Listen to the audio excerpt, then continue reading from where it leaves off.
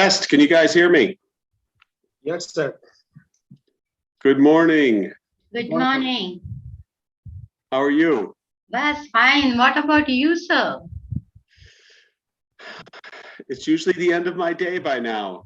Morning. Good morning. So we are live now.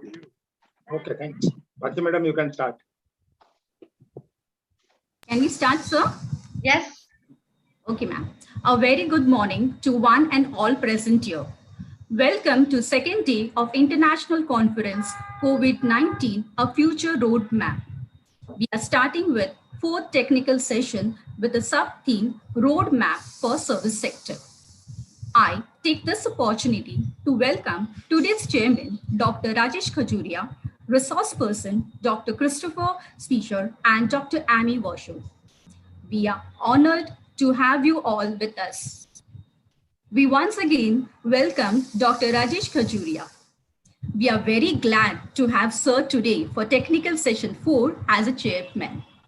Sir is PhD in Management, MBA in Finance, Director and Governing Board Member of SMJV CKSV Institute of Management, Commissioner on Board ACBSP USA, Independent Director, Jyoti Limited, 70 years old listed companies, President of Indian Quality Assurance Council, and many more, and hold many prestigious positions at various institutions.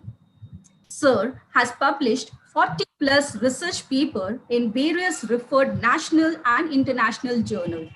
Sir has received about 100 plus awards and certificate for innovation and contribution to university at national and international level. Sir has also addressed over 120 management conference at global level. Sir is education leader and management advisor. Sir, we welcome you. Thank you so much. And I have my great friends with me, Chris Spiker and Amy Washoe, and they are going to be the main speakers, and I'm going to be the listener. But I want to talk a little story which will amaze people as to how we met. In 2017, at Anaheim, where the Disney World is located in the US, there was an ACBSP conference, and there were about 1,000 professors from 30, 40 countries, and we were entering the accreditation session in a very large hall. And while entering, we looked at each other, and he said, "Hey, Rajesh." And I said, "Hey, Chris." Because we had some email exchanges and maybe a meetings a few years back, but we never, ever had met. So, and there it was. Like he was Chris and I, Rajesh, and that's how we became instant friend. And this is where we believe that the connection is heart to heart. It's not hand to hand. It's not mind to mind. It's heart to heart. And Chris calls me his brother from another mother. And that's how I acknowledge him. And you can say I and Chris share a lot of common interests, except the boating and the living at the lakeside. Anyway, coming to today's conference topic, I believe that I'm not presenting, but I do have something to show, to talk about it. And that is that I see there are 10 challenges, and very quickly in 5 minutes, I'll wrap it up. The first challenge I see is the leadership in universities, higher education, institutions. And unless the leaders think of change, no change is possible. And therefore, half the universities and institutions around the world are struggling to manage in the post-COVID era. The second challenge is education itself, where one can say that there is no pleasure of huddling up in the classroom and meeting friends and shaking hands and whatnot. There is no pleasure. And therefore, education sometimes has become kind of a burden upon students who are constantly on the screen and also listening to music or doing some chats. So this is another challenge to address. The third challenge is application or skills, and it's almost impossible to teach people how to do on internet and watch them do it, unless you have 48 hours in a day to do so. So how do you ensure that they learn the skills that they need to learn? The fourth challenge is development itself, and that's an institutional challenge. The fifth challenge is excellence, and bringing excellence without meeting people is, I would say, not impossible, but 99% is very difficult. The sixth challenge is research, and I believe a lot of research is possible online, and therefore this challenge is being met with, and you can see that there are actually more publications in COVID time than the previous time. The seventh challenge is satisfaction of stakeholders, which is like your teachers, your students, your institutions, and the satisfaction has really gone down when I see as a commissioner a lot of reports from ACBSP, business schools and universities. And I just observed that the satisfaction in the post-COVID era has gone down due to only online education and no in-person, no classroom. That's a challenge. The eighth challenge is the human resource, which means the faculties themselves, and keeping them motivated and paying them full salaries and even paying them incentives to do better is a challenge, because the admissions are always a challenge in post-COVID time. The ninth challenge is infrastructure development, that includes both the internet infrastructure as well as the office infrastructure. By office, I mean the online office. And this we saw that even in Poland yesterday, Paul Kowalski talked that although everyone is supposed to have Office 365 on the desktop, not many professors in Poland has it. Now, if Poland is at such a level, then you can think what's happening in India or even in Bangladesh. The 10th and the last challenge is of performance. The stakeholders expect performance, the higher management expect performance, but it's a challenge for the middle management, for the deans, for the directors to get the performance. And I was like mentoring another US university yesterday for reaffirmation of accreditation. And the young dean, the young dean was talking, her name is Kirby Everton. And at 40, she became dean, and this is her first time deanship. And she was talking about the challenges they are facing at their university in Ohio as to how to really satisfy. And I could see that the satisfaction level and the achievement level of the students is a challenge in that university. So I think world over, we are sailing in the same boat, and I have no idea how to really solve all these problems. But I think the experts together, including and especially Dr. Christopher Spiker and Amy Wash, are going to talk it out. So thank you very much, and welcome both the speakers again from US. And the floor is yours, Chris. Thank you. Thank you, sir. You're welcome. Would someone like to introduce Chris, or shall I do this? Prachi. Yes, ma'am. Yes, ma'am. Yeah, yes, please yes. introduce. Yes, Wonderful. Thank you so much, sir. Yeah, it is a pleasure to have Dr. Christopher Spiker as a resource person for today's technical session. Sir is PhD MBA, Associate Professor at Marywood University, USA. Director of Entrepreneurship in the School of Business and Global Innovation at Marywood University, USA. Co-founder of Draft Drone Flight School, Maryland, USA. Sir has received the 2020 ACBSP International Teaching Excellence Award. Sir, I welcome you. Yes. Thank you very much. Thank you. And with me tonight is Dr. Amy, actually this morning, in your time is Dr. Amy Washoe, my colleague from Marywood, who she and I have been working on a project for ACBSB for their international conference in Miami. So this was really pertinent timing to talk to all of you about this. Is it okay if I share my screen? Yeah. Okay, great, thank you. Yes, sir.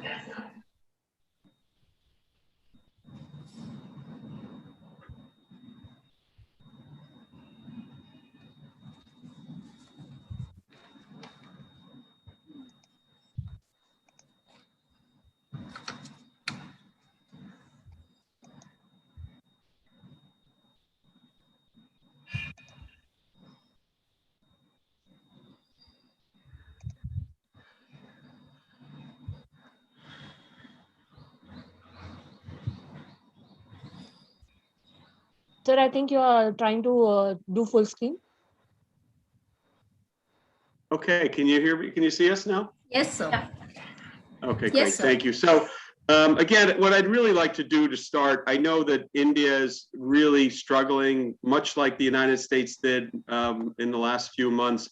And I'd like to just take a moment of silence for each of us to think about all those people that are suffering around the world with COVID. It's such an awful disease that is taking so many of us at such a young age. So if we could just for a moment, think about those loved ones that we know that have been sick or we've lost.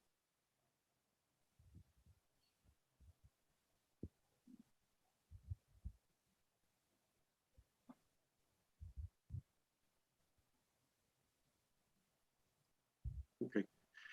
So thank you very much. This is such a relevant current topic that, in the United States in the past week, we've had so many announcements, particularly as it pertains to everything that's going to be happening in the fall. And I think it's going to be something that all of you are going to have to consider as you move through this process and you come out on the other side as to where and what you want to do in order to open back up. So just to get started, in the US, we've administered right now 277 million doses of the vaccine at this point. We have fully vaccinated people of 125 million people right now, which gives us fully vaccinated percentage of about 38.2%. This is well below where everyone wanted it to be at this point, and quite frankly, the charts are leveling off in terms of people going and taking the vaccination, and the demand has kind of dropped off. So it's a little scary from that point, but we're hoping it's going to continue up if we can. Amy? Okay, thanks, Chris. So this slide here will now take it to a worldwide view. And you could see here the share of people who have received at least one dose of the COVID-19 vaccine. So this is ranging from mid-December, December 19th, to around May 20th. So you could see that Israel is definitely leading all of the countries here, and they have about 62.8% of their share of people who have received at least one dose of the COVID-19 vaccine. So what we're seeing here is that they have found a way to vaccinate their people at a much faster rate than the other countries. A couple other numbers to point out to you. In the United States, again, people who have received one dose of the COVID vaccine is around 47.9%, and India is around 10.6%. Now, one thing to point out is that some of the vaccines require 2 doses to be considered fully vaccinated. So this actually just shows the share of people who've received 1 dose of the COVID-19 vaccine. And just to talk about Israel a little bit further, just because of how impressive their numbers really are. When you look at age groups, almost 90% of people over the age of 60 in Israel have received their first dose of the vaccine, and about 80% of those over the age of 60 have received their second dose. So when you look at even those numbers by age, it actually becomes even more impressive. The next slide, Chris, please. Thank you. So when we turn our attention back to the United States and college students here, there was a new poll that was released by College Pulse, and they said that around 28% of undergraduate students say they've received their COVID-19 vaccine. And so the way the article was framed was that this was really positive because it shows that, a positive to those leaders of universities who have either mandated vaccines for the return to fall or assurances to their community that students will be vaccinated. Now, this number was from April. And so in the past month, we've had a lot more colleges and universities that are going to be requiring vaccines to return to the fall. So this number is likely going to continue to increase. Another thing to kind of point out here is that colleges are looking at themselves in terms of the larger community, and they're really concerned about that.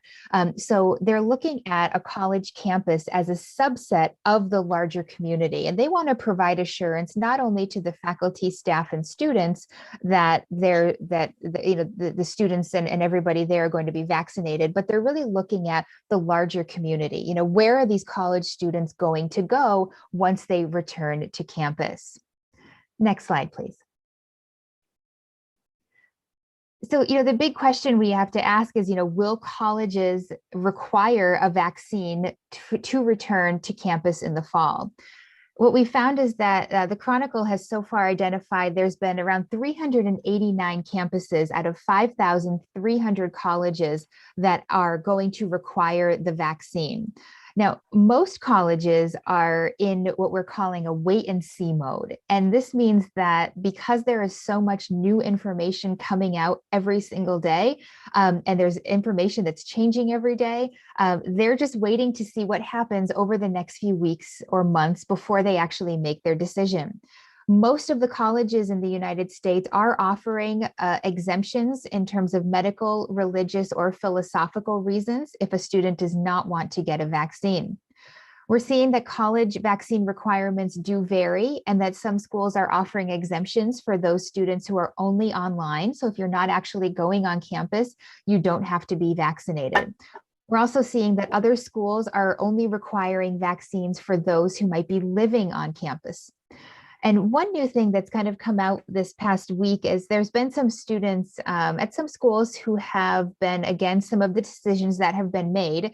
Most specifically, Rutgers University had a planned protest earlier today, it was earlier on Friday, and where there was some students who were not happy that they were being told that they had to be vaccinated before coming back to campus in the fall.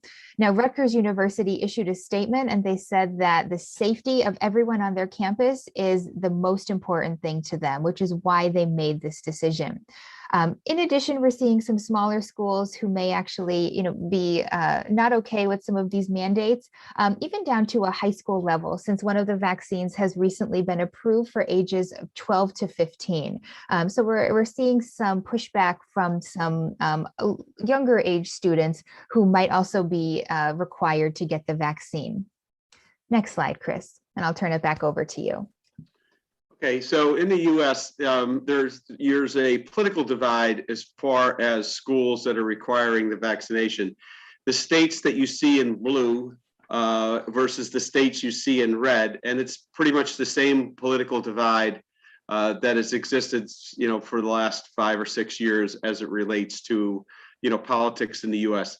The blue states are the more Democratic-leaning states. The red states are the more Republican leaning states, the Republican administrations in each one of those states feels that it's an imposition to tell people to take the vaccine or to require them to have the vaccine before they go back to school.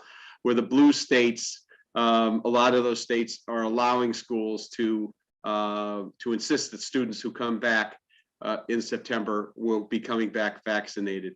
So sadly it's become a political struggle in this country, and which is regretful. But the states make the decision. The federal government can't mandate much, and the individual states have to make the decision, and that's why we're seeing this divide. The big dilemma is 25% of students postponed college during the pandemic, some of them indefinitely. And, of course, all the schools are trying to get students back on campus, and that's a real challenge.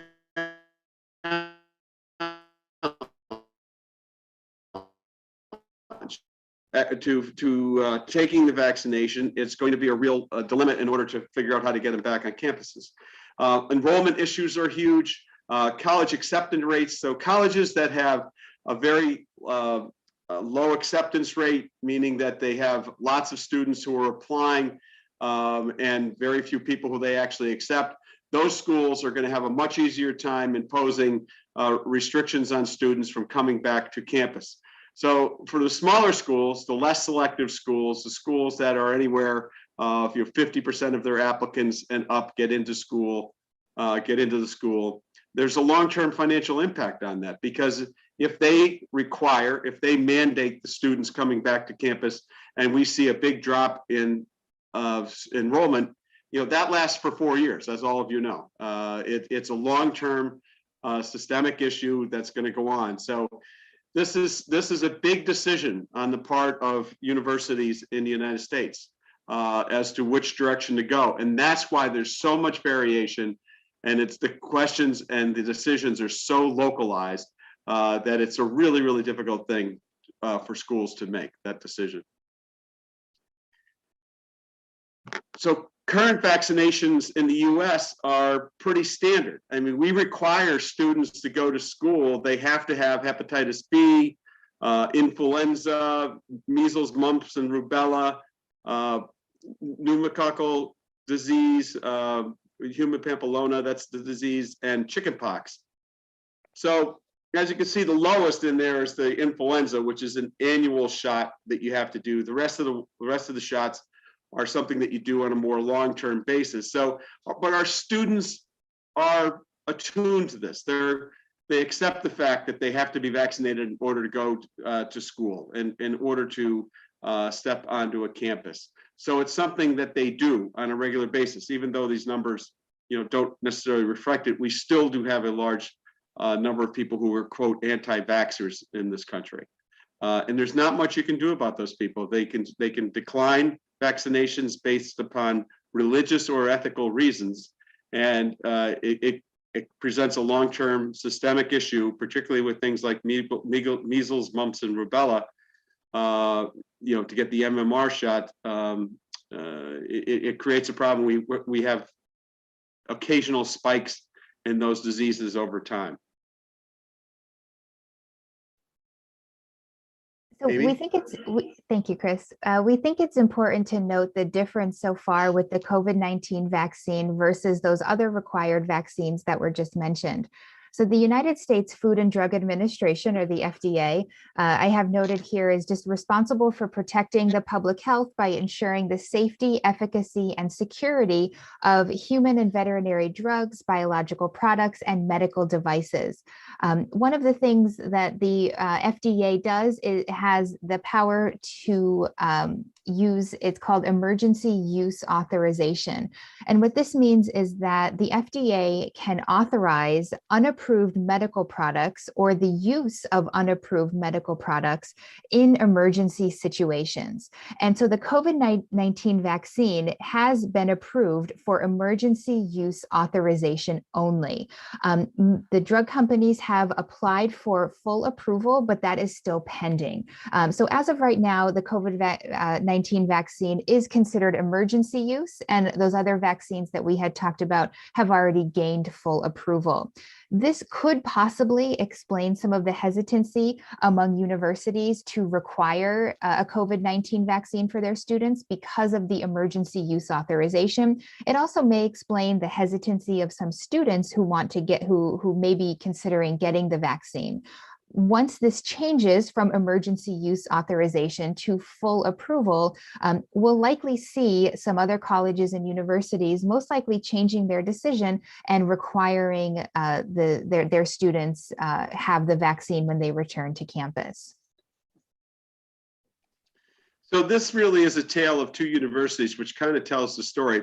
There's two universities in the city of Scranton where we live and we teach. The first one is Marywood University, where we are, and we've decided, we've actually just announced that we will not require vaccinations. We encourage strongly that everyone get them. And our sister university, who is just down the street from us, the University of Scranton, they will require vaccinations for all students and staff. So we have a similar student makeup in terms of their geographics and where they come from, and you know, all the demographics for them. University of Scranton has about 5,500 students. Marywood University has about 3,300 students. We both have Catholic origins in the startup of our universities. Our recruiting area is the same geographical locations, such as New York City, New Jersey, the New England area, and the Mid-Atlantic of the United States. So we're pulling from the same pools, but the requirements are going to be dramatically different between both the schools, at least at this point. The state has come out and recommended that, you know, we encourage all of our students to do it, and we have already vaccinated lots of our students. But we've decided at Marywood that we will not require the vaccination, while the University of Scranton has. Amy? So many of our colleges and universities have received government funding, and particularly in our area where Marywood University is located in Scranton, Pennsylvania, the area colleges are sharing around $58 million in federal funding to provide aid to students in the schools as they recover from the financial fallout of the COVID-19 pandemic. When we look at this from a nationwide perspective, there's actually around $39.6 billion that was allocated to colleges and universities. So our particular area has received a share of around $58 million that's divided among several universities. There are some requirements regarding this federal funding. At least half of the money that each of the school receives must be distributed in the form of emergency cash assistance grants to students who are struggling with hunger, homelessness, or any other type of hardship. The universities were surveyed, and they said that the remaining money will be used for technology upgrades, to fund mental health services, and also to upgrade ventilation systems on their campus. We've pulled the two universities that we've just been talking about, and we could show you the funding that each of these colleges has received. So, you know, University of Scranton around $7.7 million, and Marywood University around $5.4 million. Next slide, please. So here is a notice that was issued by the University of Scranton just recently regarding its requirements for the upcoming fall semester. So they have issued a statement regarding the students, saying that in an effort to protect their campus and surrounding community, they have decided that all students attending in-person classes or accessing campus for any other reason must be fully vaccinated by the start date of the semester, by August 27, 2021. So this is a requirement. For the staff and faculty, they did a survey, and most have already chosen to get fully vaccinated. And we found that over 90% of those individuals at the University of Scranton who are considered faculty or staff have been fully vaccinated. Next slide, please. from Marywood University. The message was a little bit different in terms of vaccine requirements, as Chris stated. And so here are some high-level points from what was issued from Marywood University, and this was issued by the president of the university. All classes are going to be returning to their in-person status, and while vaccines are not required, they are highly encouraged to all students, all faculty, and all staff. If students want to attend classes on campus, they'll either need to provide proof of vaccination or they must show a negative COVID test that they have taken at least 3 to 5 days prior to arriving on campus. Marywood is going to be holding in-person campus events, and all of the athletic events will return to full in-person practices, games, and competitions. They will be following all of the federal and state guidelines and public health guidelines. Marywood has restated several times that they are constantly monitoring and responding to any guidance that they're receiving from any type of government entity, just to make sure that they are always putting the health and welfare of the students, faculty, and staff as their highest priority. Next slide, please. And I'll turn it back over to you, Chris. So this is an unusual time that we're all living through, and I hope none of us ever have to live through it ever again. My COVID journey started in January of this past year when a group that I've been involved with for the last about 15 years of my life, called Friends of the Poor, when the pandemic hit, Friends of the Poor went from serving about 300 families a week to serving over 2,200 families per week with food baskets and donations of everything that they could eat in their houses, from fresh produce and vegetables to meats and dairy.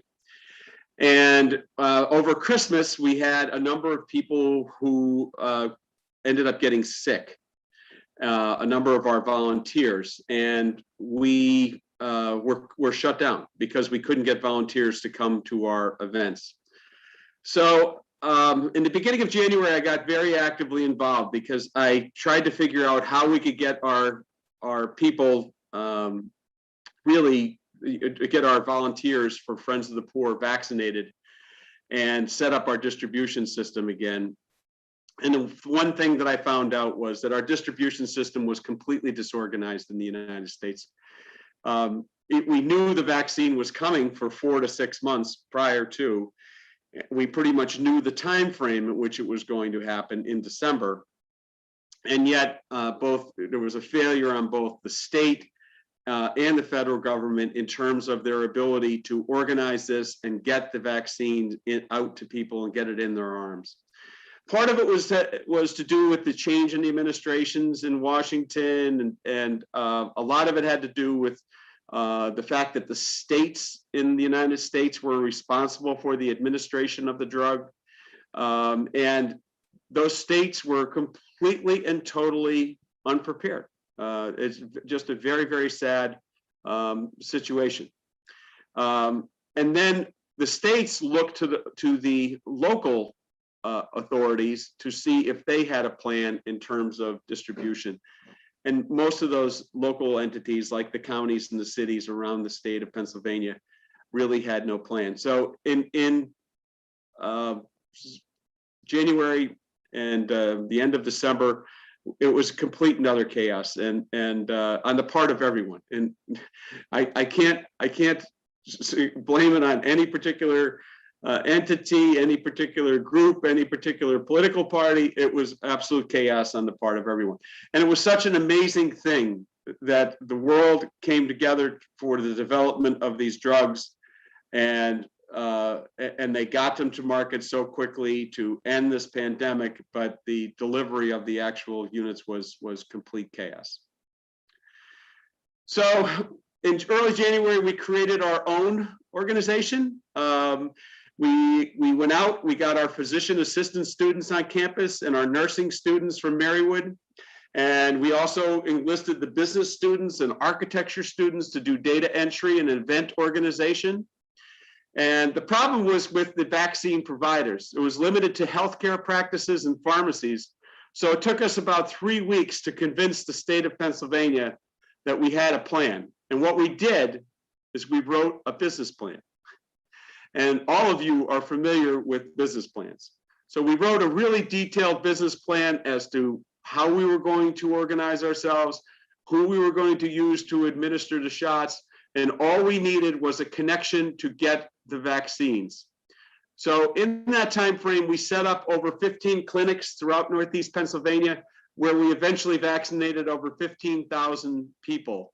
Approximately 75% of those people were over the age of 65. And of that, a huge percentage were people who were not served by the normal medical community. These were poor, indigent people, elderly that didn't have much in the way of health care. So it was something that was vastly needed and really, really important to get it to this population who was deeply affected. And the balance included first responders, essential workers, and then eventually students. Our last 2 organizations or clinics that we did, we ended up vaccinating about 3,000 students at various campuses from Marywood and University of Scranton to Lackawanna College and other schools in Northeast PA, and high school students who were over the age of 18. So it was a huge effort, but it was an effort that we created. And I've been trying to read as much as I can about the situation in India, and I think there's opportunity for many of you to, we're business people, we're business faculty. We don't see ourselves in the healthcare sector. Well, the healthcare people know how to take care of people, and they know how to administer the shots. What they lack is the organizational skills and the business acumen to get things done. And that's where we had a real backlog here in the United States. And I'm encouraging you deeply to get actively engaged and to participate in this. And it's really a super rewarding feeling to be involved with, vaccinating lots of people, particularly people that are in real need that no one else was going to serve. So by the numbers conclusion, vaccinations offered on campus, less than 50% of our students actually participated in vaccinations, but over 90% of our faculty and staff on both the University of Scranton and Marywood University's campus did receive the vaccination, which we're very, very proud of. With no clear direction from the state, who has ultimate authority on health issues, each school will make their own path. Of the 40-some colleges and universities in Northeast Pennsylvania, each one is going to have their own particular path in which they're going to choose to go down in order to handle COVID. And all schools are looking for a clearer direction. They are also looking for plausible deniability. And what I mean by that is that if the state said vaccines are mandated for students to go back to school, it would make it easy on our administrators to look at students who were coming in, that were newly admitted, and say, I'm really sorry, but the state is imposing this upon us. Right now, we have parents that are asking us, is my student going to be required to get vaccinated? And if they're a family that doesn't believe that the vaccine should be imposed, they're going to find another school. And that's a very, very difficult thing for a school, particularly a Marywood or the University of Scranton, to deal with in terms of replacing that student. That's 4 years of income that's walking out the door. And it's a very, very challenging decision to be made. So the plans are very scattered, and it's become a real issue in our recruiting process, how we handle it smoothly. Our admissions counselors have had to be very careful in how they word things to students that are coming to campus to visit. And in the US, all students make the decision by May 1st. And I'm happy to say that we're 25% ahead of where we were last year. Which is fantastic. But we got a good group of students that came in who were students who would not and have not gone to school for the past year. So we were very, very lucky. And my last piece of advice to all of you, and take charge. this is something that needs organizational skills. And I'm going to assume, just based upon what I've read, that it's the same in India as it is here in the United States. Be entrepreneurial, educate people to the benefits of the vaccination. There's a lot of negative out there. There's a lot of false things about the vaccination and the process. And then vaccinate people. Get as many people vaccinated. The only way all of us are going to round the corner on this is if we can get to herd immunity, which is over 70% of the population being vaccinated.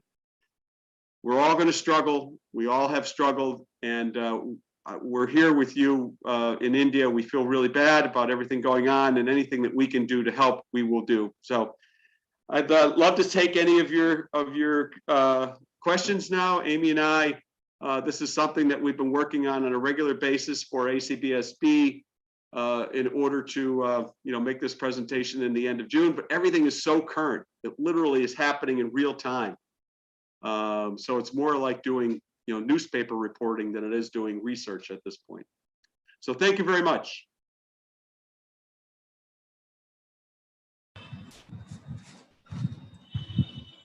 Thank you, sir and madam.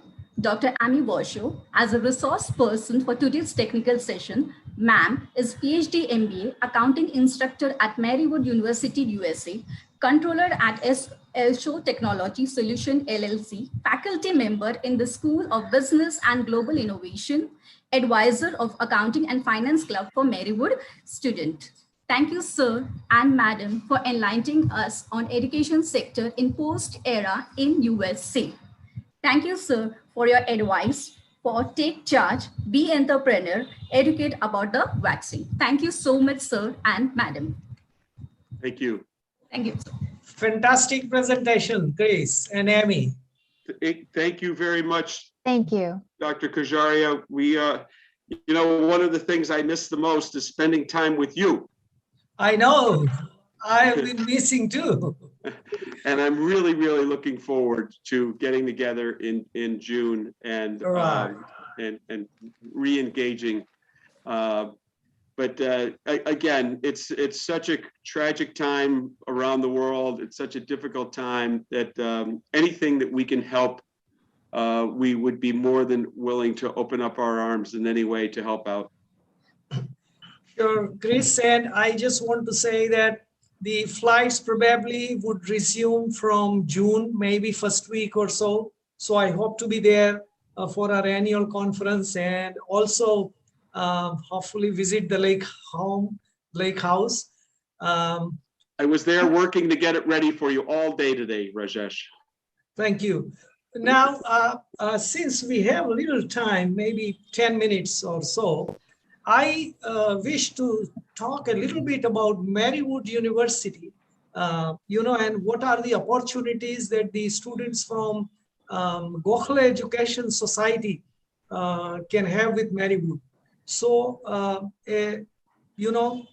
just a little bit about Gokula Education Society, which runs this as one of the 150 colleges and institutions and schools in the state of Maharashtra. It is headquartered at a place called Nashik, which is a very beautiful city on the hillside, and also the city of pilgrimage for many Indians, and this trust was established before 110 years, like Marywood University, before 115 years, same age, and they have all in all, from school to higher education, I think about 100,000 students in so many institutions. So this is on one side of the world. The other side of the world is Marywood University. It is a campus in like 110 acres or so in the Scranton, a town called Scranton, which is like 2-hour drive from New York, or New Jersey. And I've been there a few times. In this large campus, there are like 3,000 students, you can say, they study on campus. So it's very vast. There are like residencies for students, there are residencies for faculties, and the whole town is like education town, you can say, with lots of pizza huts and pizza shops. At least 5 kinds of pizzas I had in different vegetarian pizzas, in different, the pizza shops over there when I went. The other thing about Marywood is that it's a Christian faith university, like so many in the United States, in the world, and we also have in India. So the quality is something which they don't compromise, like Gokula Education Society. Also, there are dedicated professors and teachers and nuns who stay there, so they know how to take care of people, the students, the faculties, the everyone, which is another good side I see.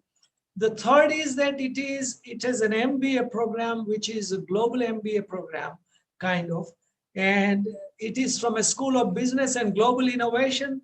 So like Chris, I can say he has floated probably 30 plus, the startups through his students, which are actually working in different stages, commercial stages.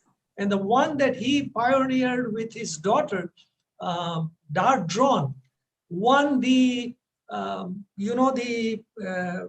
a huge amount of investment from Shark Tank. Shark Tank is a very famous show, also now in India, but in United States. And his daughter won that probably, I don't know, maybe $500,000 or so initially. The daughter wants to retire as soon as she is able to sell this startup for $15 or $20 million last time she was talking to us. And I think she is probably 30. So this is what Chris can do to students with an entrepreneurial bent of mind. And he treats every student as his fellow, his son, his daughter. So I've seen all these. I've seen many Indian students. One from Pune also I saw, doing MBA over there. So, and then the Marywood, being a faith-based university, offers like very reasonable fees compared to many US universities, which are very high priced or high fees. The Marywood charges probably, you can say, an average of 50% of the top universities in the US, and still it is regionally a very high ranked university. So I have delivered lectures there as a distinguished visiting professor, and I continue to work with them. And we can set up a dedicated program online with your students, madam, principal, Suhasini madam, your faculties, and Marywood University, Chris and Amy, and maybe some other people. We can have a dedicated 1-hour session on what is what. And we can think of signing an MOU between these two great institutions so that your students can have access to visit, short visit, some courses, some program, a semester, so many options, or even do a double master's, like, if they're doing master's here, they can do second master's there. You can have graduate students. I saw hundreds and thousands of them with you. Madam's doctor's son, you call it Saint. So in Hindi, it is called Son. So that's her family name. And she commands hundreds of thousands of undergrad students in her college. So your students can have, those who aspire to go to United States and do big or do better, they can have an option, with a great option. At one time, I thought of even with some people in United States to hire a building for the Indian students in Marywood campus. But then came the the COVID and so many things. So that was 2019 we talked about. I think we should start talking about it again since Marywood is opening the campus from August, the coming academic session. So we can think of hiring a kind of a building in the campus where the students can cook Marathi food, the food that your students like, and Gujarati food that they like, and they can get together and they can live together. And that could be also at a very reasonable cost compared to living in New York, for example. So exciting opportunities between these two institutions. And we will work very closely following this program, very closely with Marywood University. Is that okay? I would very much like that. Thank you very much. I very much like that. Yeah. So any questions anyone have that you can ask, or any comments you want to give, Dr. Sant or anyone else, it's fine. We still have, I think, 9 minutes, and I'm gonna sing a song when we finish, when we have only 2 minutes. Yes. We expected, sir. You expected. I will sing in Hindi, and then probably we'll try and translate what does it mean for Chris and Amy. I have to tell a little bit of that additional story that you started to tell about that meeting in Anaheim. Okay, please. Just after the lunch session where Rajesh, my brother from another mother, and I met, he gave a presentation. He said, "Would you come to my presentation?" I said, "Absolutely, I would love to go to your presentation." And we went to his presentation and we meditated for 45 minutes. And it was after being in California with the crowds and the traffic and all the people, it was the best 45 minutes of the entire conference, where we meditated and we sorted out our thoughts. And I thought this was perfect. There was no better presentation that was going to be made that day. Oh my God. So soon after that, after the conference day was over, I went for a walk and bought this t-shirt from Anaheim in your memory. Really, sir, we will have some collaboration, and we can think in that particular direction also, and definitely some fruitful things will come. Great. I By thank all you so means. much. I look forward to By all means. And soon you will have a kind of a draft MOU from Chris or from me, and we will take it forward. Yes, sir. We will sign it remotely so that, nothing comes between, not even COVID will come between Marywood and Gokula Education Society.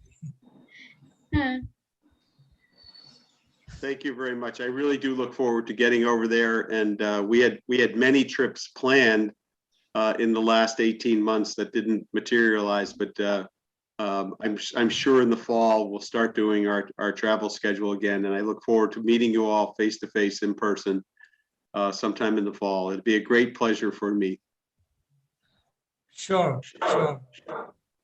We will plan out, and we will plan your visit to Nashik, the headquarters of this. Their campus is in 70 acres. And there are how many colleges in one campus? Sir, there are 12 colleges in one campus. 12 colleges, and the government university uses their playground for organizing competitions and the sports, because it is in the heart of the city, which they acquired 100 years before. So it's very beautiful. It's very nice.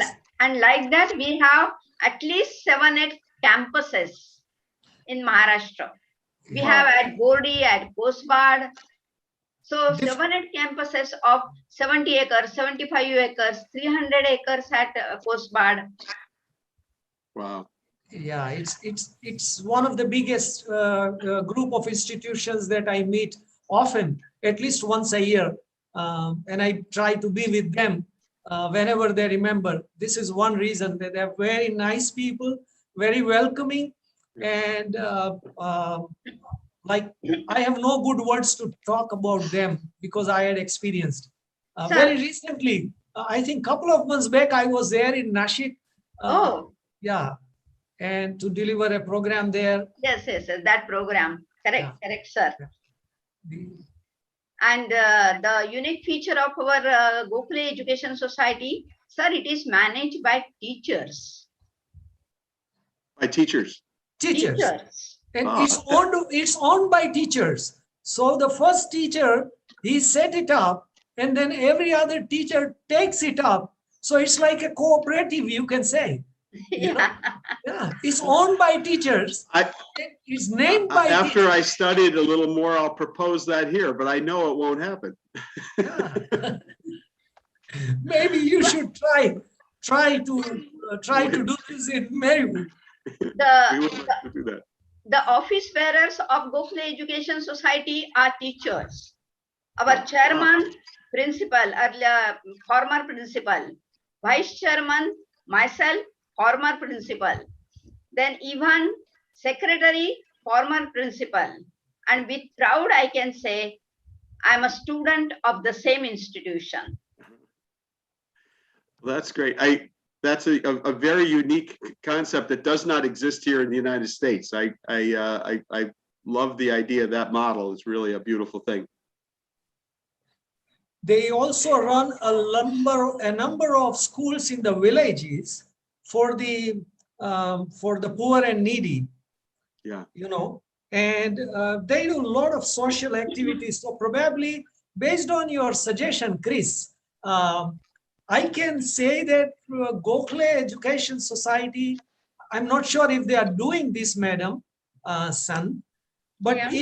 if they can do this, you know, the vaccinating maximum number of students to begin with, and then maximum number of villagers, you know, where you have the village school and they don't have access to vaccination, you know, vaccines.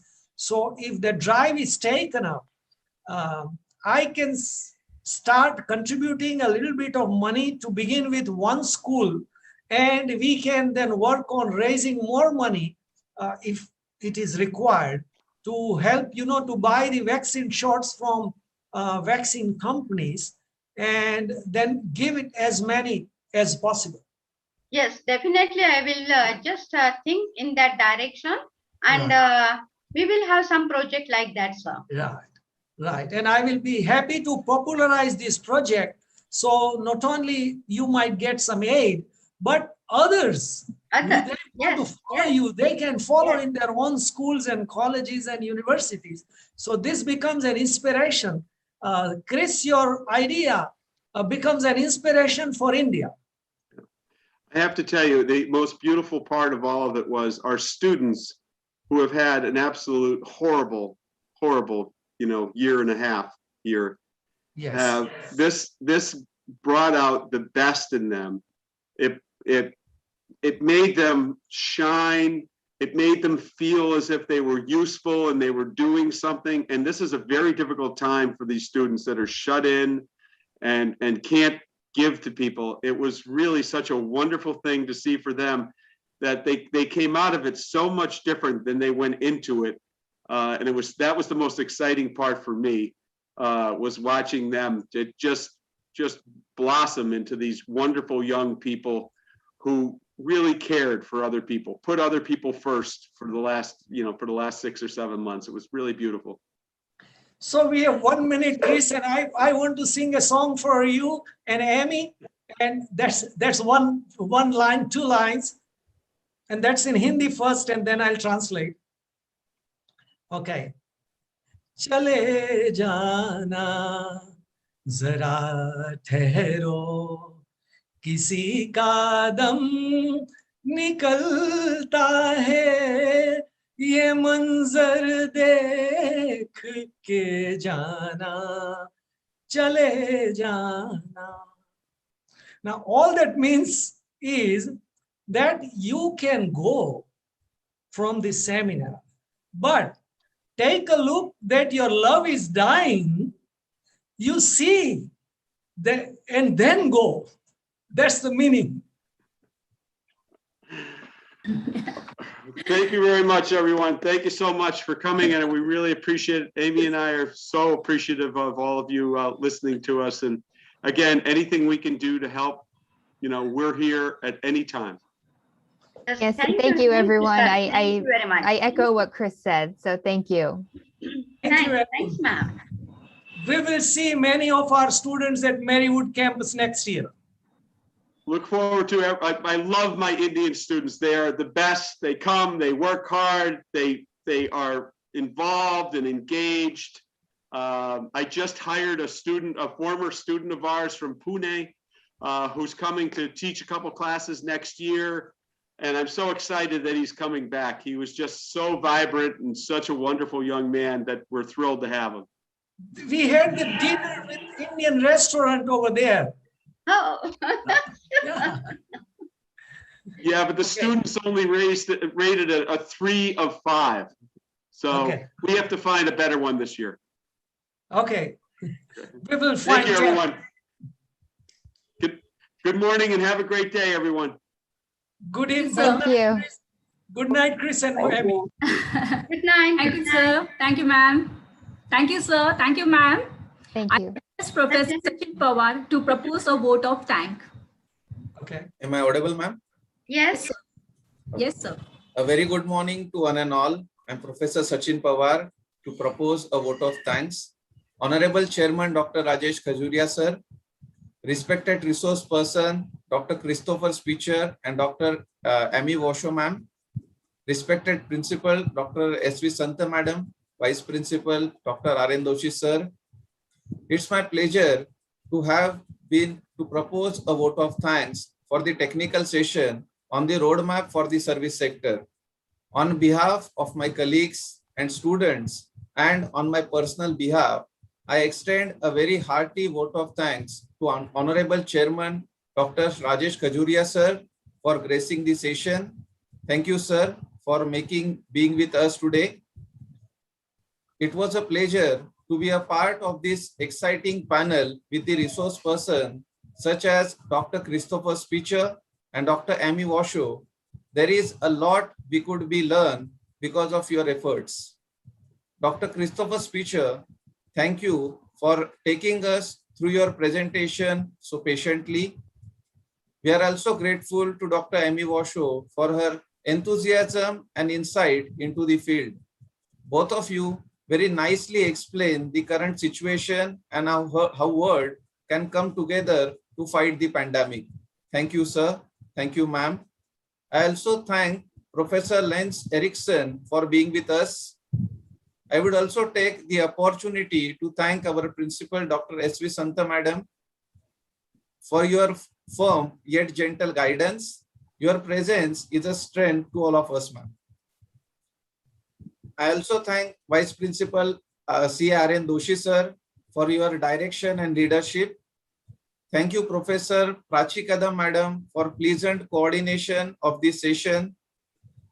Grateful to Professor Smriti Parhi for reporting the session proceedings. I also thank to the organizing and technical team. And last but not least, I thank you all, the audience, for being a part of this knowledge building and sharing session with the insight of through provoking questions. Thank you, everyone. Over to you, Prachi, ma'am. Yeah, thank you, sir. We are starting with next technical session.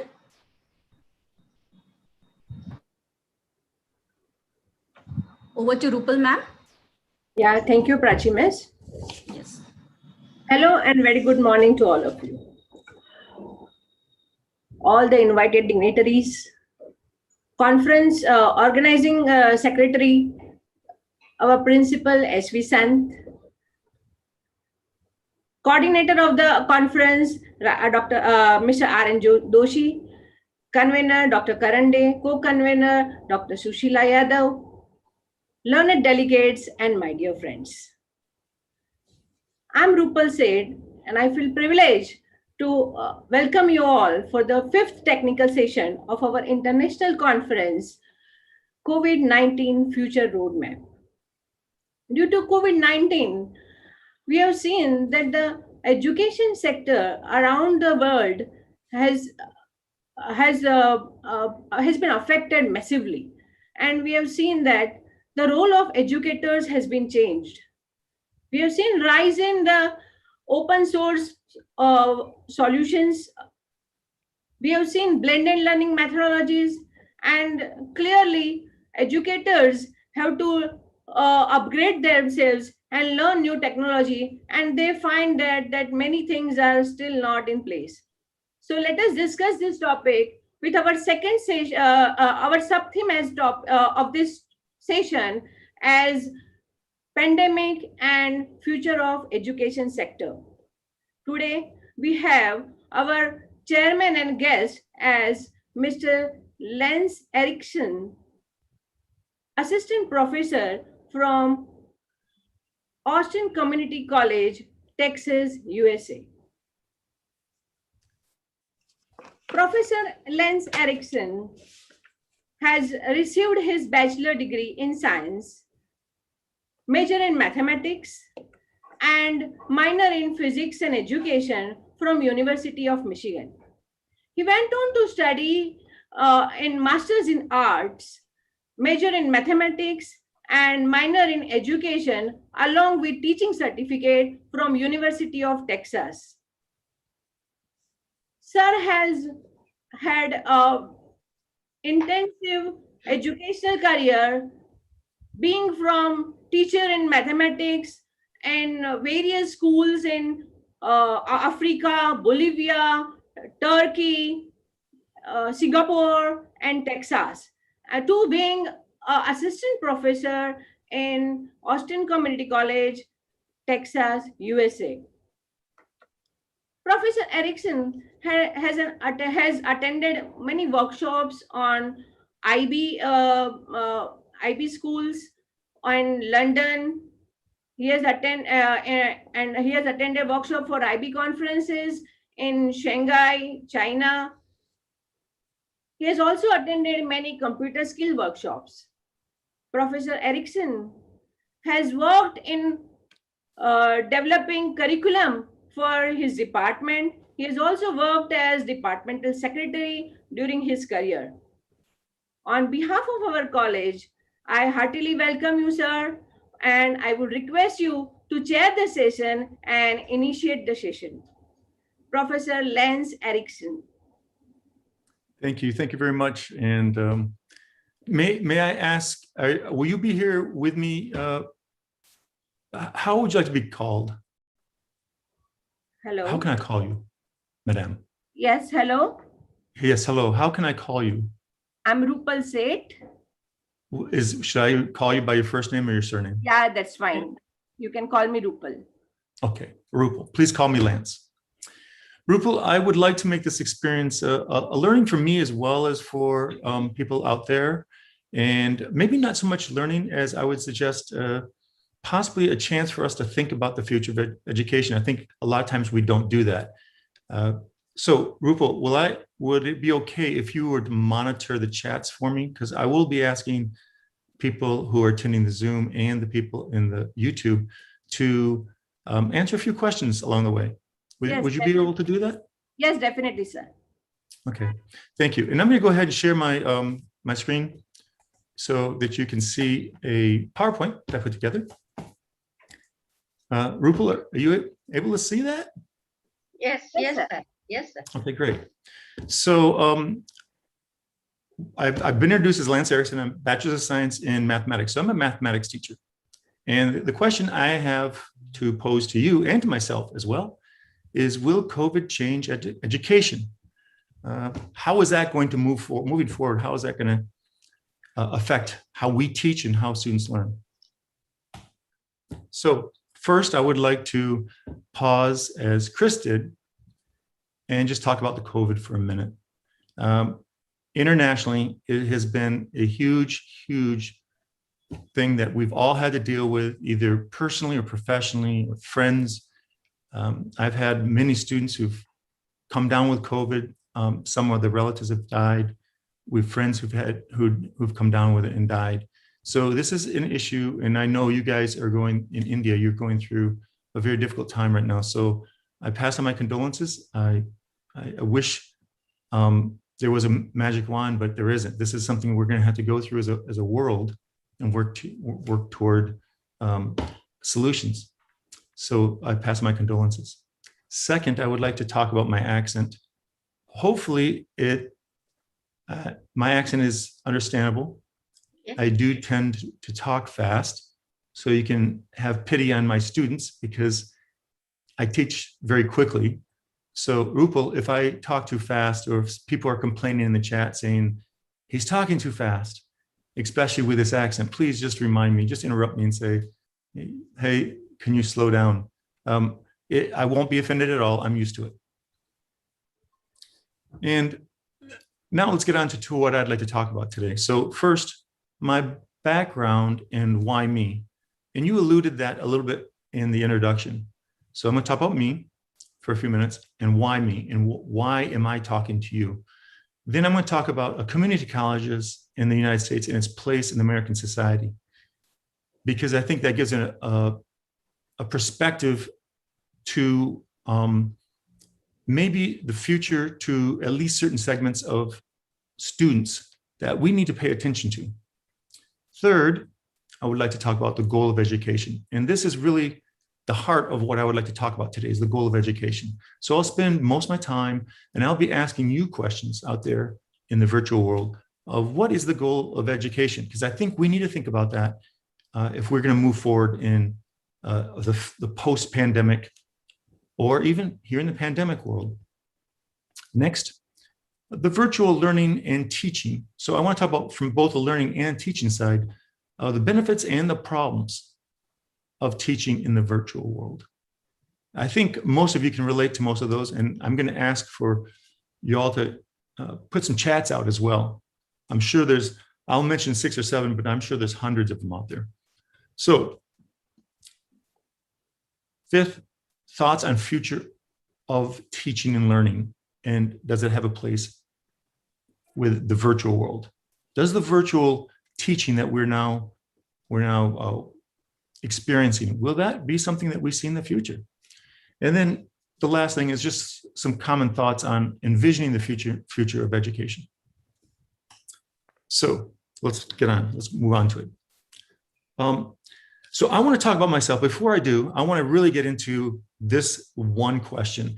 So what I want you to do, everybody out there, if you have a pencil and a pen, or a pencil or a pen and some paper, I want you to just take a moment. I'm going to give you a minute to write this down. What do you think education will look like in 5 years? And I want this to be very personal. I don't want you to say there's going to be more universities. I want you to think, if you are a professor or a student, either way, what do you think educations will look like personally in 5 years? So for example, will I be going into a classroom and will I be teaching the same way? Or will there be differences? Use your imagination and think about it. Take a couple minutes to think about that.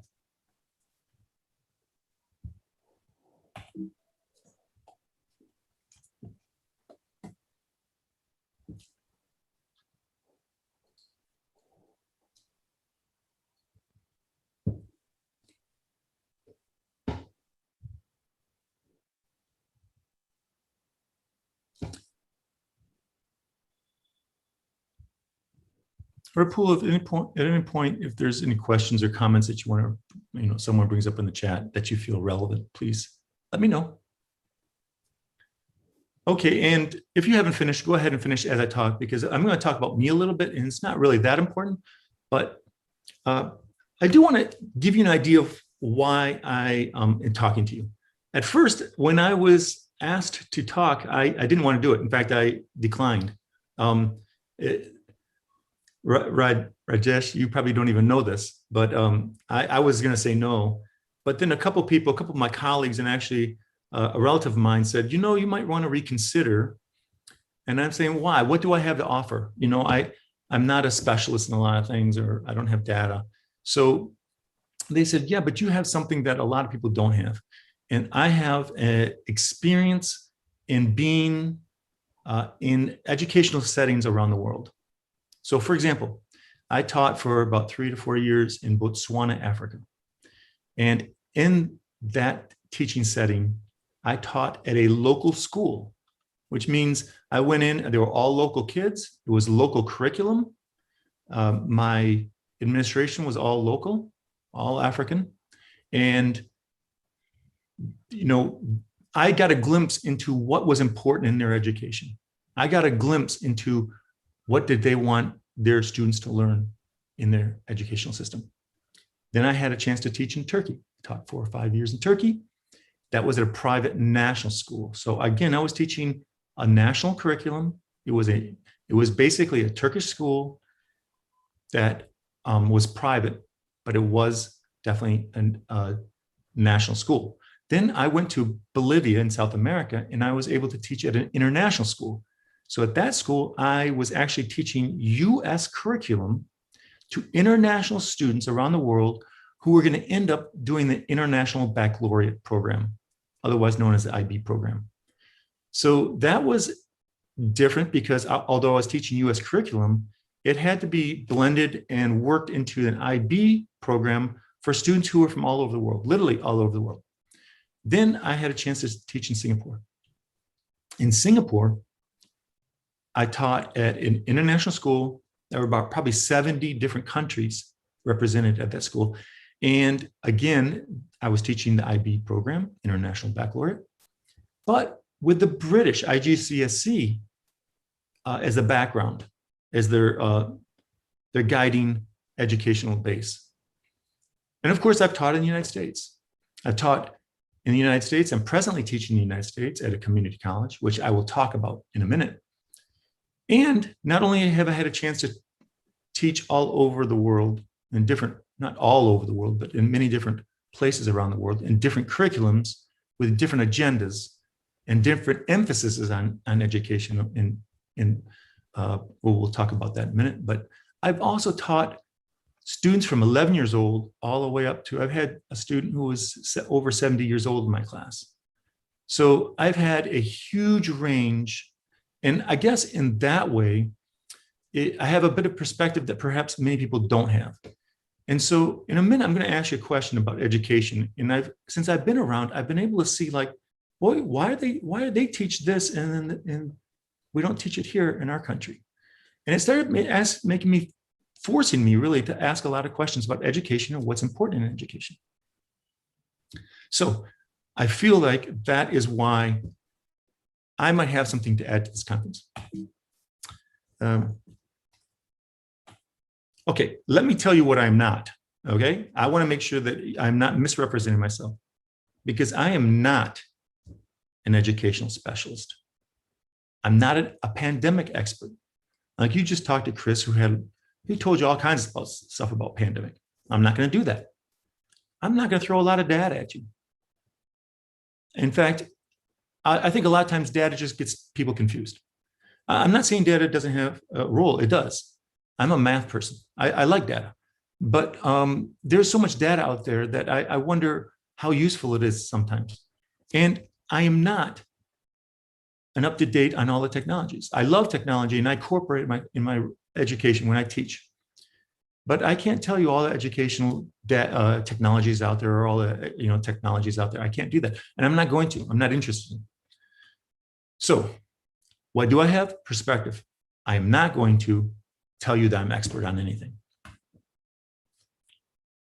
And so I come back to that when I was forced to look at what is important in education. I mean, how often do we as educators stop and think about that question? I think it's not nearly as much as we should. And I think the pandemic's given us a chance to do that. So what is the future of education?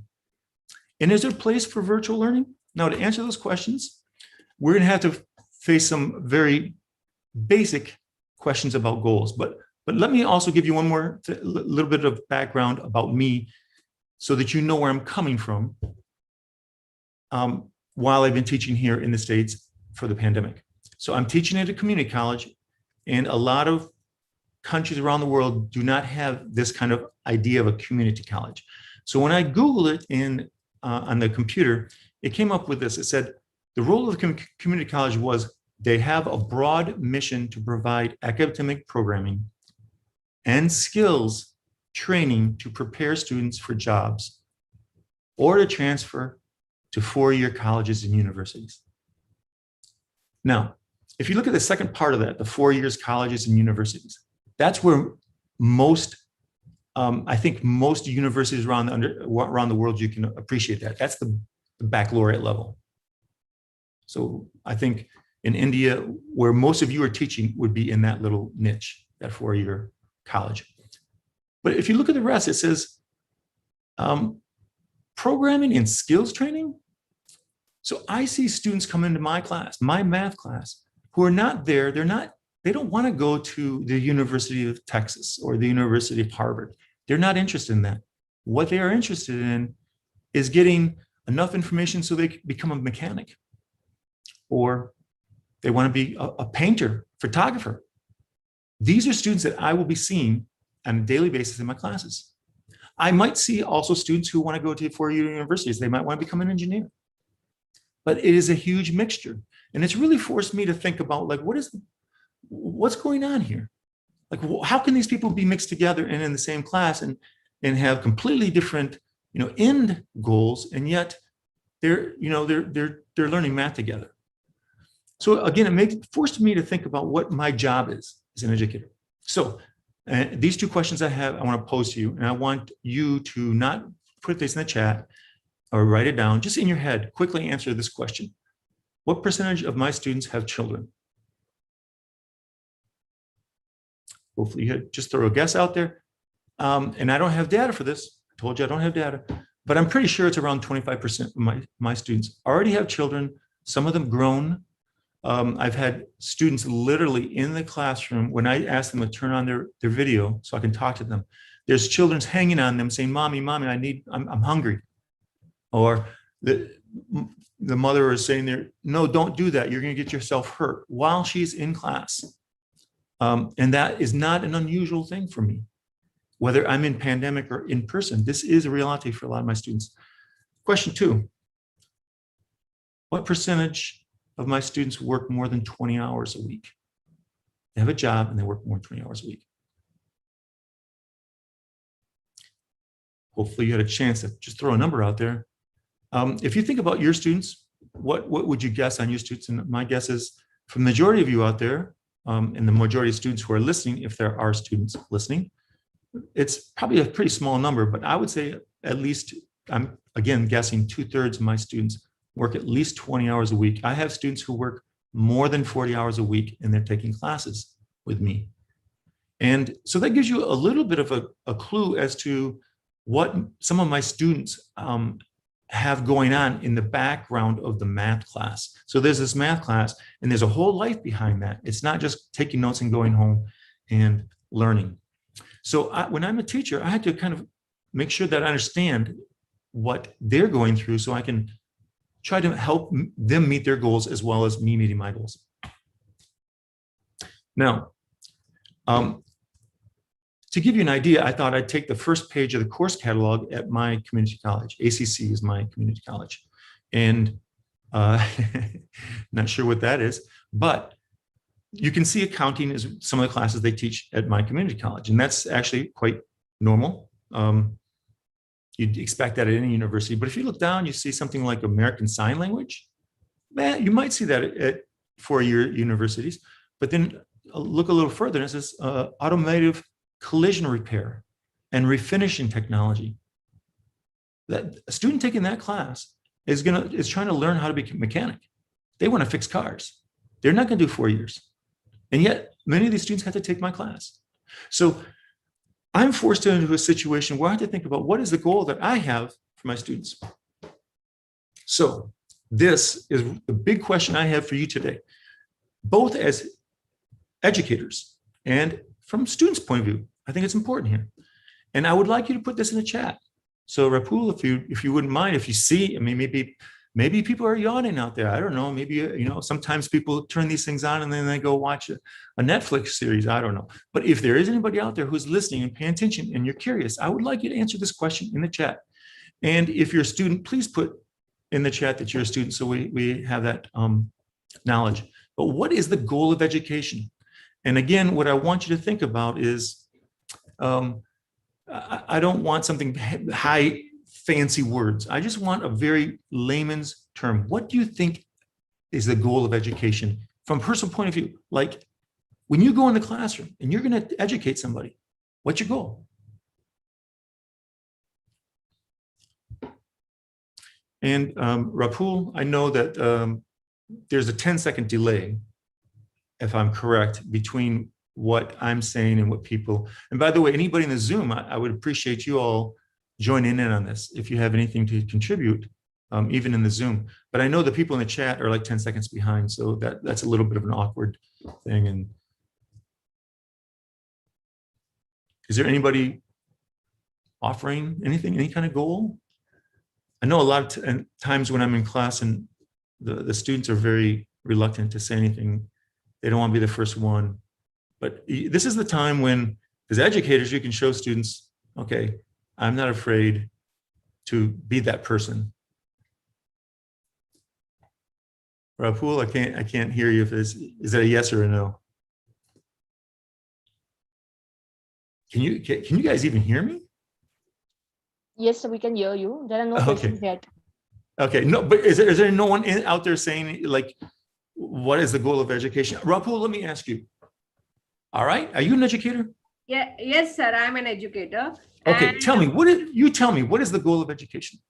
sir, I think we should, as you said, we should understand our student, and we should make them dreamer. We should make them what they can. We should make them realize what they have capabilities and do things in their life, and as per their capabilities. So I think basically what I see is I want to make my students dreamer. I want to make make them think something beyond their reach, and they should try to achieve those things. Good. I like that. I like it. Is there, who else is in this Zoom here that's a professor or an educator?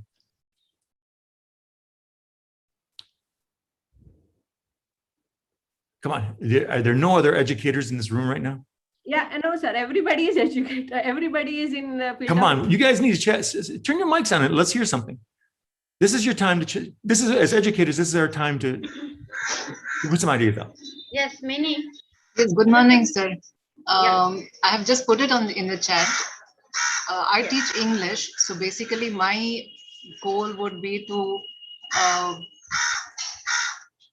give them the skills that would help them in their later life as far as communication goes, and other skills that will help them in their personal as well as professional lives. So I'm speaking from my point of view as an English teacher. That would be my goal for my students. Good, I like that. Anybody else want to contribute? Yeah, this is Shrikant. Yeah. I hope you can. Yes, sir. My approach is, I would like my students to decide their goals and help them to achieve those goals in their life. As an educator, as an head of the institution. I like that. I like that.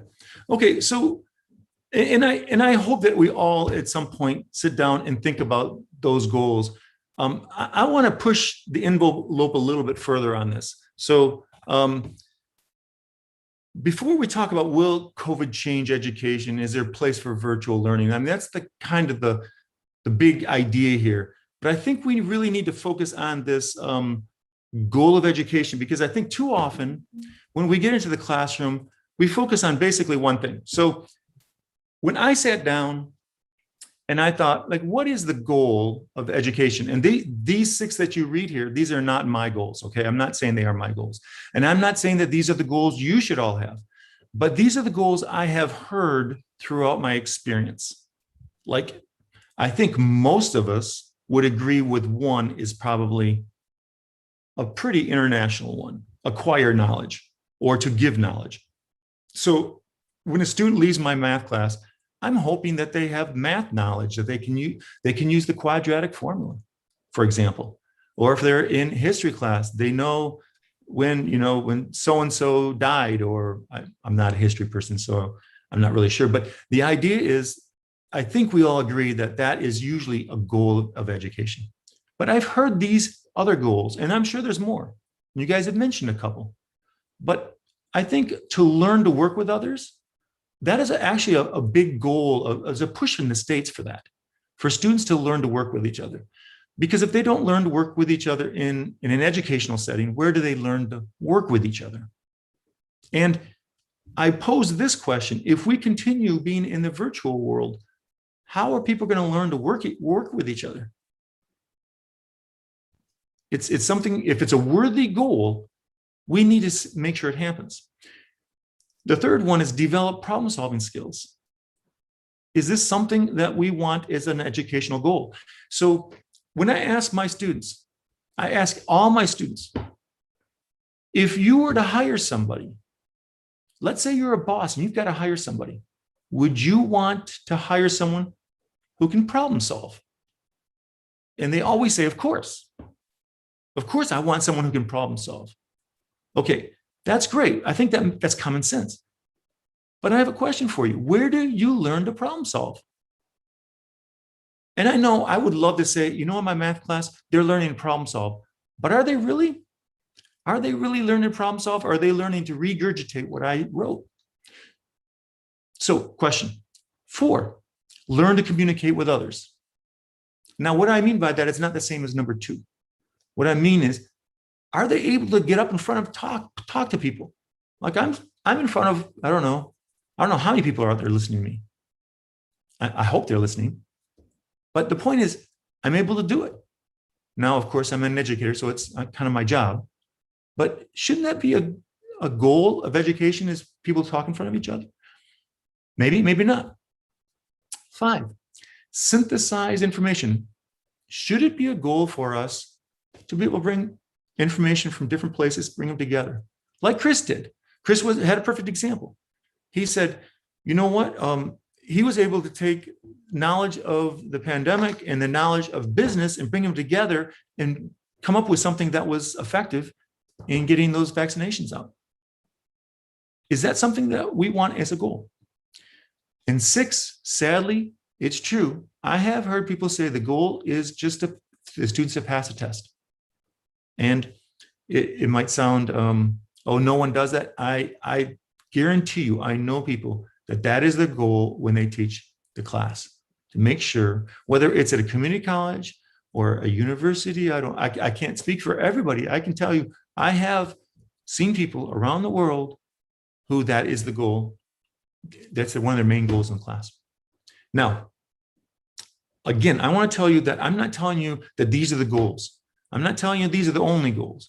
I'm not, my point here is I want us as educators to start thinking about these things, because I pose this question: if we want citizens of our countries, of the world, let's say, to have certain problem-solving skills, or to be able to have knowledge so they can talk with other people about various topics, or to work with others, whatever it is, if we don't teach it, if we don't make it available for students to learn in the classroom, in the educational setting, where are they going to learn it?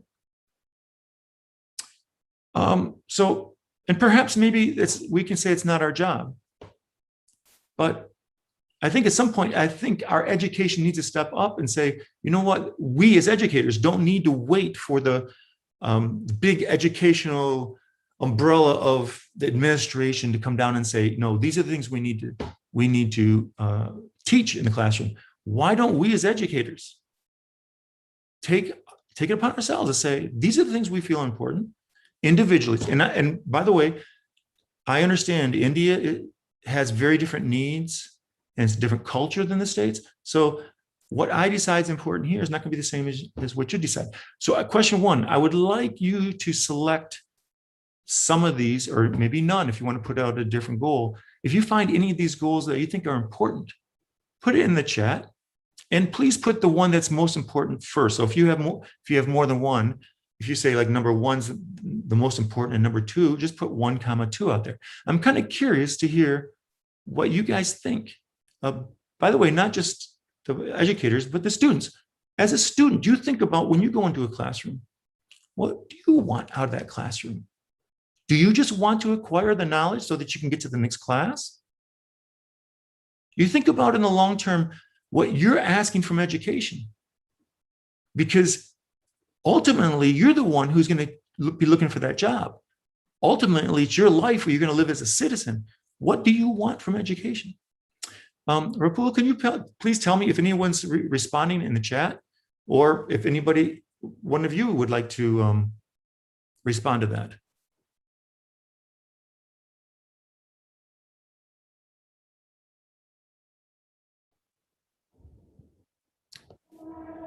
Paul, are you there?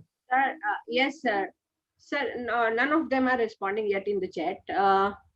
Okay, I'm going to call on you. I have set my order. I have given you my preferences. So I would like to go for 3, 2, 4, 1, 5, 6. Oh, you think they're all important? Yes, all important, but in the different order. Okay. Yeah, I'm not saying they're all important. Everyone makes up their own decision. If that's what you go with, can you repeat that? Though I'd like to hear it again. I started with developing problem-solving skills, then learn how to work with others, then again learn to communicate with others, and then synthesize your information, acquire knowledge, and then pass the test.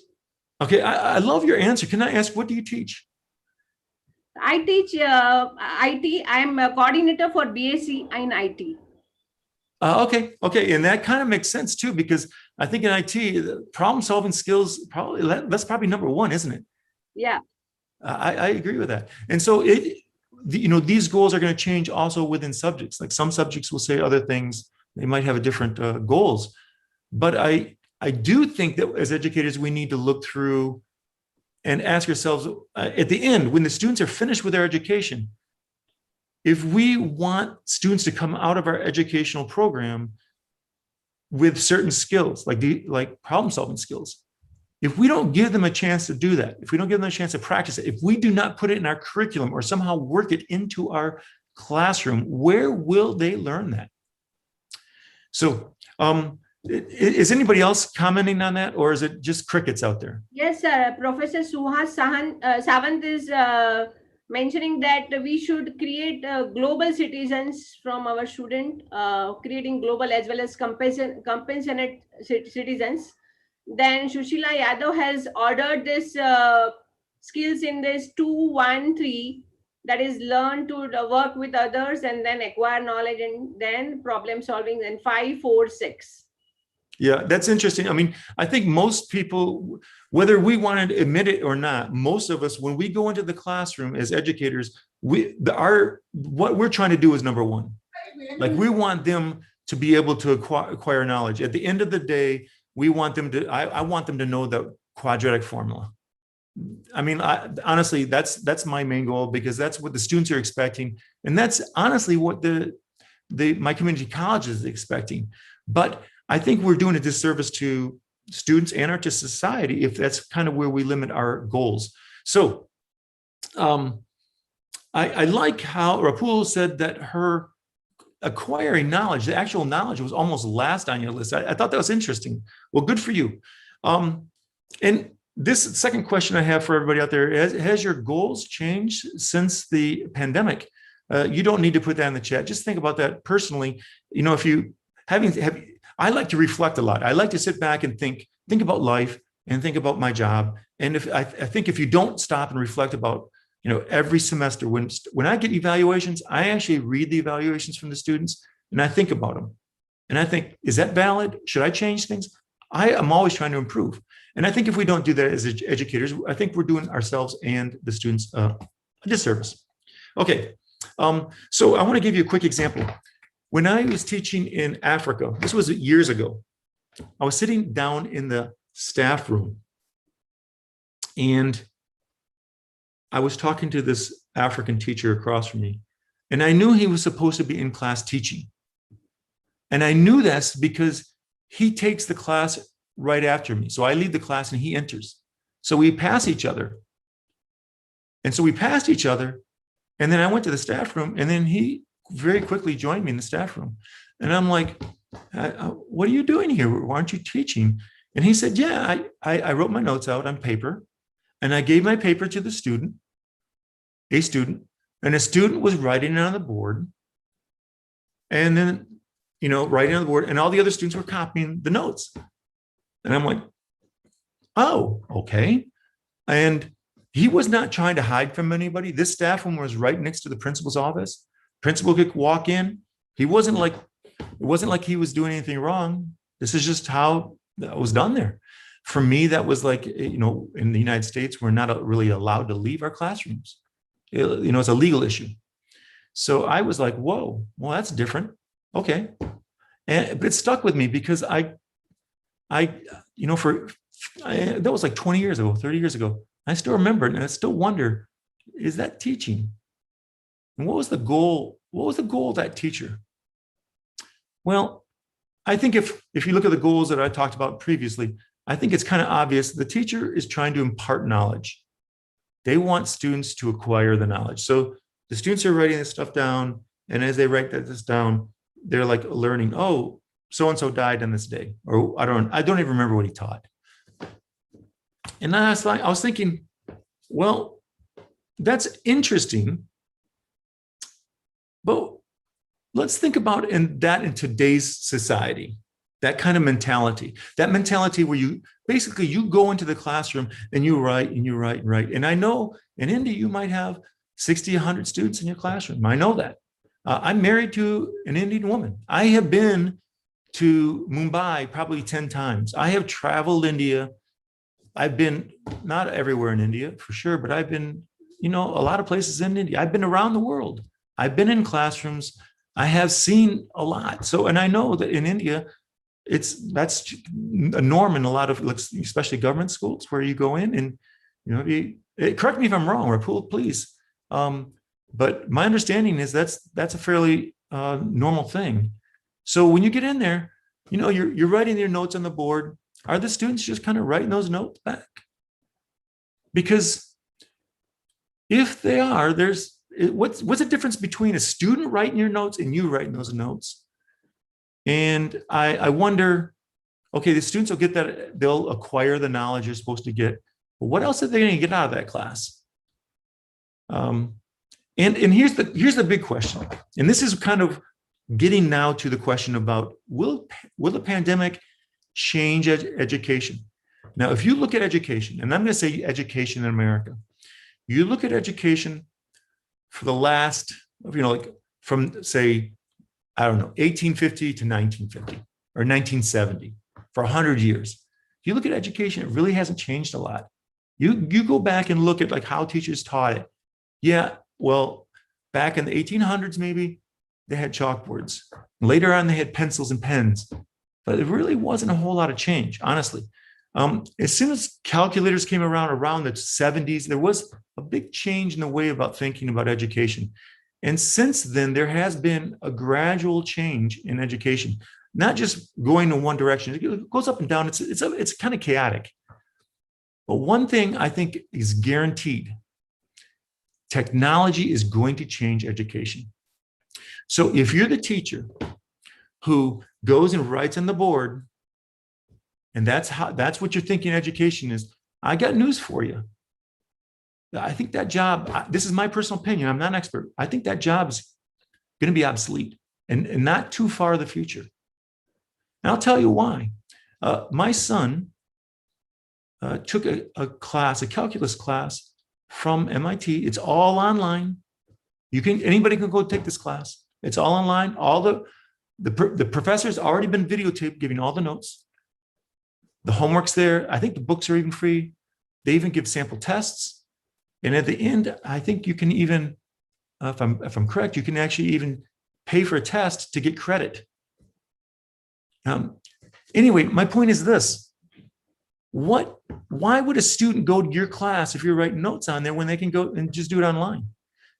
Why would a student come to my class and learn the quadratic formula when there are literally hundreds of videos out there teaching that?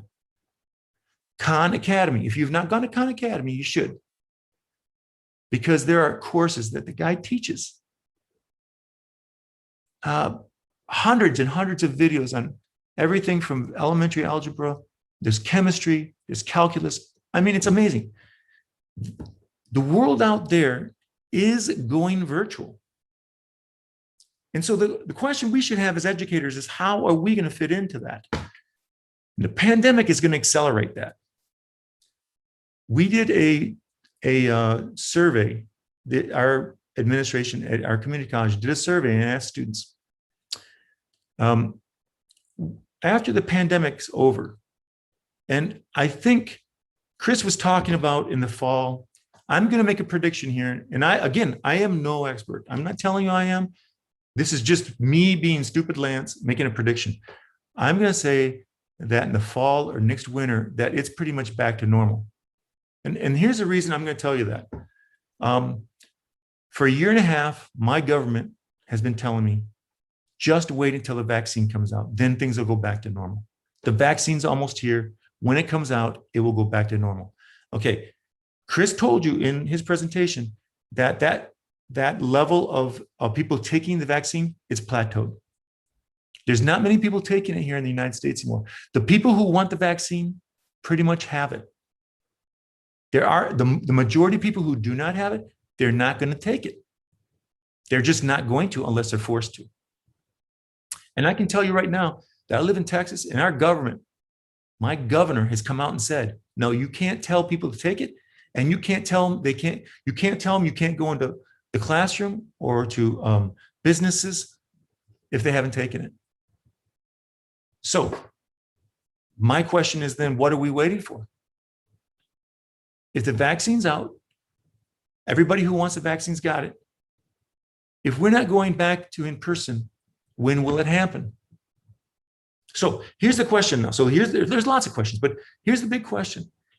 If we are not thinking about how our job is going to be influenced by technology, where's our jobs going to be in 5 years from now, then I think we're making a mistake in thinking that things are just the same as they were 5 years ago.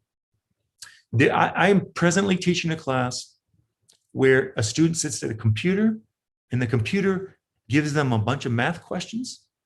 Anything they get wrong, it teaches them. Anything it gets right, it says, check, you've learned that. So it goes and teaches them. It teaches them, it gives them videos, it gives them examples. And then once they've learned 2 or 3 questions, it goes on to the next topic. Automatically, I do nothing.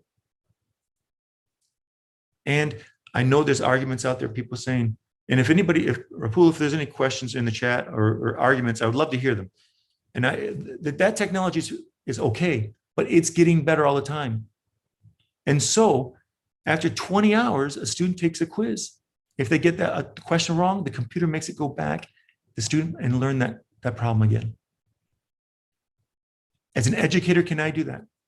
Can I give that individual attention to that student? No. I'm sitting there writing on the wall, and 30 students or 100 students are watching me. They're taking their notes.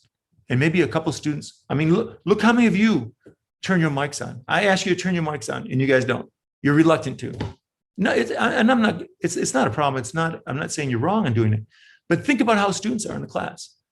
They're not gonna ask those questions. Very rarely do they do that. So where's education going to be? Where are we going to be as educators? All right. I challenge us as educators to think about, have our goals changed? Do they need to be changed? Is there a room for virtual classes? So my community college did that poll, and they asked students, where in the fall do you want, if we're back in person, do you want virtual classes? And there was a significant amount of students who said, yeah, I just want to stay virtual. So think about that. That segment is going to continue wanting to be virtual. We've got to get used to this idea that education is changing and this pandemic is accelerating. Okay, I want to talk quickly about a few things that I've noticed, and you've probably noticed the same things, problems in the classroom. So learning how to teach virtually, we all had the initial problem of getting on and teaching virtually. It was difficult for me, but I got through it. Access to good internet. A lot of my students don't have good internet. Sometimes they have to go to Starbucks to be in classroom. Cheating. How do we get past that? Hardware issues. Some students don't have computers. Some have old computers and it doesn't work. How do you write? How do you write? I had to buy a tablet so I can write on it so students can see my notes. How do you submit work? How do they do it? How do you grade the work? And all these are issues that if we stay in virtual, that's all issues we're going to have to deal with. Gauging understanding. I like to be able to see students. I like to be able to look at your face and say, I can tell you're having trouble. What do you need help with? Now, I have the advantage. I don't have 100 students in my class. So I have that advantage. So, all these things that I'm talking about are very personal to me. Hopefully, you all can relate to them in some way, one way or another. Students are not very likely to get involved a lot of times in the virtual. Look at I had to kind of push you guys to get involved. Distractions. I can't tell you how many times I ask student, hey, can you turn on your video? I want to talk to you. And the parent comes right up to the student and say, hey, can I have the keys? I need the keys to the car. Or they're waving to them, or they're asking them questions while I'm talking to them. This is going to be issues for us moving forward. Health, both physical, COVID or otherwise, and mental. Not being able to be in the classroom. Establishing relationships. Benefits, no transportation. I've had students who had trouble getting to class because they had to take buses because they have no cars. In India, that must be a big issue too. They must have to go. My wife said she had to walk 2 miles every day when she was in school. No longer. They just get on the computer. Boom. Some students are more likely to participate. So that's a benefit for some students. Feedback. When I give feedback on tests and quizzes, all that stuff is organized into a computer program. I don't have to really deal with papers. I don't have all that. I don't have to run to work 20 miles away. I can just get up, turn on my computer, just like the students. Benefits. Some students need to talk to counselors. Maybe they have mental problems and they need to talk to a counselor. Well, now they can make appointments online. And I think, again, coming back to the same thing, is made me rethink my role in education. So I'm kind of rethinking things as I go. What have I learned that works and what doesn't work? I tried groups that doesn't work. Not in the virtual world. No, not for me anyway. I have preloaded videos. That has worked. I take videos of the material. I load it. Students can watch it in advance. And the reason I do that, one reason is, as you can see, I'm talking very fast. So students can watch the video a couple times before they come to class. So they actually know what it is and they can, oh, I didn't get that part. They can ask the question. They have time to process it. I give my notes on tablets. I record my notes so students can look at it later. I grade online so the students, they don't have to, oh, you lost my paper. I don't have that anymore because they submit it, it's there, boom, I can grade it there. Office hours are different. Supply online resources. All these are things that I have tried and for the most part have worked well. And I will incorporate as I move forward. When I go back into person, and I will be in person in the fall. Not everybody is in my college, but I will be. Most of these things I will do in person.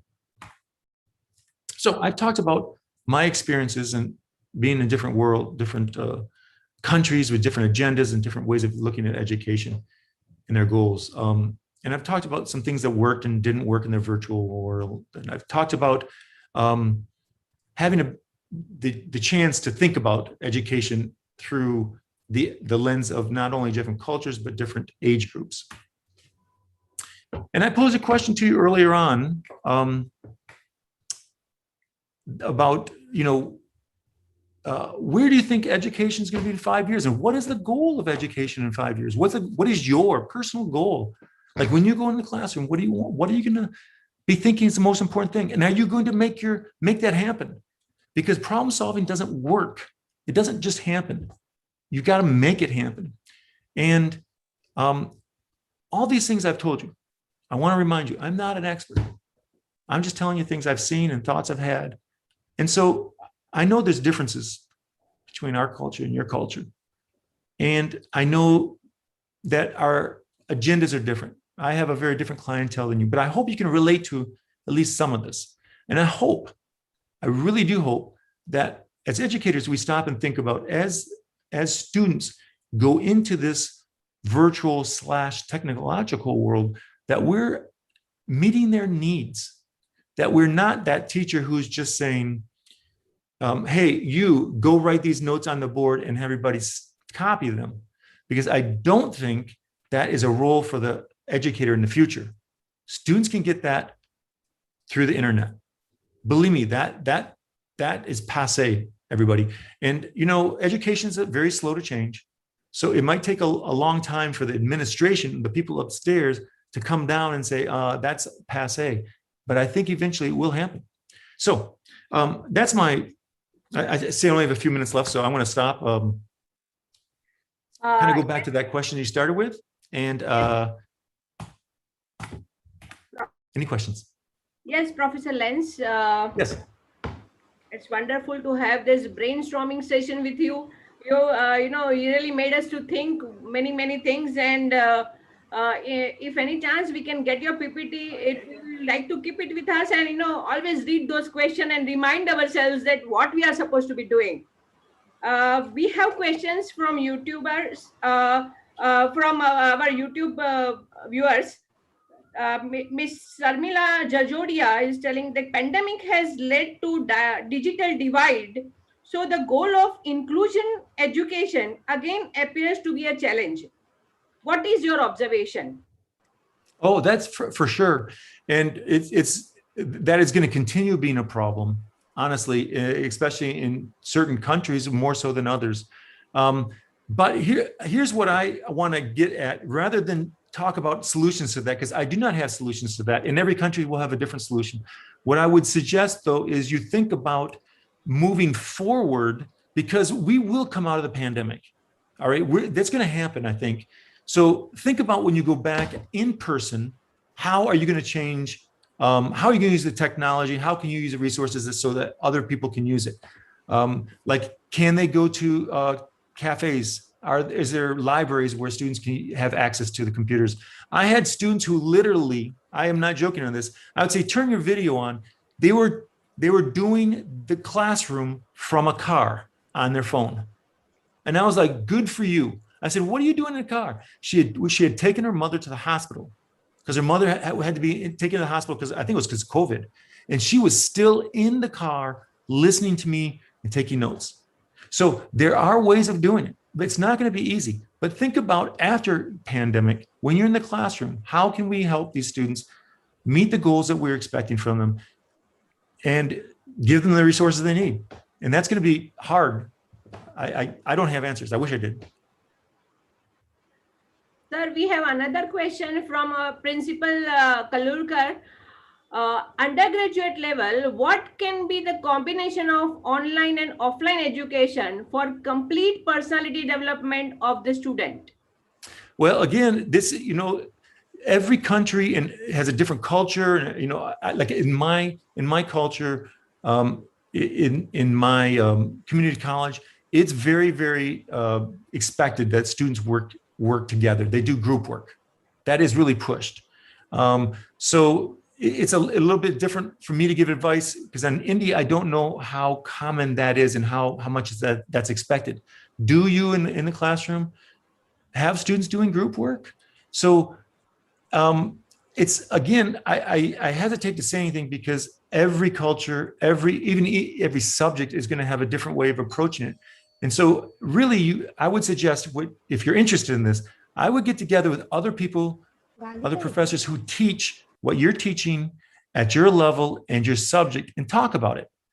I don't think if people out there are looking for someone to give the magic wand, I don't think that's going to happen.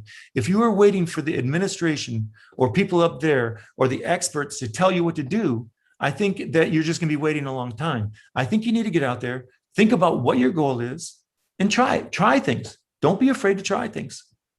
It's okay to make mistakes. I make mistakes all the time. I tell my students, if I make a mistake, I give them extra credit. I say, if you catch me in a mistake, I'll give extra credit, because I want them paying attention to me. So I want them to know I make mistakes and it's okay to make mistakes. So I suggest try something, research it. We have another question from YouTube viewer, Ms. Tanuja Kohli. She says that as we in India face digital divide in education, in area of health issues, vaccination, can you reflect on same issue in your country? I'm not sure exactly what she's asking about there. What is the question asking, do you think? It's like vaccination and health issue we are facing in India, and then there is a digital divide in education. So what is the scenario in your country? Well, there's definitely, I think those sound like two different issues there. And I would say that they're both of them are issues. So one is the vaccination. Everybody who wants a vaccination pretty much has access to a vaccination now. So, that's just an issue that the politics are, as Chris talked about, the politics are there, and that's not going to change. The digital divide is an issue. Now, what schools have done and what our community college has done, because we have resources, they have actually lent out to any student who needs a digital device. They've lent out iPads. Even in the public schools in my high schools, if a student does not have a digital device, they have actually given them like iPad or some computers. But I don't think, again, every place is going to be different. I don't know that India has the resources to do that. So like Chris was saying, I liked what Chris was saying. He said, think about what you have. Think about ways that you can make it work in your system. So what he said was, okay, we got together, the business people got together because they knew how to make an action plan. They got together with the nurses or the health community, and they worked together to come out with this plan. So what India needs to do, I would suggest, is I would look around what resources you have and work with as many resources you can to help those students, whether it's getting maybe computers in libraries where students have access to them. I don't know. So again, I want to go back to, I'm not an expert. In every, like Chris was talking about, everything that he was talking about was basically states. All that stats and stuff was in the States. And that's good stuff. He had good ideas. But India's going to be different. You all know it's going to be different. So you can take what he was saying and apply it to India only to a certain extent. And I'm saying the same thing. Take some ideas, think about it, but I got no magic wand, my friends. Thank you, sir. Very well said. No magic wand. Try what works for you. Very well said, sir. And we had a very wonderful interactive session with you. And now I think it is a time to propose a vote of thanks. So I would invite Professor Suhas Sawant to propose the vote of thanks for this session. Am I audible, ma'am? Yes. Okay. A very good morning to one and all present here. Honorable Chairman, Speaker, Professor Lance Milton Erickson, Associate Professor, Austin Community Tech College, Texas, USA, respected Principal Ma'am, Dr. S.V. Sun, respected Vice Principal Sir, C.A.R.N. Doshi, Professor Rupal Sheth, Professor Aniket Salvi, esteemed delegates, it is my privilege to have been asked to propose a vote of thanks for the Technical Session 5. I, on behalf of our college and on my own behalf, extend a very hearty gratitude to Honorable Chairman and Speaker, Professor Lance Erickson, for gracing this session and sharing with us your insights and enthusiasm. Thank you, sir, for including us in your busy schedule. I would also take this opportunity to extend my gratitude towards our principal, Dr. S.V. Sun, ma'am. Your kindness and strength are an inspiration for all of us. Thank you for your guidance. I extend my thankfulness to our Vice Principal, Sir R.N. Doshi, sir, for your unwavering support. Thank you, Professor Rupal Sheth, for coordinating this session. Also, I thank Professor Aniket Salvi for being the rapporteur of this session. My heartiest thanks to the delegates present here. Last but not the least, I also thank the technical team for their valuable expertise rendered during this technical session. Thank you all. Lance, it was very great to listen to you. I thank you. Thank you for letting me share. It was an honor. And I hope everyone stays safe and we move forward and get through this mess and make it a more positive future for us. Thank you. Thank you. Namaste. Namaste. Yes. Namaste. You all have a good morning. Now I would invite Professor Mini Rajan to start the technical session 6. Thank you, Rupal ma'am. Very good morning to everyone. And welcome to the 6th technical session on pandemic and industrial sector. Honorable resource person of the session, Dr. Sunil Amrutkar, respected principal, Dr. Mrs. S.V. Sant, Vice Principal, Professor R.N. Doshi, all invitees, delegates, my colleagues, and students. We have Dr. Amrutkar today as the resource person for this session, and it is my honor to introduce you to the resource person, Dr. Sunil Amrutkar. Dr. Amrutkar completed his B.Pharm and M.Pharm with first class from Pune University and acquired his PhD degree from RUHS Jaipur. After working as lecturer and assistant professor of pharmaceutical chemistry at MGV's Pharmacy College, Panchwati, Nasik, he is at present principal of GESS Sir Dr. M.S. Gosavi College of Pharmaceutical Education and Research, Nasik. His area of interest is synthetic organic chemistry and analytical chemistry. Sir has delivered more than 120 lectures in more than 25 colleges on varied topics such as retrosynthesis, stereochemistry, drug synthesis, and molecular rearrangements. He has a number of publications to his credit in national and international journals. Sir is an approved PhD guide in pharmaceutical chemistry by the University of Pune and has guided 19 M.Pharm students in their research projects and 7 students for PhD. Dr. Amrutkar has held a number of administrative positions in his long-spanning career, including member of Staff Selection Committee and member of the Board of Studies of the University of Pune. I once again welcome Dr. Amrutkar, and I request Sir to deliver his talk. Over to you, sir. Thank you, madam. Can you hear me? Hello, yes, can sir, you you're hear? audible. Yes, sir, you're audible. Okay. Thank you, madam. Very good morning to respected authorities of Gokula Education Society, Principal S.B. Pandit, sir, Chairman of the Society, Sir Dr. M.S. Gosavi, Secretary of Society, Dr. Mrs. D.P. Deshpande, madam, Honorable HR Director, Dr. Mrs. Sant, Conference Secretary, Organizing Committee members, and all delegates.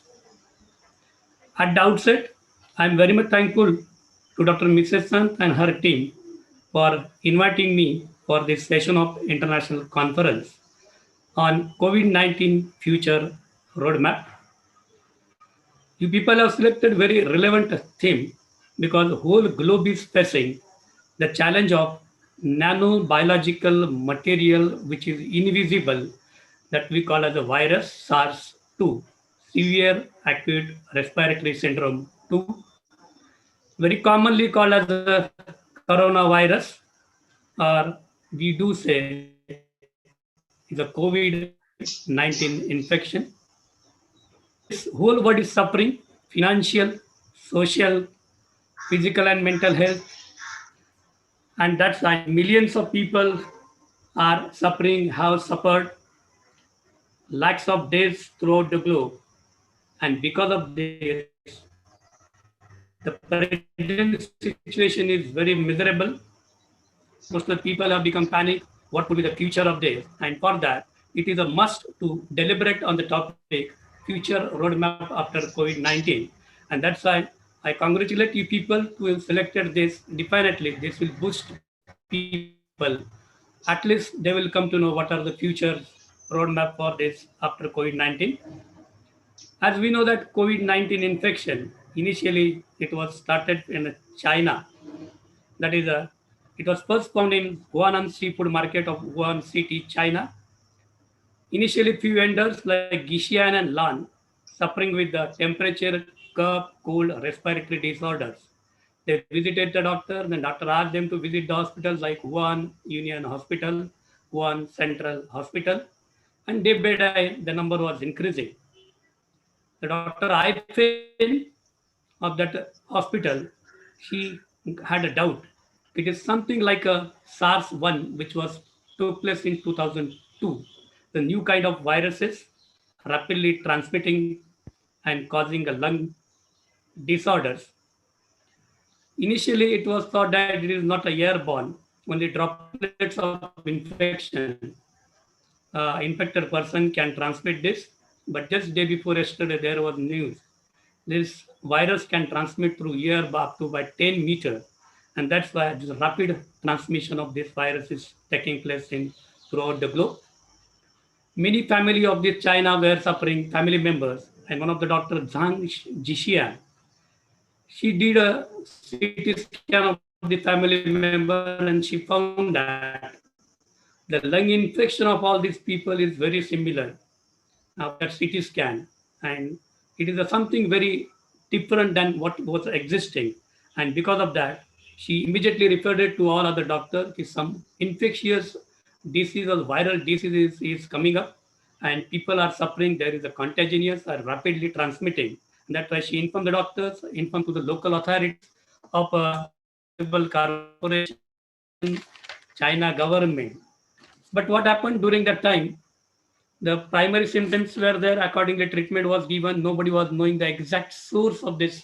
The people were doing their jobs, and during that time, there was a function in China. That is a festival. New Year festival was there in that, and that's why many people belonging to Wuhan came from throughout the world, and those were working in Wuhan, but had gone to their places, and because of this, that there is a rapid transmission of this virus throughout the globe.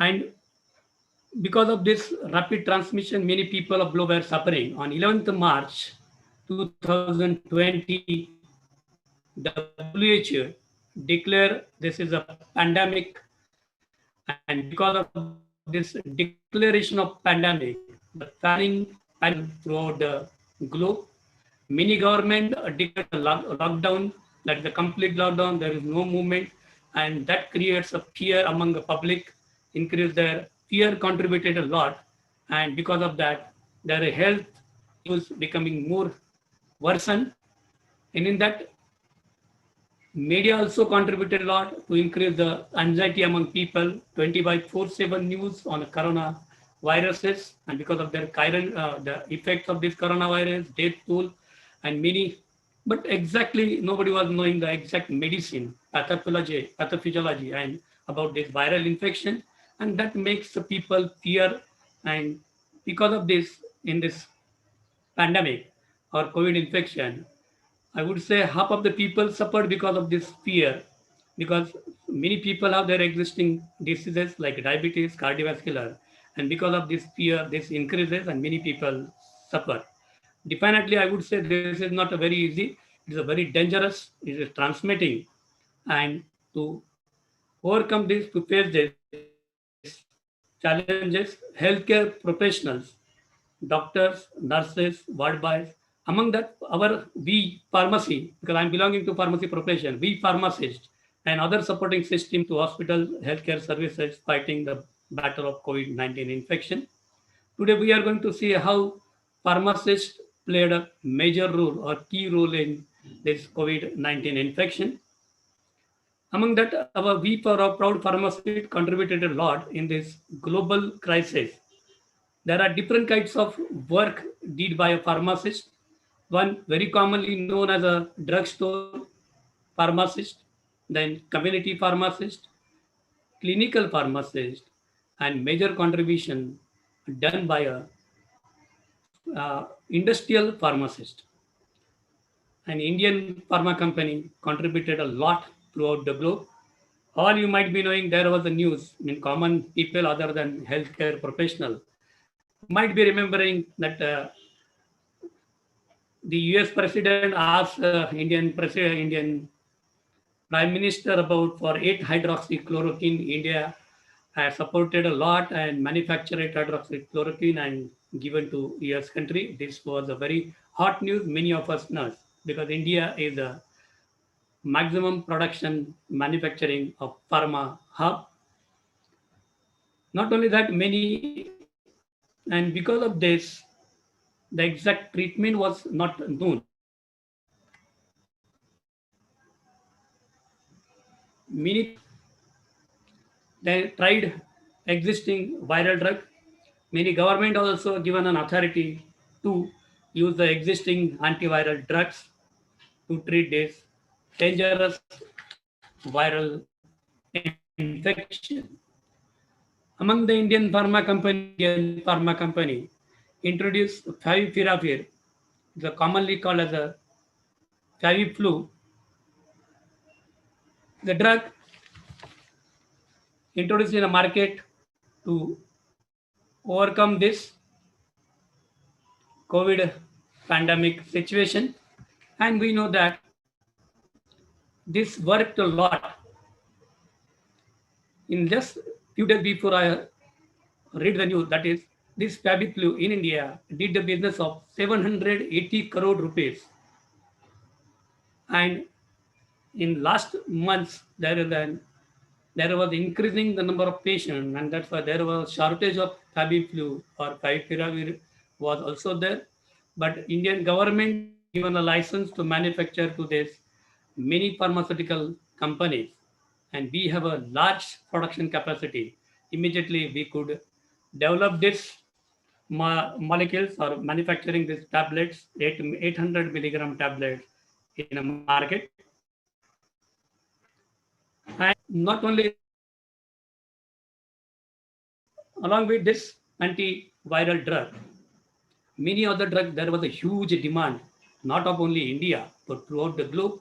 As we know that 60% of these drug molecules or finished good, we do say finished good or manufacturing finished material like tablet, capsule, injectables, exported by India. And there was a huge demand along with the antiviral drug, paracetamol, very well known because temperature is very commonly observed in this COVID-19 infection. So there was a huge demand of paracetamol, the antipyretic drug to decrease the temperature. Another hot molecule in this crisis, aspirin. Aspirin is a analgesic anti-inflammatory drug, but it also is having one effect that is it is a blood thinner because it has been observed that the person who is suffering COVID or affected by COVID infection having blood coagulation, and because of this blood coagulation, many times there is a hypoxia, and this hypoxia is a leading cause of death because there is a decreasing the supply of oxygen because lung vessels, alveoli we do say, get blocked. And for that, aspirin is a very commonly drug, and Indian companies are synthesizing or manufacturing these drugs. Another hot molecules where India could synthesize a lot, azithromycin. It is an higher class derivative of althroxine, which is very commonly used for throat infection because throat infection, cough, cold is very commonly observed in COVID-19 infection. And that's why there was a huge demand or there is a huge demand for this manufactured this azithromycin. Another drug molecule which is very commonly used by or prescribed by doctors to overcome this disorder or diseases, that is the doxycycline, very safe antibiotic to treat this. This is not for as antiviral, but it can be used to treat secondary infection because in viral infection, which is mainly damaging your immune system, and because of the decreasing in the immune system, that COVID-19 become more susceptible to get by very that dangerous, because human body is having a natural system. Whenever there is any viral infection, interferon, natural, or we do say interferon, viral infection or viruses. But unfortunately, in COVID-19, it was not happening. But it is dangerous, definitely, but because the data itself is indicating 98+%, 98.5% people are getting cure with this COVID-19 infection. Only 0.5% we do lose this person, but not only because of this corona infection, the people might be having some pre-existing diseases, diabetes, cardiovascular diseases, and that could be the reason also. But depends corona, early treatment is very, very essential. Then there is a shortage of, or not exactly shortage, but there was a demand of vitamin C and other multivitamin tablets, because of this multivitamin C tablets,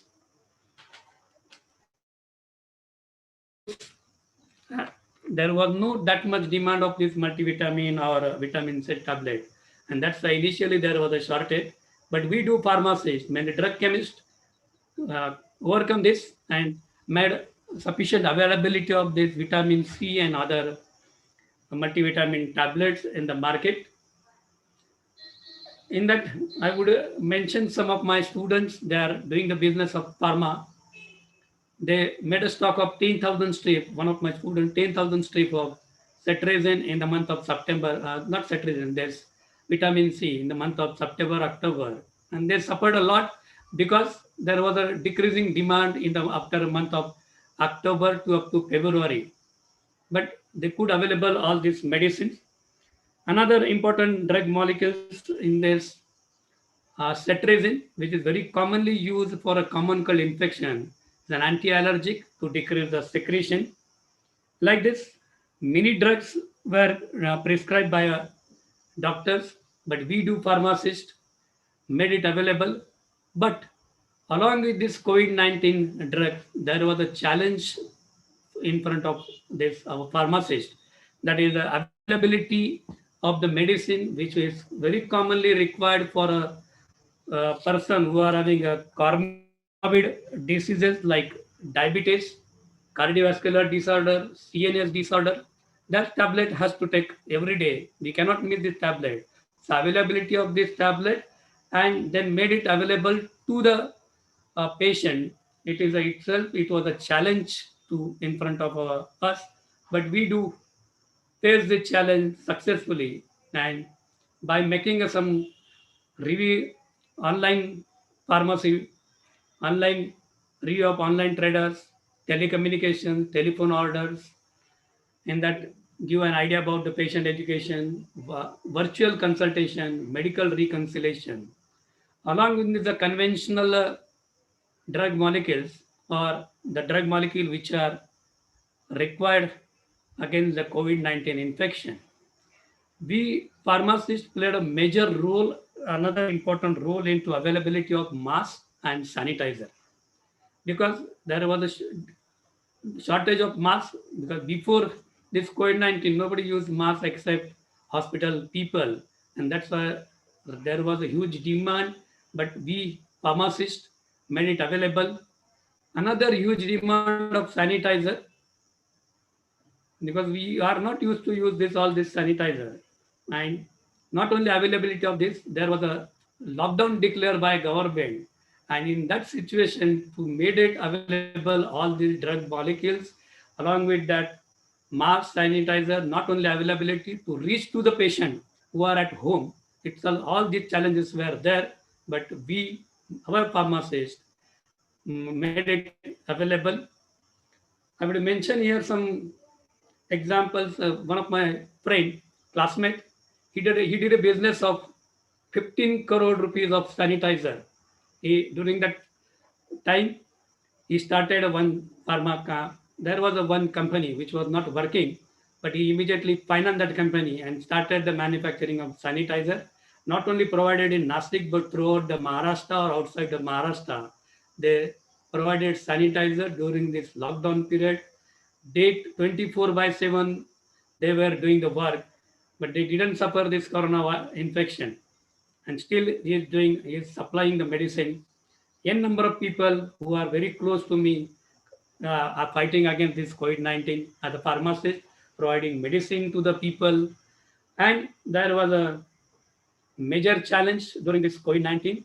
All common people might be also knowing this. There were some drugs were very hard. Among that, remdesivir. It is not used as previously as a COVID-19. It is an antiviral drug. And that's why companies were not manufacturing in that case, and pharmacists, we also not catering the medicine in a medical shop, because there was a very less demand, but suddenly the protocol of WHO or government mentioned the remdesivir against and it worked. I would not say remdesivir is not working. It is working because I am having personally experience of this. I would share that experience after this. And immediately, pharma companies started manufacturing of remdesivir. Huge manufacturing process started. In last month, there was a very much shortage, but now we could cope up that shortage, and companies we could provide now remdesivir. Then there was a shortage of plasma. Then then tocilizumab, another hot molecule during this. It is not an antiviral drug. It is an immunosuppressant drug, because in COVID-19 infection, there is a side effect of our body. Body is also responding very strongly because of heavy medicine and this COVID-19 infection. To overcome that body response, tocilizumab was given, because that body response is also very dangerous, and because of that many patients, we could lost many people because of this, not drug or COVID-19, but the response given by our body to this COVID-19 infection. And for that tocilizumab, still there is a shortage of tocilizumab. And then the company like Cipla, Indian company, is manufacturing, providing medicines or such. Then we did try our level best. Already I mentioned, I am having a self experience of this. I also had suffered a COVID-19 infection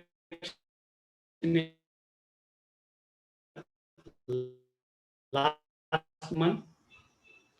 And because I have to go out, not for a medicine, only to see a doctor. And in that case, our pharmacist, means one of the medical near to me, through telecommunication, he supplied all the drugs at home. So this kind of service provided by a pharmacist to all people, that is home services. Another role of pharmacist is to provide the medicines and give a consultation to the people, because there is a one kit available nowadays in the market. Common people is not knowing about it, but medical shop or pharmacist is knowing. Initially, because there is common doctors are also not treating the patient, we have to go to the specialized doctor. And if there is a Sunday or is there in holiday, then it is very difficult for a patient. At that time, there is some drugs work for initial treatment. It cannot be prescribed by a pharmacist as per the law. But at least initially, ivermectin, very effective drug for this COVID-19. Then albendazole, the doctor prescribed to me also ivermectin, albendazole. And then cetirizine, already I mentioned. All these drugs, Givordol, the name of that kit is available in the market. The Indian pharmaceutical company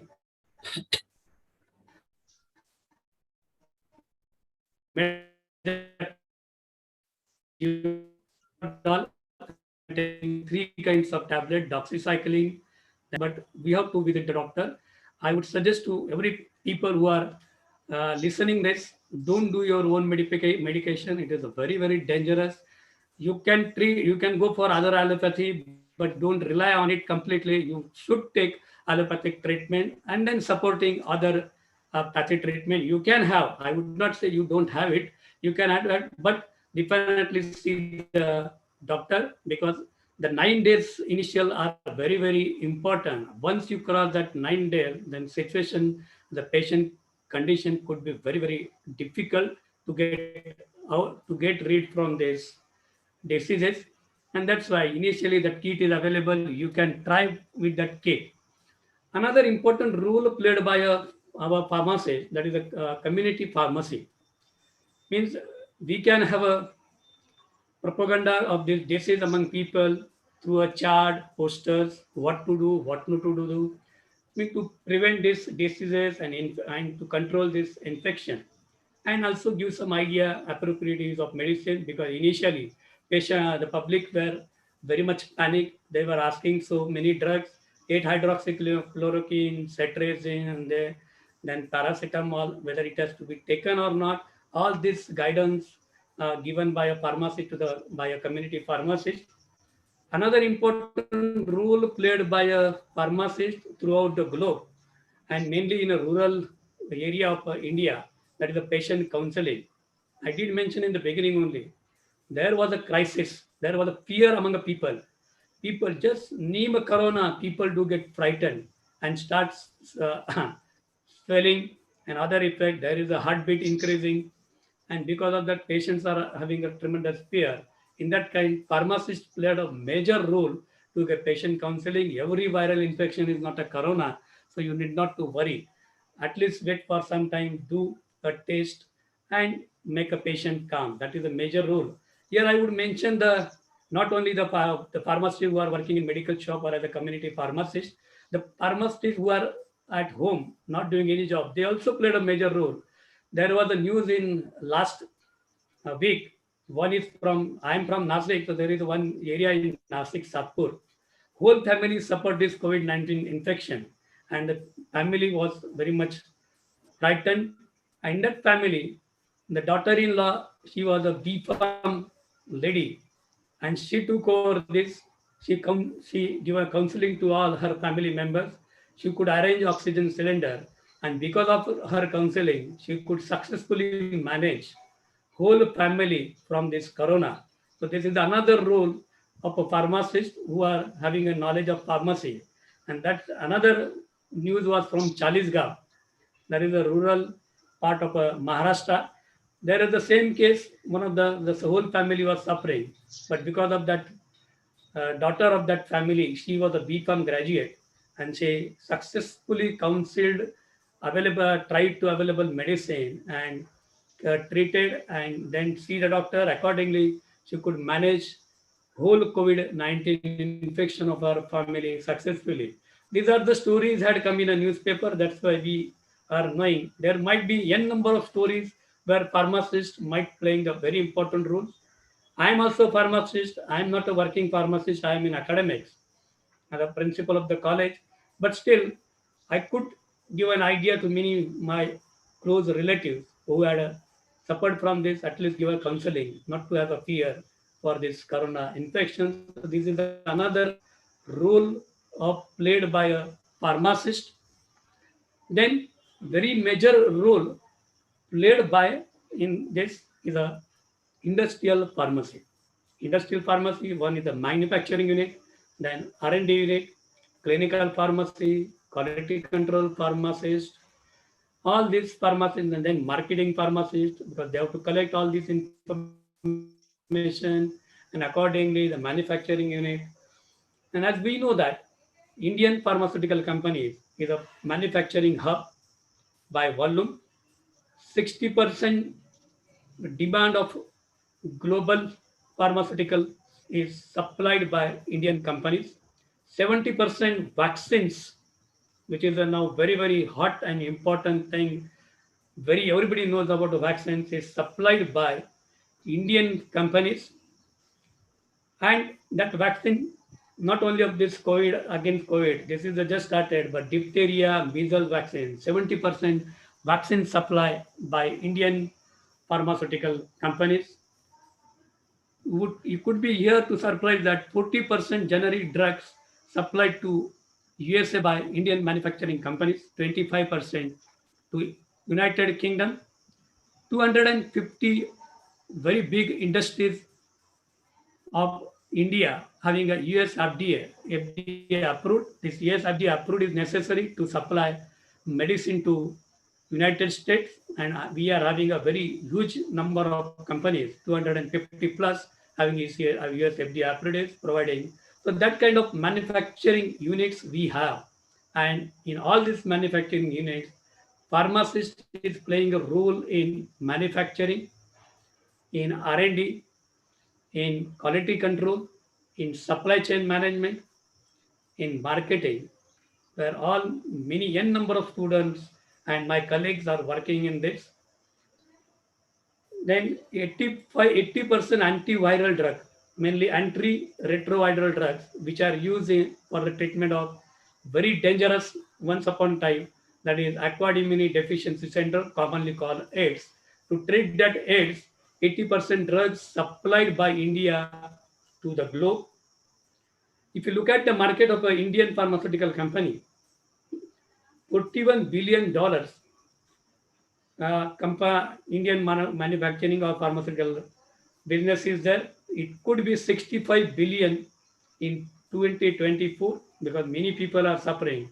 And because of this COVID-19, there is a huge demand may come to the cardiovascular the drug molecules. Cardiovascular means mainly heart related or blood pressure. And this blood pressure or heart relation, this is a viral imbalance, hormonal imbalances, mainly adrenaline secretion takes place and other hormonal imbalances. And this mainly occurs because of fear. There is a one response called fight and flight. Generally, any situation comes where we do get fear or we do become a panic. At that time, this adrenaline secret and adrenaline causes the release of this causes the veins gets contracted, artery gets contracted, and because of that, blood pressure increases. So many people may suffer of this cardiovascular disorders. It is called as a disorder, not a disease, technically. And because of this, maybe huge demand. Already, India is a major people are suffering from diabetes, and diabetes is also some related to mental health. There is also increasing sugar level, and not only that, the patient who have been treated with the COVID-19, there was a huge use of steroidal molecule, very useful drug molecule. You might be knowing 7-methyl prednisolone and dexamethasone. All these are the steroid drugs, very effective anti-inflammatory drugs and anti-allergic also, and which are very useful. But excessive use of this causes decreasing the immunity of a person. And recently, in the last month, you all might have heard the news that many people are suffering mucormycosis.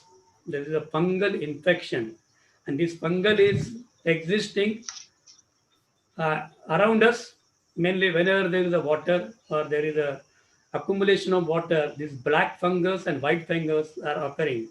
And because of this treatment of COVID-19, people are getting cured because of this, but there is a side effect of this, huge side effect of these medicines causing decreasing the immunity of this. And because of that, this mucormycosis and other, not only mucormycosis, other secondary bacterial infection also may occur. And to we need to supply all this medicine. And because of this, the domestic market may increase to 65 billion in 2024. Another contribution by a pharma companies, biotech industry. Means all antibiotics are the biotech manufacturing company, manufacturing units, because mainly all these have been synthesized from bacteria. And other uh, biotech industries are also there, like agriculture and in other areas. The total market is 64 billion in 2019. It may reach to 150 billion in 2025 because there may be a huge demand of antibiotic. Now, currently, there is a shortage of antifungal drug, amphotericin, is a lyophilized drug molecule.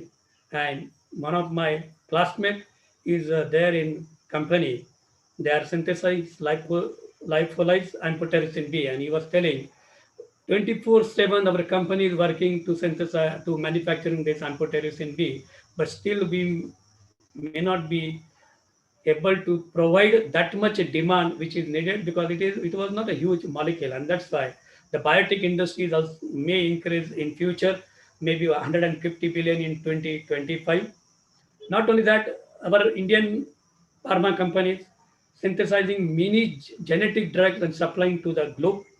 And among that, very recently in this 2021, sunitinib, sunitinib, it is a kidney cancer drug, is generic manufacturing started by a Glenmark in India, that could be available at a lesser or very at affordable price. Another example of company Natco, Brivaracetam, it is an anti-epilepsy drug to treat epilepsy. Like this, many companies are trying, but because of this lockdown and global crisis, there is a limitations of this clinical pharmacy, testing of the medicine, but still some testings are going in hospitals, and we are trying to treat COVID-19. And because of this COVID-19, other infections or infectious diseases occurring, to treat that, many clinical trials are going in India, and Indian companies are trying. We know that many companies are there in India who are not in having a maximum or maximum manufacturing production in India, but throughout the globe. Among that, Sun Pharma Industry, it is the largest manufacturing company in India. Cipla is again another huge company having a 1,500 different pharmaceutical products they are manufacturing, and very hot molecule nowadays of Cipla is the tocilizumab. Tremendous demand is there. Another company, Lupin, which is a 10 top generic company in the world, not only in India, and also involving API manufacturing unit. So Indian companies are trying more to synthesize or manufacturing remdesivir, tocilizumab, and other Indian medicines. And then very recently, in the last week, all you might have heard, the DRDO and with collaboration of Dr. Reddy, the new molecule introduced. Most of these molecules were existing to treat the COVID-19. We couldn't say it is a new molecule, but this has been screening for this COVID-19 infection, and they worked well, and that's why introduced. And very recently, you are knowing this, 2-deoxyglucose. So not a new drug molecule, it was existing, but clinically useful for this corona infection or COVID-19 infection. DRDO with Dr. Reddy, they started manufacturing, and very soon is available to treat. And just day before yesterday, there was a news. It is a very effectively worked to COVID-19 infection against this viral infection. Like this, many things have been contributed by pharma companies to the globe. May I continue? Still time is there, no? Hello? Uh, yes, sir. I Can think I take you 10 can minutes continue. more? Yes, sir. A few 10 minutes minutes more. or 7-8 minutes? Yes, sir. Okay. Thank you, madam. Because another very important as a pharmaceutical manufacturing unit concerned, we could be manufacturing many formulations, tablet, capsule, oral formulation, injectable. But Indian pharmaceutically mainly face a major problem, that is the API. Common people may not be knowing this API, that is active pharmaceutical ingredient, which we call as a drug molecule, which is an effective, and that is throughout the globe. If you look at that, 70% production is in China. API production 70% in China, and because of this global crisis, there is a disruption of supply chain. There was an effect on manufacturing in this API in China, in other countries also, and that's why there was a shortage of active pharmaceutical ingredient. And because of this COVID-19 pandemic started in China, that's why whole globe is not very much promising toward the China. They are looking another option for this active pharmaceutical ingredient manufacturing in the other country, and all they are looking towards the India could be a major hub for this pharmaceutical active pharmaceutical manufacturing unit. And for that, pharmaceutical company are taking an initiative. But at the same time, Government of India is also taking initiative. Government of India introduced the PLI scheme, that is the Production Link Incentive Scheme, started in 2021. It could be up to 29. And government has given a 13.76 billion Indian rupees for medicine manufacturing, API, and medical devices to the pharma industry, excipient, and also attracted the investment of rupees 15,000 crore. To be surprised to know that this is between July, April to December, April, the government of our Indian manufacturing companies attracted the foreign investment is around 17.7 billion. That is foreign direct investment, and already attracted the investment of 15,000 crore rupees. And Indian government also supported to this by giving a 13.76 billion Indian rupees. And also government has made a policy, that is a national health policy, where pharmaceutical interpreted and the major think tank of Indian government, Niti Aayog, they have thought about this, and they are given a clearance, because that is a very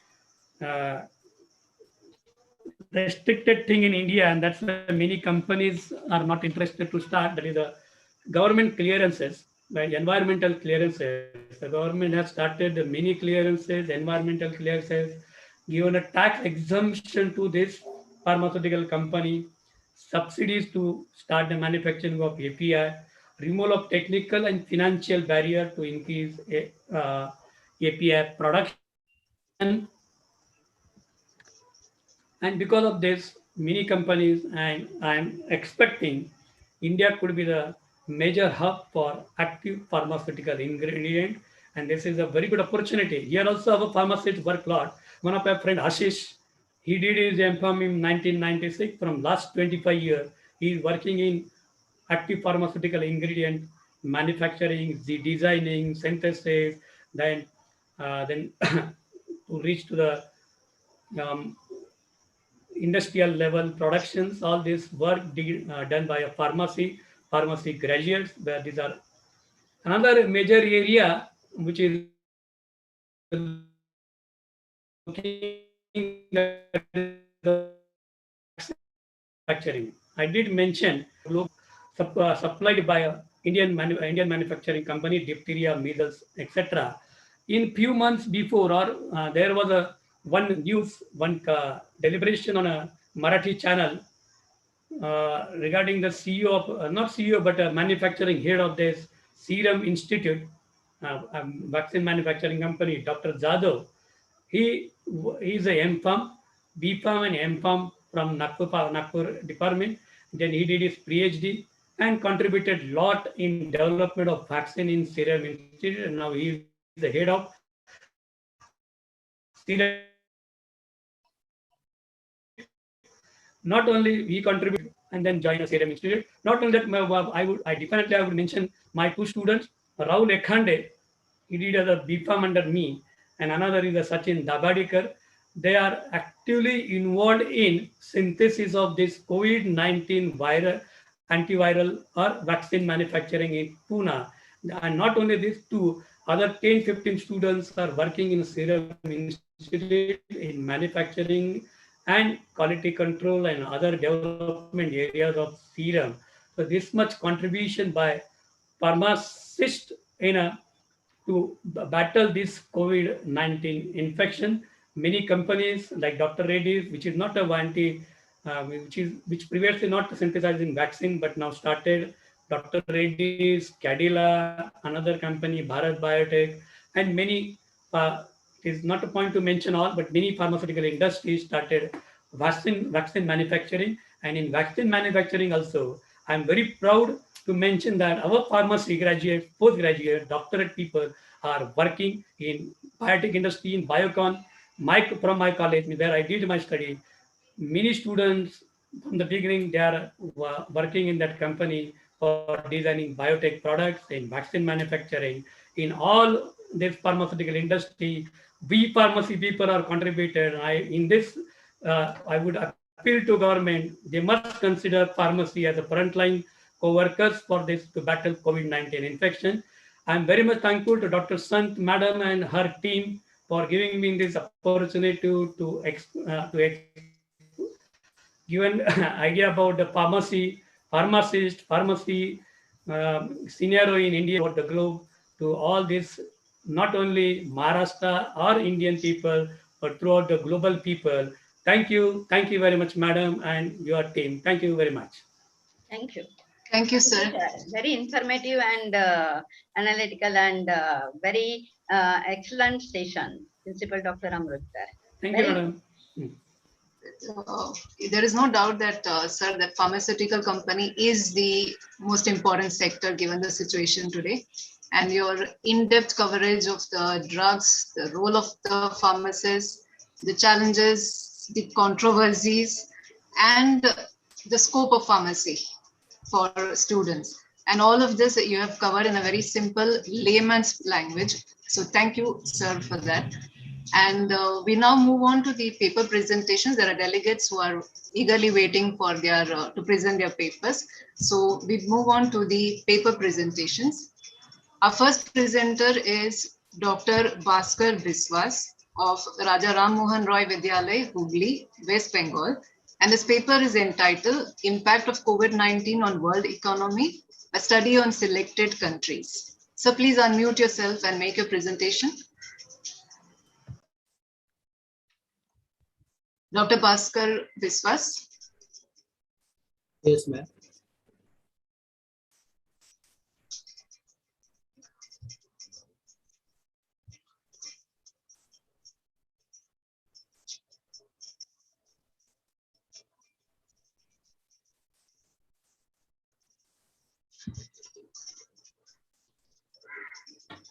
Hello, ma'am. Yes, sir, you're audible and your screen is visible. Yes. Okay. Ma'am, can I start? Yes, sir. Well, I feel happy and honored to be a part of today's international web conference, and I convey my sincere and heartfelt gratitude to the organizer of Gokula College. The title of my paper, as ma'am already mentioned, is Impact of COVID-19 on World Economy, Study on Selected Countries.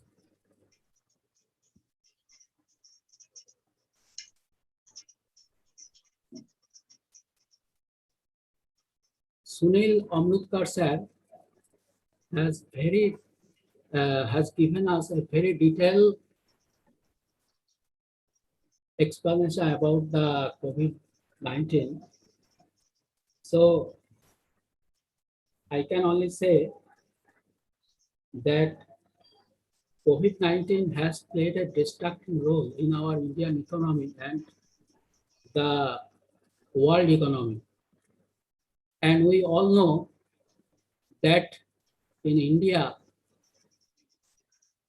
2.6 crore people has been affected till to date, and 2.3 crore people have been cured. And this is a very matter of sorrow that we have lost 295,000 people in our India. So many of our states has adopted lockdown to fight against the coronavirus. So the lockdown process generally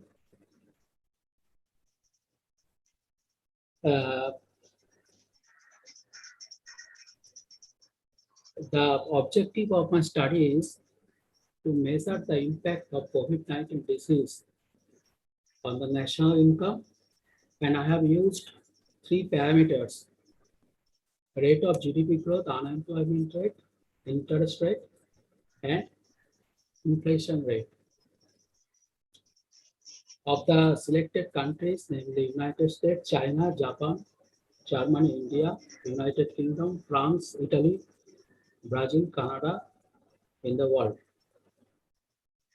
Research methodology.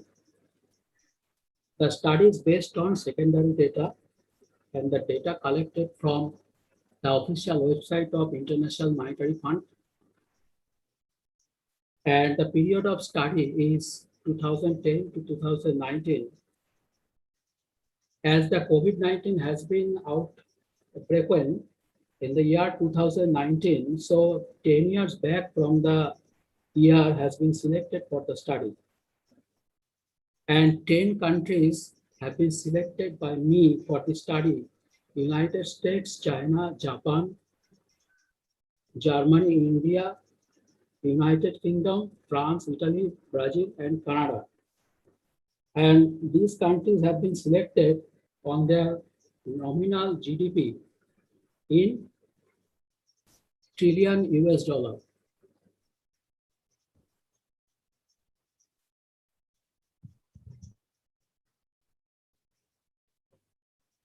Table 1 has shown the ranking of the selected countries on the basis of their nominal GDP.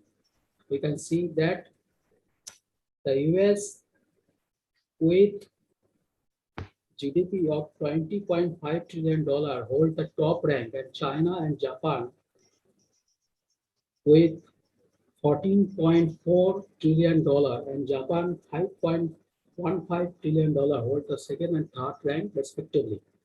And our country, India, hold a rank 5 with GDP $2.94 trillion. And the Canada hold the 10th position with $1.73 trillion. Next table. The table 2 has shown the GDP growth rate of the selected countries from the year 2010 to 2019, and also the 10 years average GDP and the GDP of 2020. The 10 years average GDP was the highest, that is 7.65% in China. In 2020, it will drop to 1.2%. The 10 years average GDP rate of China is 10 years average GDP rate of India is 6.98%. It will drop to 1.9%. And in Italy, which is severely affected by the first wave of coronavirus. In Italy, the 10 years average GDP was 0.25%, and it will fall to minus 9.1% in 2020. In US, the 10 years average GDP was 2.28%, and it will fall to minus 5.9% in the 2020. In the 2020, the GDP growth rate of all the countries except Bhaskar sir, sorry to interrupt. Summarize within 1 minute because we have very limited time. Please.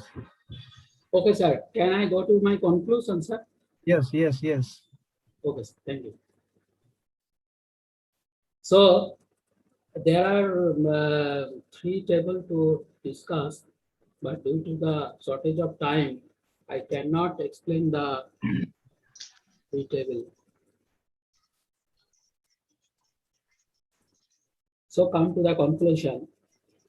Our first conclusion is impact of COVID-19 on the economy of all the countries in the world is very high.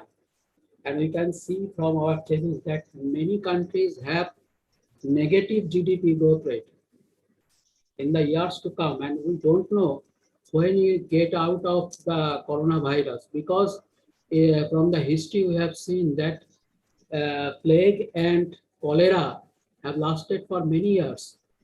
And I heard yesterday that coronavirus will stay 10 to 12 years. I don't know what it will wrong or right. So conclusion, the world will face a downturn in the economy and it will take several years to revive the world economy. And all the economists are very concerned about the fact that how the world economy can be revived. And they cannot find any solution. And number two, conclusion, most of the countries except India and China will have negative GDP growth rate. And rate of inflation will drop as there is lack of demand because the people have no money to eat. So how they can consume the goods? The disposable income is in many cases zero. And my suggestion to overcome the situation that every government must take care of the COVID prevention measures like vaccination at mass level, increasing awareness among the people through media, and force the people to follow the COVID prevention care measures. I am very sorry to say that only 14% to 20% people wear the mask, and 50% people wear the mask not properly. And every government must allocate a large proportion of their budget allocation for the healthcare sector. And new COVID hospital must be prepared and operational very quickly. And the government must announce some stimulus package. Our Nobel laureate economist Abhijit Vinayak Bandyopadhyay has also prescribed stimulus package for reviving the economy. And on 12th May 2020, our Prime Minister has announced 20 lakh crores financial package for our MSME. And there are some...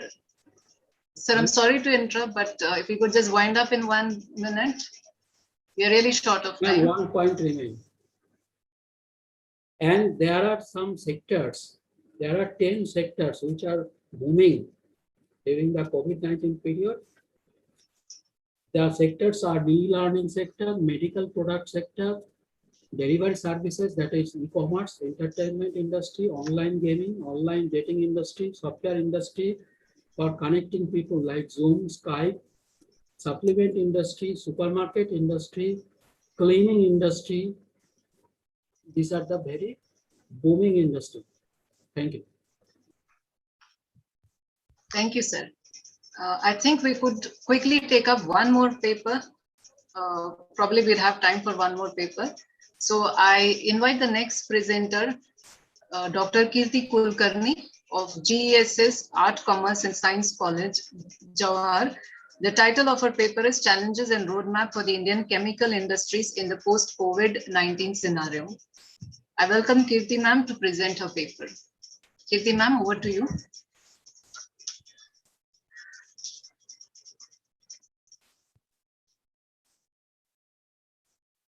Hello, Kirti ma'am, are you there?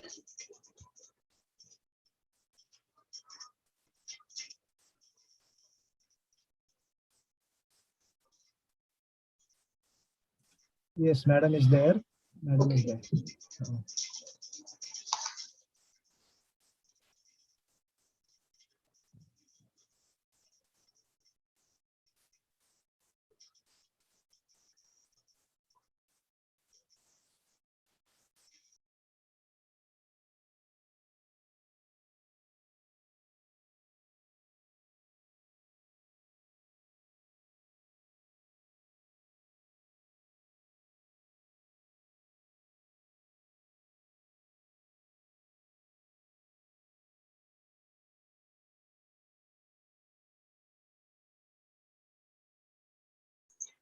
Ma'am, sorry to interrupt, but we are not able to hear you.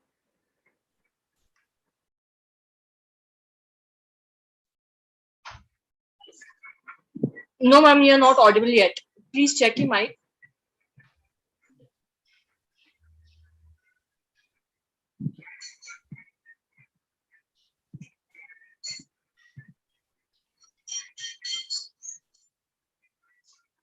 Sorry, but we are not still able to hear you.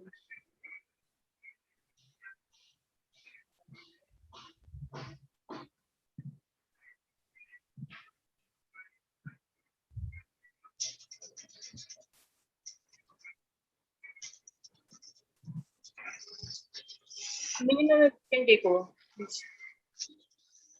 Okay. Sir, are we waiting for ma'am to make a presentation? Karande sir, are we waiting for Yes, ma'am madam. to?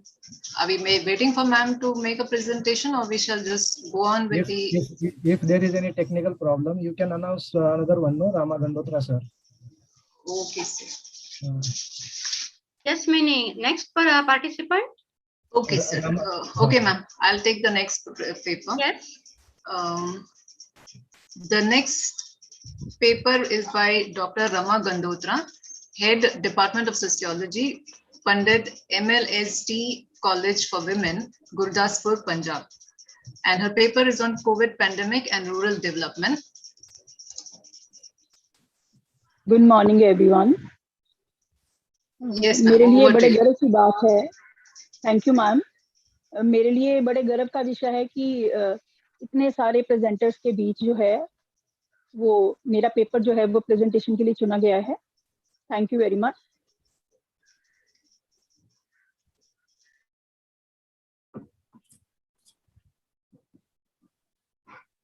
The topic of my presentation is COVID pandemic and rural development.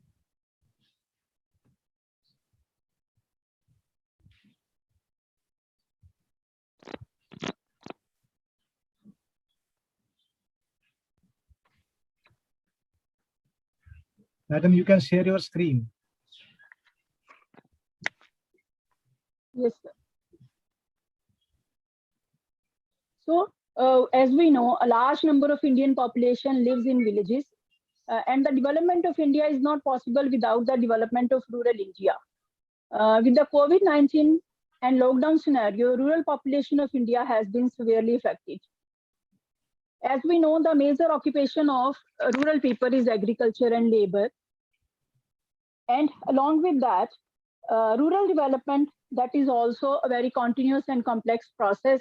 It aims at optimum realization of growth potential of the villages. The approaches and strategies of rural development depend upon ideology, political structure, and requirement of the nation. What is the COVID impact? We know that COVID has impacted India severely. Now it has reached to rural section also. And rural section is facing more problems as compared to their urban counterpart. Panchayati Raj institutions are doing well for the against the COVID-19. They have initiated various steps and measures to combat COVID-19. PRIs have leveraged social media such as WhatsApp group to create awareness about the pandemic in the villages. Campaigns are put in place to trickle information at the grassroots level. Social organizations and citizens are also being told not to touch their eyes, nose, and mouth, wash hands and soap frequently, and maintain physical distancing norms. Awareness generation is being done through writing messages on the wall of community premises. Villages and migrants are oriented by the Panchayat administration to comply with the norms of the social distancing. Food is being served to destitute persons in various Gram Panchayats. Training on COVID-19 protocol is given to all sarpanchis, councillors, Jila Parishad members, municipal chairman, tehsildar, etc. Distribution of pension have been done directly to beneficiaries of those who cannot access banking facilities during lockdown. So I am concluding here that PRIs have to play a vital role in reviewing the rural society of India by solving the problems and fulfilling the need at the grassroots level. The government must give more financial and administrative powers to PRIs in nature and spirit. PRIs, Panchayati Raj institutions should adopt best practices to ensure inclusive rural development in post-COVID-19 era. Thank you. Thank you, ma'am. And thank you for the concise and brief presentation. Is Kirti ma'am ready for the presentation now?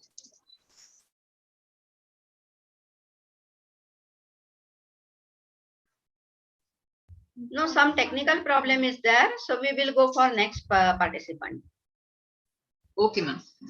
The next paper in Marathi is by a research scholar of Kanya Mahavidyalaya, Miraj, Shri Baba Sahib Sargar, under the guidance of Dr. Sunil Dattatray. Sir, kindly present your paper. Yes, yes, madam.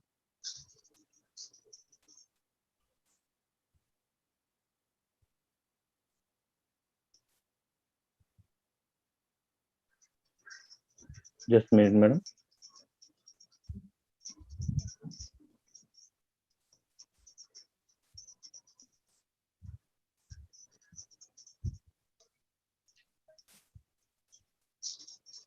Yes, madam. Yes, sir. Your screen is visible. Thank you, madam.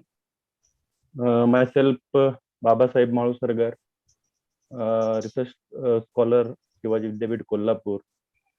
My research guide, Dr. Sunil Dattatreya Chavan. मेरा paper Marathi में है, इसलिए मैं मराठी में बात करूंगा. Yes, sir. Thank you thank you. माझा paper जो आहे तो आपण सिलेक्ट केला त्याबद्दल आपल्या सर्वांचं ऑर्गनायझेशन टीमचं मी सर्वांचा धन्यवाद मानतो आणि माझ्या पेपरला सुरुवात करतो. माझ्या पेपरचं विषयाचं नाव आहे बायो बबल, कोरोना महामारीच्या काळात क्रीडा क्षेत्रासाठी तारक एक अभ्यास. ही प्रस्तावना आहे ती पुढील प्रमाणे. संपूर्ण जगावर कोरोना महामारी थैमान घातले आहे. भारतात देखील कोरोनाने अनेक नागरिकांना बाधित केले आहे. तसेच कोरोनामुळे अनेकांचे जीव गेलेले आहेत. या संकटाचा सामना करण्यासाठी केंद्र सरकार बरोबर राज्य सरकार अहोरात्र झटत असल्याचे आपणास दिसून येत आहे. त्यानंतर दुसरा जो आहे तो कोरोना महामारीमुळे लॉकडाऊनची परिस्थिती निर्माण झालेली आहे. त्यामुळे महामारीचा फटका प्रत्येक क्षेत्राला बसला आहे. त्याचबरोबर क्रीडा क्षेत्राला कोरोना महामारीचा फटका बसलेला आहे. यासाठी काही उपाययोजना करणे महत्वाचे आहेत. त्यासाठी बायोबबल ही जी काही संकल्पना आहे, ह्या संकल्पनेचा वापर करून आपण या कोरोना महामारीवर थोडंसं काय मात करू शकतो. त्यानंतर माझा अभ्यासाचा विषय आहे, महत्व आहे, कोरोना महामारीमुळे खेळाडूंचे नुकसान झालेले आहे. क्रीडा क्षेत्राला त्यामुळे ब्रेक लागलेला आहे. क्रीडा क्षेत्रावर काही देशांची काही प्रमाणात अर्थव्यवस्था ही अवलंबून आहे. मैदान ही खेळाडूंची कर्मभूमी, त्याबरोबर एक प्रकारचे घरच असते. ते सर्व खेळाडू आता घरांच्या कोरड्यांमध्ये बंद झाले आहेत. जवळपास सर्वच खेळाडूंना कोरोना महामारीच्या निकषांमुळे खेळाचा कोणताही सराव करता येत नाही. काही मोठे खेळाडू घरातील व्यायामशाळेत व्यायाम करतात, पण प्रत्यक्षात मात्र मैदानावर जाऊन त्यांना सराव करता येत नाही. सांघिक खेळांचा सराव हा इतर खेळाडूंसोबत करावा लागतो, मात्र कोरोनाच्या महामारीच्या काळात खेळाडूंना एकत्र सराव करता येत नाही. काही खेळाडूंच्या करिअरला ग्रहण लागण्याची चिन्हे आहेत. क्रीडा क्षेत्राला आर्थिक फटका तर बसतच आहे, त्याबरोबर जगभरातील क्रीडा स्पर्धांची वेळापत्रकही कोलमडले आहे. अनेक स्पर्धा पुढे ढकलण्यात आल्या आहेत. जशी अर्थव्यवस्थेची हानी होत आहे, त्याप्रमाणे कोरोनाच्या या महामारीमुळे क्रीडा क्षेत्राची अमाप हानी होत आहे. त्यानंतर क्रीडा क्षेत्राचे महत्व. क्रीडा क्षेत्र हा साऱ्या जगाला मित्रत्वाचा आणि एकतेचा संदेश देतो. क्रीडा क्षेत्र सर्वांना शारीरिक, मानसिक, सामाजिक तसेच बौद्धिक दृष्ट्या तंदुरुस्त राहण्यास मदत करतो. त्याचबरोबर आपलं जीवन अधिक समृद्ध करण्यास मदत करते. त्यामुळे क्रीडा क्षेत्राचे महत्व कायमच अधोरेखित करण्यासारखे आहे. क्रीडा क्षेत्राला पुन्हा उभारी मिळणे अत्यंत महत्वाचे आहे. क्रीडा क्षेत्र केवळ स्पर्धात्मक खेळातल्या प्रगतीसाठीच नाही, तर संपूर्ण आरोग्यपूर्ण जीवनशैली विकसित करण्यासाठी आहे. त्यामुळे क्रीडा क्षेत्रासाठी कोरोना महामारीच्या काळात अनेक उपाययोजना करणे आवश्यक आहे. त्यातील एक संकल्पना म्हणजे बायोबबल होय. खेळाडूंसाठी तसेच स्थगित असणाऱ्या क्रीडा स्पर्धांसाठी विशेष बायोसिक्युअर वातावरणाचा वापर केला गेला तर नक्कीच त्याचा फायदा क्रीडा क्षेत्रासाठी होईल. माझे अभ्यासाची उद्दिष्ट जी आहेत ती प्रस्तुत संशोधनासाठी पुढील प्रमाणे माझी उद्दिष्टे आहेत. प्रस्तुत संशोधनात कोरोना महामारीचा क्रीडा क्षेत्रावर झालेला परिणाम तपासणे, बायोबबल संकल्पना अभ्यासणे, बायोबबलची निर्मिती कशी होते ते अभ्यासणे, क्रीडा क्षेत्रासाठी उपाययोजना अभ्यासणे, क्रीडा स्पर्धांचे महत्व स्पष्ट करणे. मी संशोधन पद्धती जी वापरलेली आहे ती डिस्क्रिप्टिव्ह पद्धतीची म्हणजे विश्लेषणात्मक पद्धतीचा वापर केलेला आहे. माझी परिकल्पना आहे कोरोना महामारीचा नकारात्मक परिणाम झाला. विशेष बायोसिक्युअर वातावरण च्या वापराने क्रीडा क्षेत्रासाठी फायदा होतो. विशेष बायोसिक्युअर वातावरण म्हणजे बायोबबलद्वारे कोरोना विषाणूचा प्रसार थांबवता येतो. माझा प्रमुख अभ्यास आता मी सुरू करतोय. पहिला जो पॉइंट आहे विशेष बायोसिक्युअर वातावरण म्हणजे बायोबबल म्हणजे काय. बायोबबल म्हणजे एक विशेष जैव सुरक्षित वातावरण होय, ज्याला इको बबल किंवा हब सिटी म्हणून ओळखले जाते. कोरोना महामारी काळात क्रीडा स्पर्धांसाठी उदयास आलेली एक सुरक्षित व्यवस्था आहे, ज्या व्यवस्थेत कोरोनाचा प्रसार तसेच संसर्ग रोखण्यासाठी आणि सुरक्षा निकषासह एका विशिष्ट ठिकाणी स्पर्धा आयोजित केली जाते. एका अर्थी बंदिस्त ठिकाणी. बायोबबलमध्ये असणाऱ्या व्यक्तींचा बाह्य जगात राहणाऱ्या लोकांशी कोणताही प्रत्यक्ष संपर्क राहत नाही. त्यात असणारे लोक बाह्य जगापासून पूर्णपणे लांब राहतात. मात्र ते मोबाईल फोन, व्हिडिओ कॉलिंगद्वारे बाहेर जगाशी संपर्कात राहू शकतात. स्पर्धेशी संबंधित प्रत्येक व्यक्तीची कोरोना चाचणी केली जाते. त्यानंतर ज्यांची कोरोना चाचणी निगेटिव्ह येते त्यांनाच बायोबबलमध्ये प्रवेश करण्यास परवानगी दिली जाते. एकदा बायोबबलमध्ये प्रवेश केल्यानंतर कोणत्याही स्पर्धेशी संबंधित व्यक्तीस बायोबबल मधून बाहेर जाण्याची परवानगी दिली जात नाही. बायोबबलमध्ये अशा लोकांचा समावेश होतो. अशाच पद्धतीने एक हंगाम स्पर्धा किंवा मालिकेसाठी बायोबबल स्थापित केला जाऊ शकतो. त्या स्पर्धांचे थेट प्रक्षेपण प्रेक्षकांना उपलब्ध करून देण्यात येते. दुसरा पॉईंट आहे बायोबबल कसा तयार केला जातो. स्पर्धेशी संबंधित येणारा प्रत्येक खेळाडू, संघ सहकारी, प्रशिक्षक, सहाय्यक कर्मचारी यांची स्पर्धेला जाण्यापूर्वी 2 वेळा कोरोना चाचणी केली जाते. त्यानंतर प्रत्यक्ष स्पर्धा ठिकाणी त्या ठिकाणच्या नियमानुसार जितके दिवस क्वारंटाईन ठेवण्याचे दिवस असतील तेवढे दिवस क्वारंटाईन ठेवले जातील. या काळात 3 वेळा कोरोना चाचणी निगेटिव्ह आल्यानंतर प्रत्येकास बायोबबलमध्ये प्रवेश दिला जातो. बायोबबलमध्ये प्रवेशित असणाऱ्यांना फक्त ठरवून दिलेल्या सरावासाठीचे मैदान, स्पर्धेचे मैदान आणि हॉटेल ज्यामध्ये राहण्याची व्यवस्था केलेली असते अशा ठिकाणी सरावासाठीचे मैदान पासून ते स्पर्धेचे मैदान ते राहण्याच्या ठिकाणापर्यंत विशेष जैव सुरक्षित वातावरण निर्माण केलेले असते. आणि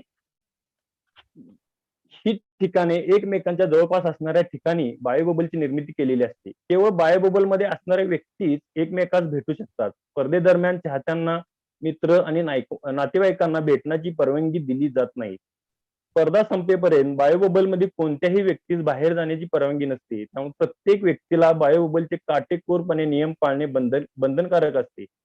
बायोबबल मधील प्रत्येकाची नियमित कोरोना चाचणी केली जाते. तसेच बाहेरच्या व्यक्तींना बायोबबलमध्ये प्रवेशास प्रतिबंध केला जातो. विशेष परिस्थितीत बाहेर गेलेल्या व्यक्तीस पुन्हा बायोबबलमध्ये प्रवेश करण्यासाठी त्याला क्वारंटाईन केले जाते. तिसरा पॉईंट आहे स्पर्धा प्रक्षेपण कसे केले जाते. बायोबबल मधील स्पर्धा ह्या सार्वजनिक प्रेक्षकांशिवाय केल्या जातात. बायोबबल मधील स्पर्धा ह्या टेलिव्हिजनच्या प्रेक्षकांना समोर धरून तयार केलेल्या असतो. त्यामुळे टेलिव्हिजन ब्रॉडकास्टर हा वेगवेगळ्या कॅमेऱ्यांच्या साह्याने स्पर्धेचे चित्रीकरण करतो व ते प्रक्षेपण टेलिव्हिजनवर थेट प्रक्षेपित केले जाते. त्यामुळे प्रेक्षकांना त्यांच्या आवडीच्या स्पर्धा घरी बसून थेट पाहता येतात. जरी प्रत्यक्ष स्पर्धेच्या ठिकाणी प्रेक्षक नसले तरी व्हिडिओ बोर्ड व कृत्रिम गर्दीचा आवाजाचा आभास निर्माण केला जातो. तसेच व्हिडिओ कॉन्फरन्सद्वारे व्हर्च्युअल समालोचन केले जाते. चौथा पॉईंट आहे कोरोना महामारीत बायोबबल परिणामकारक साधन. कोरोना महामारीच्या काळात Sir, I'm sorry to interrupt, but you'll have to wind up in 1 minute. Corona महामारीच्या काळात उत्तर अमेरिकेत प्रमुख व्यावसायिक लीग स्पर्धेमध्ये बायोबबल संकल्पना फार प्रभावी ठरली आहे. तेथील राष्ट्रीय बास्केटबॉल स्पर्धा तसेच हॉकी लीग स्पर्धेमध्ये बायोबबल अर्थात विशेष बायोसिक्युअर वातावरणाचा स्पर्धेदरम्यान कोणतीही व्यक्ती कोरोना बाधित आढळली नाही. मेजर लीग बेसबॉल स्पर्धाही अशाच पद्धतीने पार पडल्या. त्याचबरोबर इंग्लंडमध्ये झालेल्या मालिकेतही विशेष बायोसिक्युअर वातावरणाचा वापर केलाय. मी आता डायरेक्ट निष्कर्षाकडे जातो. कोरोना महामारीमुळे क्रीडा क्षेत्रावर नकारात्मक परिणाम झालेला दिसून आला आहे. यामुळे क्रीडा क्षेत्राची अतोनात हानी झालेली आहे. विशेष बायोसिक्युअर वातावरणाचा वापर केल्यामुळे कोरोनाचा संसर्ग थांबला गेला. यामुळे क्रीडा क्षेत्रासाठी बायोबबल संकल्पनेचा फायदाच झाला. अशाच पद्धतीने विशेष बायोसिक्युअर वातावरणाचा बायोबबल संकल्पना वापर करून कोरोना विषाणूचा प्रसार थांबवता येतो. Thank you madam.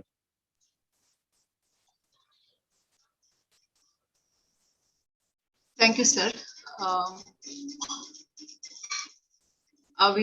Is Kirti ma'am ready for the presentation now? Madam, we will proceed.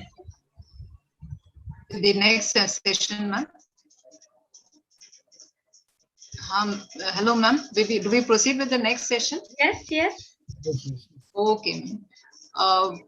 I thank all the paper presenters for their scholarly contribution to the webinar. And I now request Dr. Sushila Yadav, who is also the co-convener of the conference, to propose the vote of thanks. Over to you, Sushila ma'am. Thank you, Mini ma'am. I hope I'm audible and visible. Yes. At the outset, I wish to quote Dalai Lama, "The roots of all goodness lie in the soil of appreciation." Respected chairperson of this session, Dr. Sunil Amrutkar, Principal, Gokula Education Society, Sir Dr. M.S. Gosavi College of Pharmaceutical Education and Research, Nashik, India, Principal Dr. Mrs. S.V. Sant, Vice Principal C.A.R.N. Doshi, Coordinator of the session, Professor Mini Rajan, Reporter of the session, Dr. S.B. Karande, eminent guests, delegates, dignitaries, special invitees, participants across the globe, and my colleagues. I deem it a great honor and privilege to propose the vote of thanks for the technical session 6 on pandemic and industrial sector.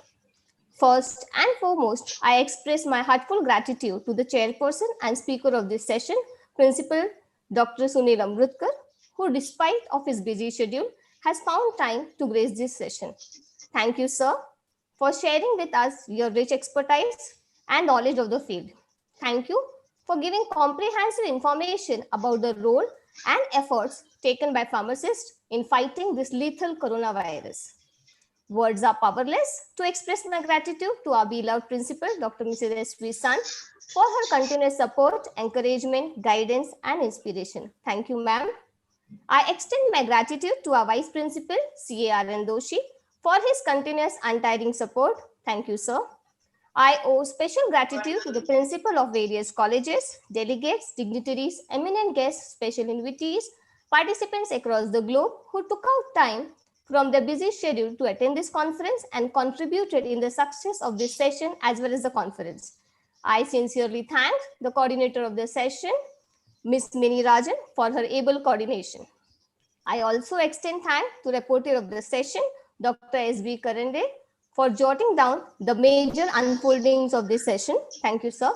Vote of thanks is also due to the paper presenters for their excellent presentation and very informative and thought-provoking papers. So thank you to the all paper presenters. My heartfelt thanks to the technical team and my colleagues for their continuous support and assistance. Finally, I thank one and all for the direct and indirect cooperation and support for making this session a success. Thank you all once again.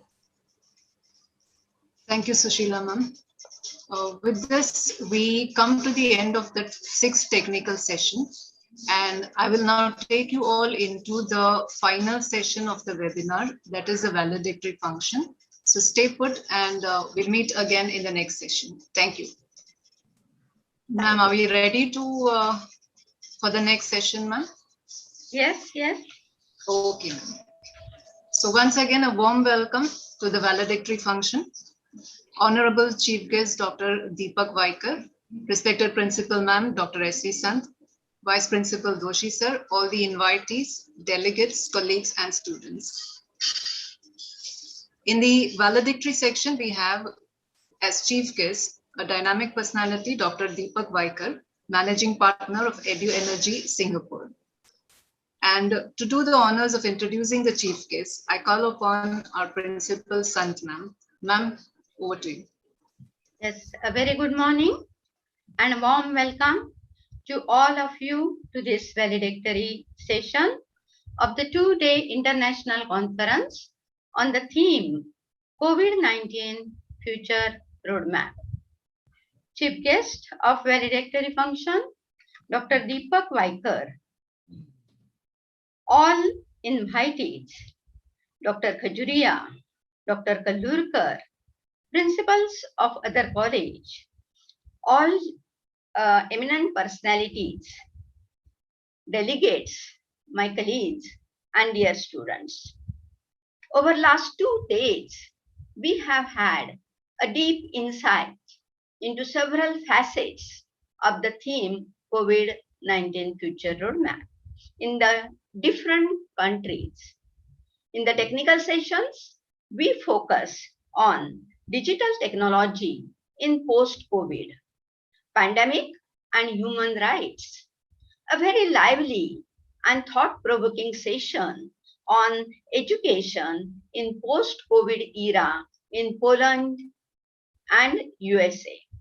And just now, we discuss the impact of pandemic on industrial sector and particularly the role of pharmacist in pandemic situation. We had Dr.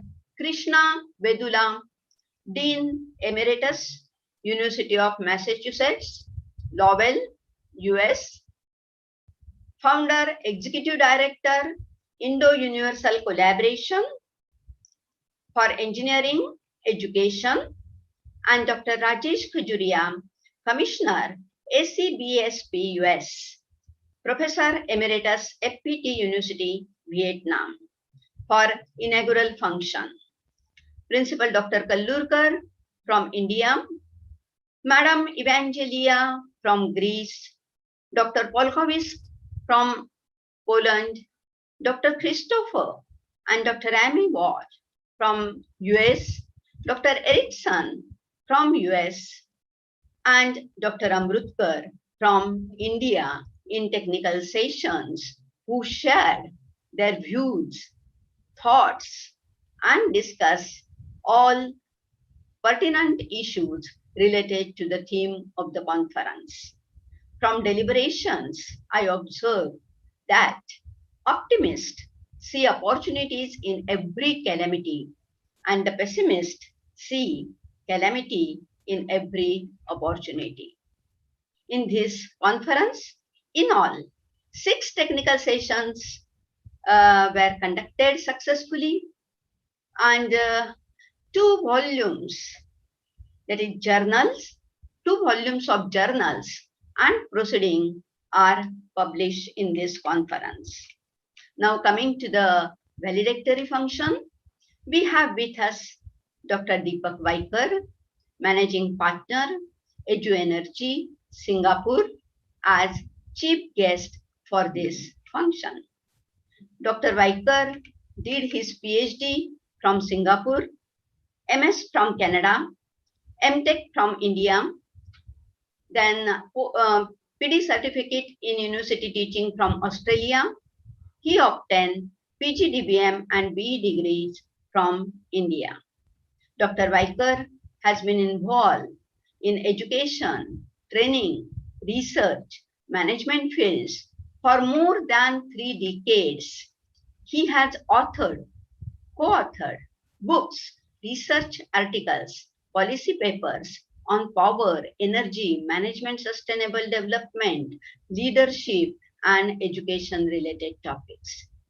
He has served various committees in professional bodies like Chair of the Institute of Electrical and Electronic Engineers, Power and Energy Society, Chapter Singapore.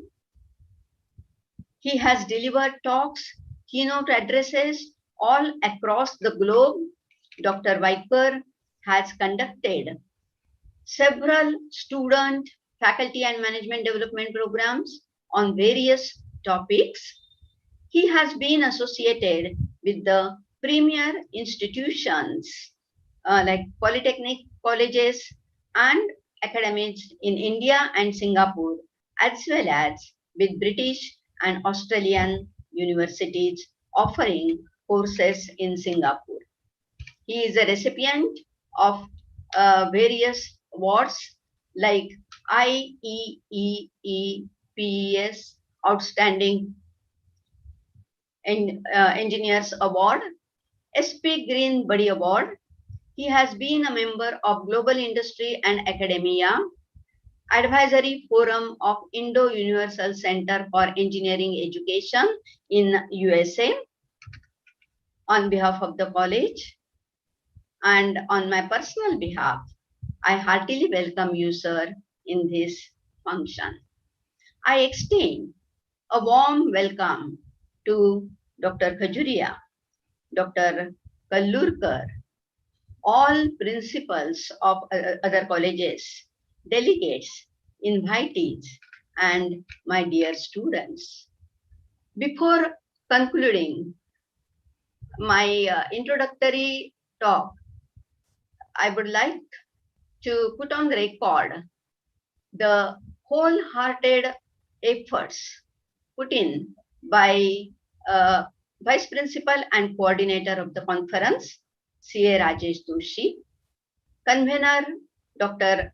Sandeep Karande, co-convener Dr. Sushila Yadav, technical team Professor Rupal, Professor Vinaya, Professor Forum, Professor Praveen, Professor Zarkoli, and all coordinators and co-coordinators and rapporteurs, and organization team members, my colleagues, and all delegates in making this conference a grand success.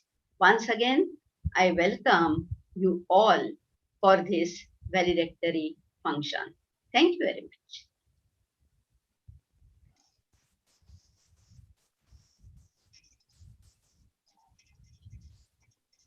Hello.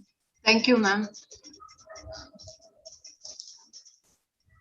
Thank you, ma'am, for the kind encouraging words and for the brief summing up of our webinar, the 2 days webinar. In fact, since yesterday, as ma'am mentioned, we have had a number of sessions, experts from across the globe sharing their knowledge and experience, presenting their views on future developments in the new normal. The valedictory session is a time to ponder on what we have achieved in these last 2 days. Professor Smriti Salunke will now read the report of the conference, highlighting the main points of the speakers of the various sessions. Smriti ma'am, over to you. Thank you, ma'am. Good afternoon to respected principal, faculty members, esteemed guest of honor. I feel privileged to read out the report of 2-day international web conference. A 2-day international web conference have been organized by Gokula Education Society, Prabhavsai Vartak College, Borivali on 21st and 22nd May 2021. The theme of the webinar is COVID-19 Future Roadmap. The webinar is streamed simultaneously on Zoom as well as on YouTube. The conference began with the Gokula Education Society song. The inaugural session began with a welcome speech of our principal madam, Dr. Mrs. S.V. Sun, followed by the introduction of the chief guest, Dr. Krishna Vedula, and the guest of honor, Dr. Rajesh Khajuria. In the inaugural address of Dr. Krishna Vedula, he focused on problem solving as an objective of education. According to him, education should be multidisciplinary and generate problem solver, creative thinker, and a future leader. He also pointed out the negative impact of the pandemic in the digital platform, while making online education a challenge in rural areas, especially in the countries like India. The virtual release of the proceedings of the conference was done by Dr. Krishna Vedula and Dr. Rajesh Khajuria, sir. Professor Dr. S.B. Karande, the convener of the conference, extended the vote of thanks and expressed his gratitude to one and all for gracing the occasion. Soon after the inaugural session, the first technical session on the pandemic and digital technology began. It was chaired by Dr. S. Kalulkar, principal of Atharva College of Engineering, Mumbai. He pointed out that every generation has to face some crisis, but ultimately human race triumphs over all these adversities. He rightly mentioned that technological advancement will become part of the post-pandemic world. However, in this session, 2 papers were presented. The first paper of the session was presented by Dr. M. Deepa from Tamil Nadu. The title of her paper was Student Perception Towards Online Education During Pandemic with special reference to Polchi Taluka in Tamil Nadu. The second paper of the session was presented by Ms. Chetna Suri from Jammu and Kashmir. The name of the title of the paper was the COVID-19 Pandemic and Needs of Digitalization in Education. The second technical session on pandemic and human rights was chaired by Mrs. Evangela Vasilkavo, the academic English tutor from Greece. She highlighted the various issues that have appeared during ongoing pandemic. She stressed on how the government of various countries can keep the people informed about the issues concerning their health. She stressed on the prevention and care to be taken during pandemic, and also spoke on the need to minimize the divide that has been created during the recent pandemic. In this session, a paper was presented by Professor Aniket Salvi, the professor of Gokula College, Borivali. The name of the paper was COVID-19 State Surveillance and Human Rights, wherein he cited example of various countries to put forth the current human rights issues during pandemic. The third technical session was on the pandemic and service sector, which was chaired by Dr. Rajesh Khajuria, sir, the founder director of CKSVIM Business School. He stated the three important values of Bhagavad Gita, which are Gyan, Karma, and Bhakti. He further emphasized on the universal principle which contained in the Bhagavad Gita, which can very well be applied to corporate aura by keeping an open mind and expanding the circle of excellence. The keynote resource speaker of the session were Dr. Zdzislaw Polkowski, the professor of UJW from Poland. Dr. Polkowski, in his speech, talked about the challenges faced by the lecturers for teaching online during the pandemic situation. However, the lack of awareness and the lack of knowledge was a big hurdle, which the students as well as the lecturers had come across on the remote platform. He further talked about the survival of SMEs during the existence of e-commerce in era of coronavirus. However, in this session, paper was presented by Professor Gurupendra Kumar from Allahabad. The name of the paper was The Mahamari Mein Pravasi Mahila Ka Jivan. This paper dealt with the effect of pandemic on the migrant labor with a special reference to the vulnerable group, that is females and the children. The second day of conference opened with the fourth technical session on the roadmap of service sector. This session was chaired by Dr. Rajesh Khajuria, so the founder director of CKSVIM Business School, where he emphasized on the challenges faced by educational sector in pandemic times. He also categorized the issue into two types: management issues, which are basically about the leadership and the infrastructure, and the issues faced by the students and the teachers, which are generally regarding to the attentions, excellence, and the performance. The keynote resource speaker of the session was the Dr. Christopher Spichers and Dr. Amy Washo from Marywood University, USA. They shared the roadmap of the future for the USA education sector, where there is a lack of uniform vaccination policy by the government. They also pointed out the chaos in the coordination of vaccine in the USA, where they mentioned about the aid funding which has been provided to the students in the university. The fifth technical session on the pandemic and future of education sector was chaired by Professor Lance Erickson from Austin Community College, Texas, USA. He stated that the goal of the education should be is to acquire the knowledge, to develop the problem-solving skill, to learn to communicate with others, and synthesize the information, and later pass the test. He focused on the method of teaching, which should be student-centric rather than teacher-centric. The last session of this conference, was the sixth technical session that is on the pandemic and industrial sector.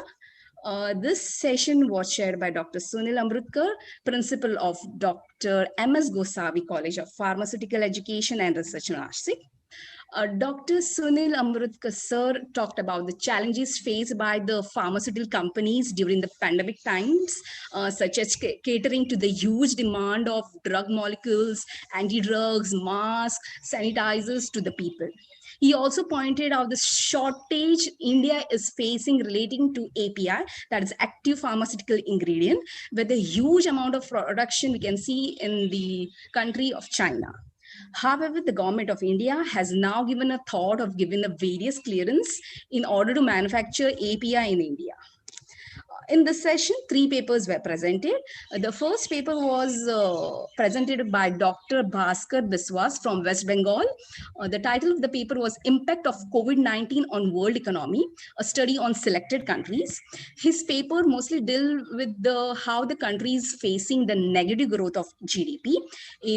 And in order to overcome this negative growth of GDP, the government has to increase the disposable income. The second paper of the session was presented by Dr. Rama Gandotra from Punjab on COVID epidemic and rural development. The paper dealt with the COVID impact on rural areas, and government should give more power to panchayat in order to overcome the COVID situation. And the last paper of the session was presented by Mr. Babasaheb Sargar from Kolhapur. His paper title was on the bio-bubble corona महामारीच्या काळात क्रीडा क्षेत्रासाठी तारक एक अभ्यास. So his paper mainly focused on the importance of biobubble in the fields of sports during pandemic time. Thank you once and all. Thank you, Madam. Thank you, Smriti ma'am. The report has revealed the brainstorming that has taken place in the last 2 days. Thank you. And I also thank all the rapporteurs who have made the report for the different sections. Thank you, Smriti ma'am. Now we come to the valedictory function, and the final say on the theme of our webinar will be from Dr. Deepak Vaikar, our chief guest for this session. I invite Dr. Vaikar to address the delegates and present his views on the theme of the webinar. Over to you, sir. Thank you very much. Can you hear me? Good afternoon, sir. Good afternoon, ma'am. Thank you very much, Dr. Suhasini Sanji. I would like to show my few slides. Is that okay, ma'am? Yes, yes. Okay, I will go and now go for just quickly. Can you see my slides now? Yeah. Okay, because first of all, I'm very, very thankful for your kind invitation. And when Professor Kalurkarji and Principal Suhasini Sanji invited me for this very interesting conference, I do not know how to respond, because I looked at now the way you have got the galaxy of speakers, distinguished speakers are there, and therefore when you say COVID-19 future roadmap, okay, I was just wondering what I can share with you, because most of the things have been already shared, starting with the Professor Krishna, okay, at the inauguration, and then you mentioned about the distinguished speakers. But still then, because you have called me to address as the chief guest, मुझे कुछ तो कहना पड़ेगा, okay. So Bhavi Sadak Manachitra. I think I just was looking at what is the roadmap. Bhavi Sadak Manachitra. Okay, that is what I found it. Bhavi. Okay, let us see. Okay. So yeah, and I do know. Okay, jab aapne, when you call me Mukhya Atithi, okay, chief guest, and I can tell you, during this time, calling somebody to your home is very, very risky. But I think that you have taken that risk because Singapore is less affected by COVID-19. It looks like that. Okay. Otherwise, I know it would have been very, very challenging. But yes, Singapore has less number of cases, but still we have to follow all the protocols. Anit, आप कह रहे हैं road map, what दिखाओ, okay? What दिखाओ, road map. Question arises now. मुख्य अतिथि what दिखाएंगे? Madam बीच-बीच में चलेगा ना थोड़ी Hindi? Yeah, okay, it's all right. And या what लगाएंगे, ये भी हो सकता है. हाँ, सवाल है आपने बुलाया है ऐसी वक्त. I know very challenging time, and most of things are covered. Then I was just reading, and when I was listening to Professor Smriti's report, and when you also in the introductory remarks mentioned how everybody has contributed almost all sectors. मेरे लिए कुछ रखा ही नहीं, ऐसा हो गया है क्या. what I should say now, सवाल ये होता है, लेकिन अब मौका दिया है तो छोड़ूंगा नहीं. ओके, क्योंकि आपने बुलाया अतिथि देवो भव, तो मुझे पूरी पूरी उम्मीद है, आशा है कि आप जो भी मैं कहूँगा उसके लिए थोड़ा मुझे मौका देंगे. जरूर. या क्योंकि आप हमारी परंपरा वैसी है. Okay, so I take the blessing. I know blessing of the goddess Saraswati. Om Saraswati Namastubyam Varde Kamarupini Vidyarambham Karishyami Siddhir Bhavatu Me Sada. Okay, her blessings are very important for us, and I'm sure it has been there. That is why your conference has been so successful. And somehow I got the link later on. Otherwise, I would have joined and listened to those experts, listen to others. But that's okay. Sometimes it is good also that I do not know what happened. Okay, and then I start saying whatever I want to say. So I'm going to share with you based on my personal study, research, interaction, observation. Okay, because I could not join all the sessions, so there is a possibility some of the things could be overlapping. And as a मुख्य अतिथि हो तो मुझे मौका मिलना ही चाहिए. कोई हर्ज नहीं. हाँ, कुछ कहूँगा, कुछ अलग से. Okay, so COVID-19, I don't have to say much about it. All of us know about future roadmap. Okay, transition strategy, because when you have got future roadmap, most important part is from now here to somewhere there, how you are going to achieve that. That is where you need a very strong transition strategies. If you don't have that one, you'll be only looking at when it will arrive. When it will arrive. Challenges, opportunities, summary and conclusion. Very quickly, all of us know that this COVID-19 has made our world upside down. We like it or not, massive disruption. And Professor Kallurkarji will agree with me on this one. And you said for designing, drafting future roadmap, I'm sure all experts, as you mentioned, over the 2 days must have dealt with the root causes. What has happened? Root causes, most important. And providing certain solutions and roadmap. आपको तो पहले यह बूढ़ों पर, बाद में नौजवानों पर, और फिर बच्चों पर हमला करता है. So I'm sure all your experts must address various things about this. और वैद्य और वैज्ञानिकों का कहना है, okay, clinicians, doctors, scientists, they have to say that जिनके फेफड़े कमजोर है, okay, whose lungs are not that strong. One, जिनके खून में चीनी बहुत ज्यादा है. okay, चीनी ज्यादा है, बहुत ज्यादा है. और जिनका दिल कामचोर है. कुछ बोलेंगे कमजोर, कामचोर, दिल काम नहीं कर रहा है. उनके लिए ये विषाणु बहुत ही खतरनाक है. I'm sure all of you must have. This is what I'm just summarizing in this 4 lines. That okay, not mine. Okay, all of them are saying it. So जिनके फेफड़े कमजोर है, जिनके खून में चीनी बहुत ज्यादा है, जिनका दिल कमजोर है, उनके लिए ये विषाणु बहुत ही खतरनाक है. So obviously, if you are looking for the roadmap, you have to address that. यहाँ पे I would have played this one, but because of time limitation, आपको पता है road map is, कौन बोलेगा कि कोई लौटा दे मेरे बीते हुए दिन. I know, okay, all of you must have heard this wonderful song by Kishore Kumar several years back. Okay, बीते हुए दिन हो मेरे, now जो भी कहना है, okay, कोई लौटा दे मेरे बीते हुए. I think that is what everyone is thinking about. We want to go back to the old nice days. Though we are calling it COVID-19, post-pandemic, but we want to go back to old one. If that is the case, how we want to go back there? Will you be able to go back? Everybody's talking about business as well. Okay, and I remember, ma'am, if you can recall, almost 1 year, more than 1 year back, in the February 2020, I was at your campus there. Wonderful. Yes. Yeah, last year. And incidentally, at that time also, you invited me as a chief guest for valedictory function. And I recall those very cherished memories. I had interaction with your team and students and faculty member. Wonderful, few days only, 2 days only.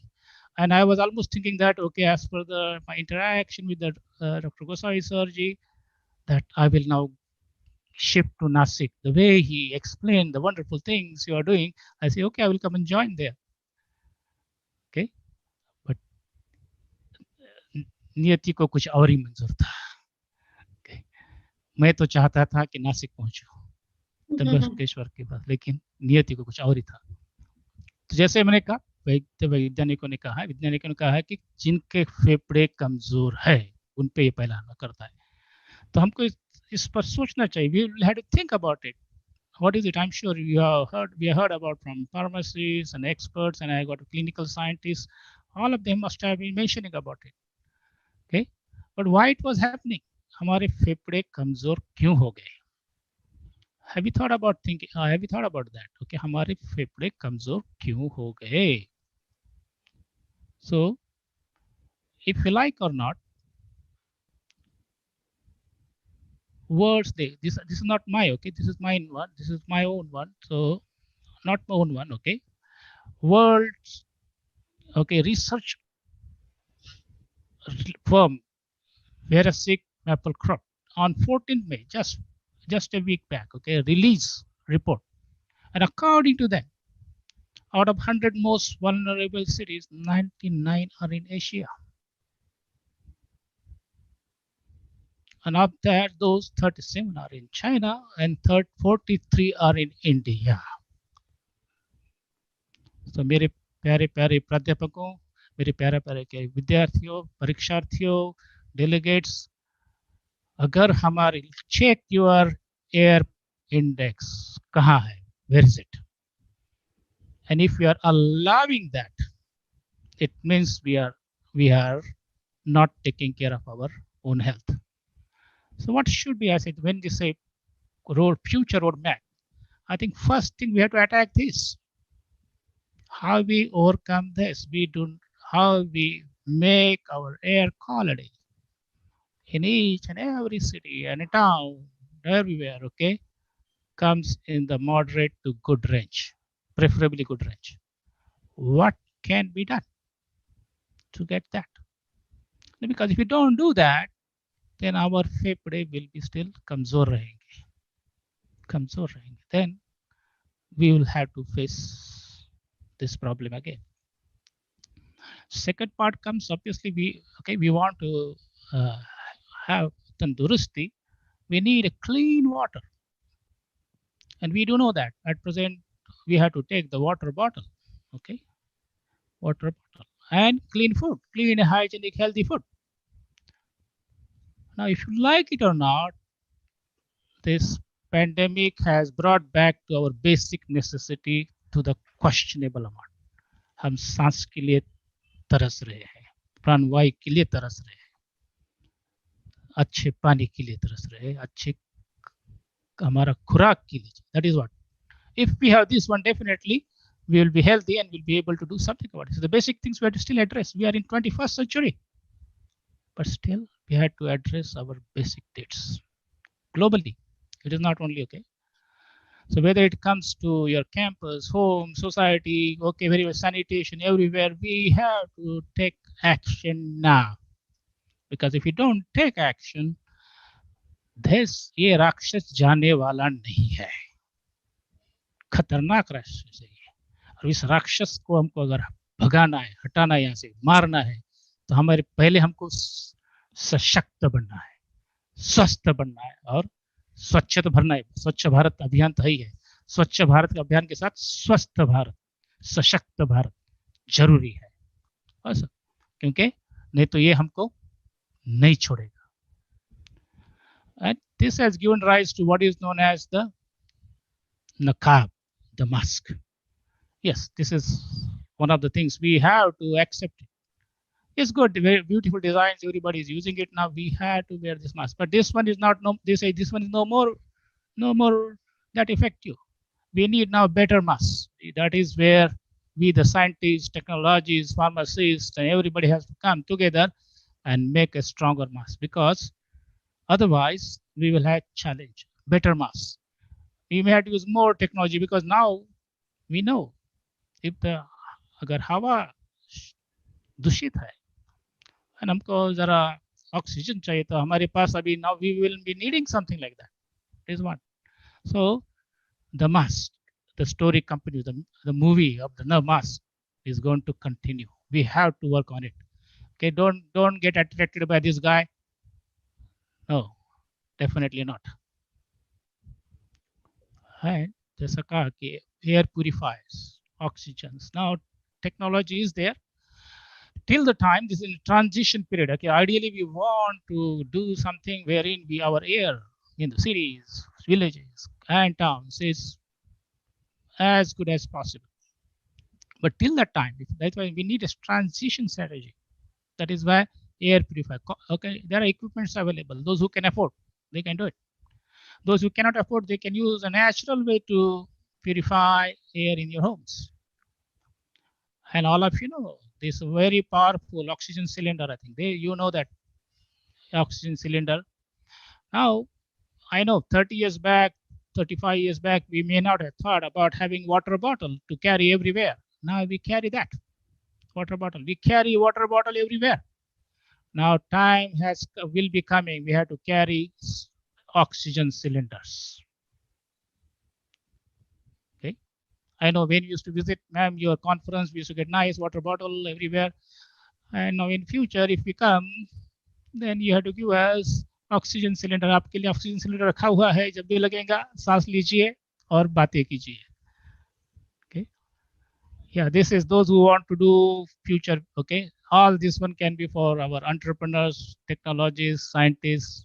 We have to commit and make it so portable so that anybody needs that one. We have to, so nobody should die without the oxygen, something like that. This is where the future roadmap I would like to see. I do not have capability, I don't say, but I can guide. Okay, I can work with and work on those projects. That is what as engineering graduates we can see. And Professor Kallukar and his team is also there. We will work with them also. So this is the first thing. First, we have to address it. We like it or not. If any of your papers, any of your policies, any of your roadmap does not address this one, it has no value. Whatever it might look like 2030, 2030, but no value. Because would you like to go back to the old, same normal, polluted normal? Do you want to continue with this? If you feel that that is the way we want it, then get ready to face corona after corona's attack. That ये राक्षस फिर आपको छोड़ेगा नहीं, बार बार आके उड़ाएगा. Burning of your garbage. Do you want to go back to this old normal?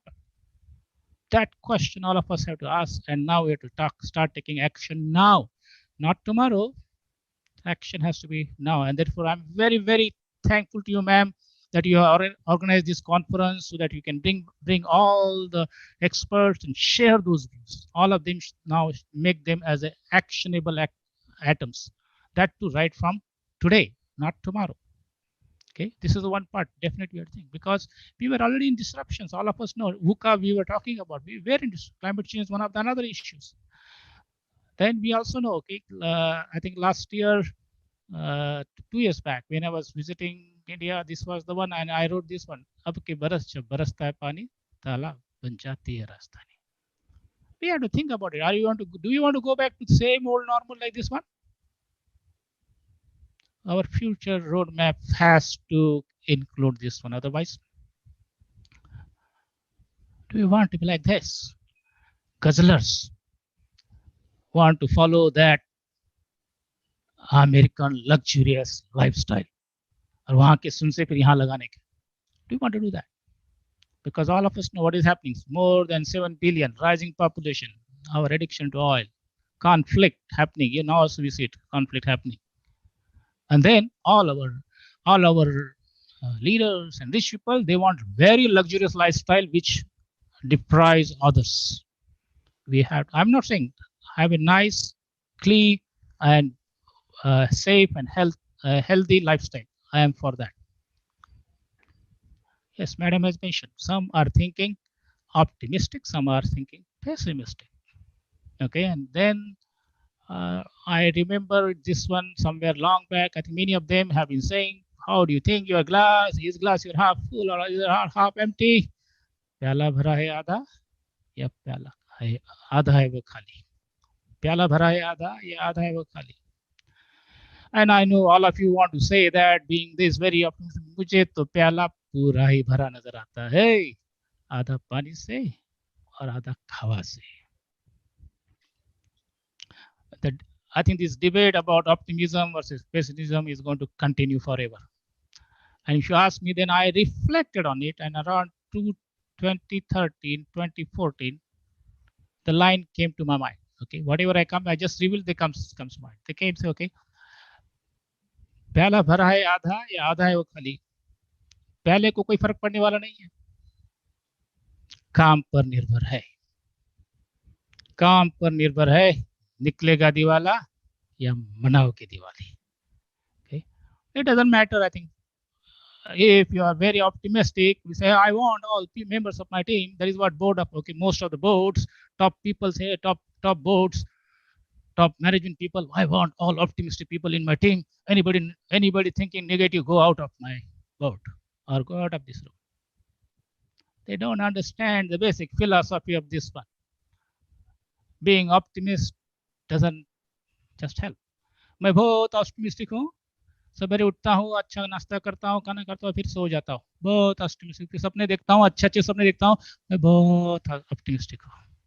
फिर शाम को थोड़ा घूम के जाता हूँ, मेरे दोस्तों से बातें भी करता हूँ, फिल्म देखता करता हूँ, फिर अच्छा खाना खाता हूँ, सो जाता हूँ, बहुत ऑप्टिमिस्टिक हूँ मैं.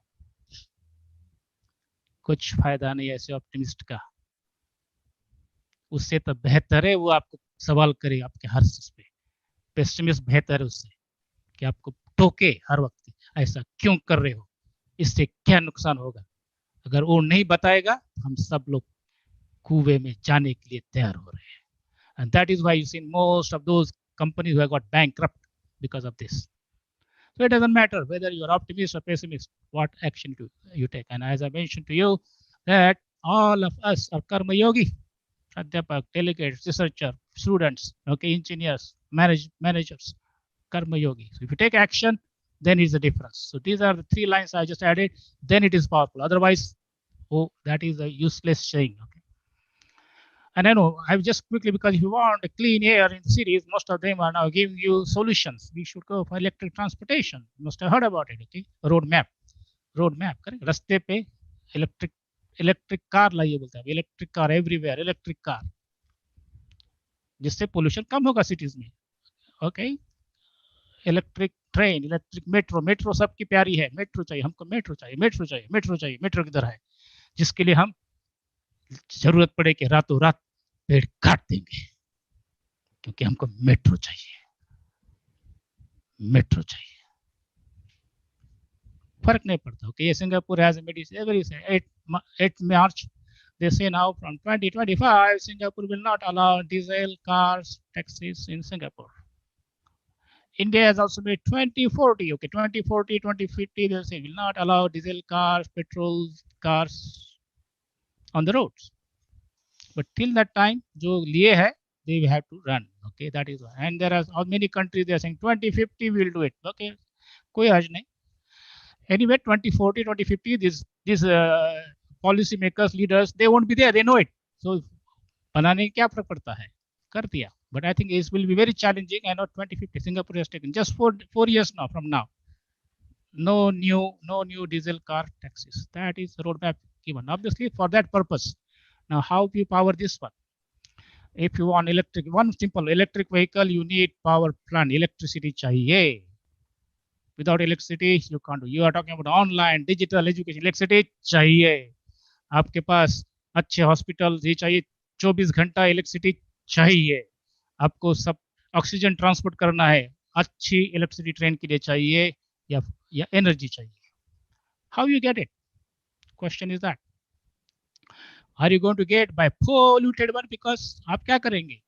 Pollution will be just shifting. You're shifting pollution from one place to another one. You're not solving the problem. That is not the way to solve the problem. इसको इधर से मेरे घर से निकालो और किसी और के घर में कूड़ा डाल दो, बस हो गया, मेरा घर साफ हो गया। मेरे कॉलोनी से निकालो, किसी और शहर से निकालो, कहीं गांव में डाल दो, हमारा शहर स्वच्छ हो गया, मेरा कॉलोनी स्वच्छ हो गया। बाकी बाकी बाजू उसके वॉल के बाजू में डाल दो सब कुछ, दीवार के बाजू। Now, if you don't do this, you don't use the technology to take care of it, I can tell you, this pollution will come back to the city. It has come back, it will continue to come back. Okay, this air pollution travels. Okay, it doesn't look at the boundary. आपके immigration officer कुछ नहीं कर पाएंगे, आपके custom वाले भी कुछ नहीं कर पाएंगे. It can travel from one place. That is what is happening. Yes, in Singapore also we face it. Every year from Indonesia, pollution comes. We have to face few weeks. So unless we go for technology, simple choice. धुएं वाली चाहिए या स्वच्छ चाहिए electricity? Simple choice, A or B. You put in chat box A or B. Simple choice. Do you want to transport coal all the way from Jharkhand to Kerala to generate electricity? Or do you want to use this one? You decide, okay, A or B. Very simple. Now, this is what roadmap. ये रास्ता चाहिए. This is the roadmap you want. A polluting one or a clean one. रास्ता, जब रास्ते बांध रहे, okay, highways you are making. I know you, now we are talking about highways also. Highways, what type of highways we need it? कैसा चाहिए? Yes, कचरा जलाना है, खेतों में भी जलाना है, waste, burn waste, or generate electricity from the waste, energy from the waste. Clean energy, green economy. Simple choice, A or B. कौन सा रोड मैप चाहिए? रास्ता बाएं लेना है या दाएं लेना है? Simple. I'm going to go very quickly. Do you want a green economy or black economy, brown economy? कैसी चाहिए आपको? Circular economy. Okay. पेड़ को काटना है या पेड़ को लगाना है? आपको तैयार करना है, डिसाइड करना है, फैसला आपके ऊपर है. Whatever waste you want to reuse, recycle, reduce, or throw and burn, फैसला आपका है. That is what is the roadmap you wanted? Because currently we are in, they call linear economy.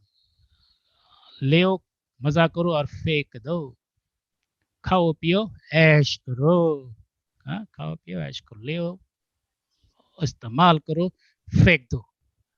About the use, about the people also do about the people also. They take them, use them and throw them. That is what most of the companies were doing last 1.5 years. काम हो गया, अपना we can't hold you back. Throw them out because I can't survive. But now they are talking circular economy, make, use, recycle.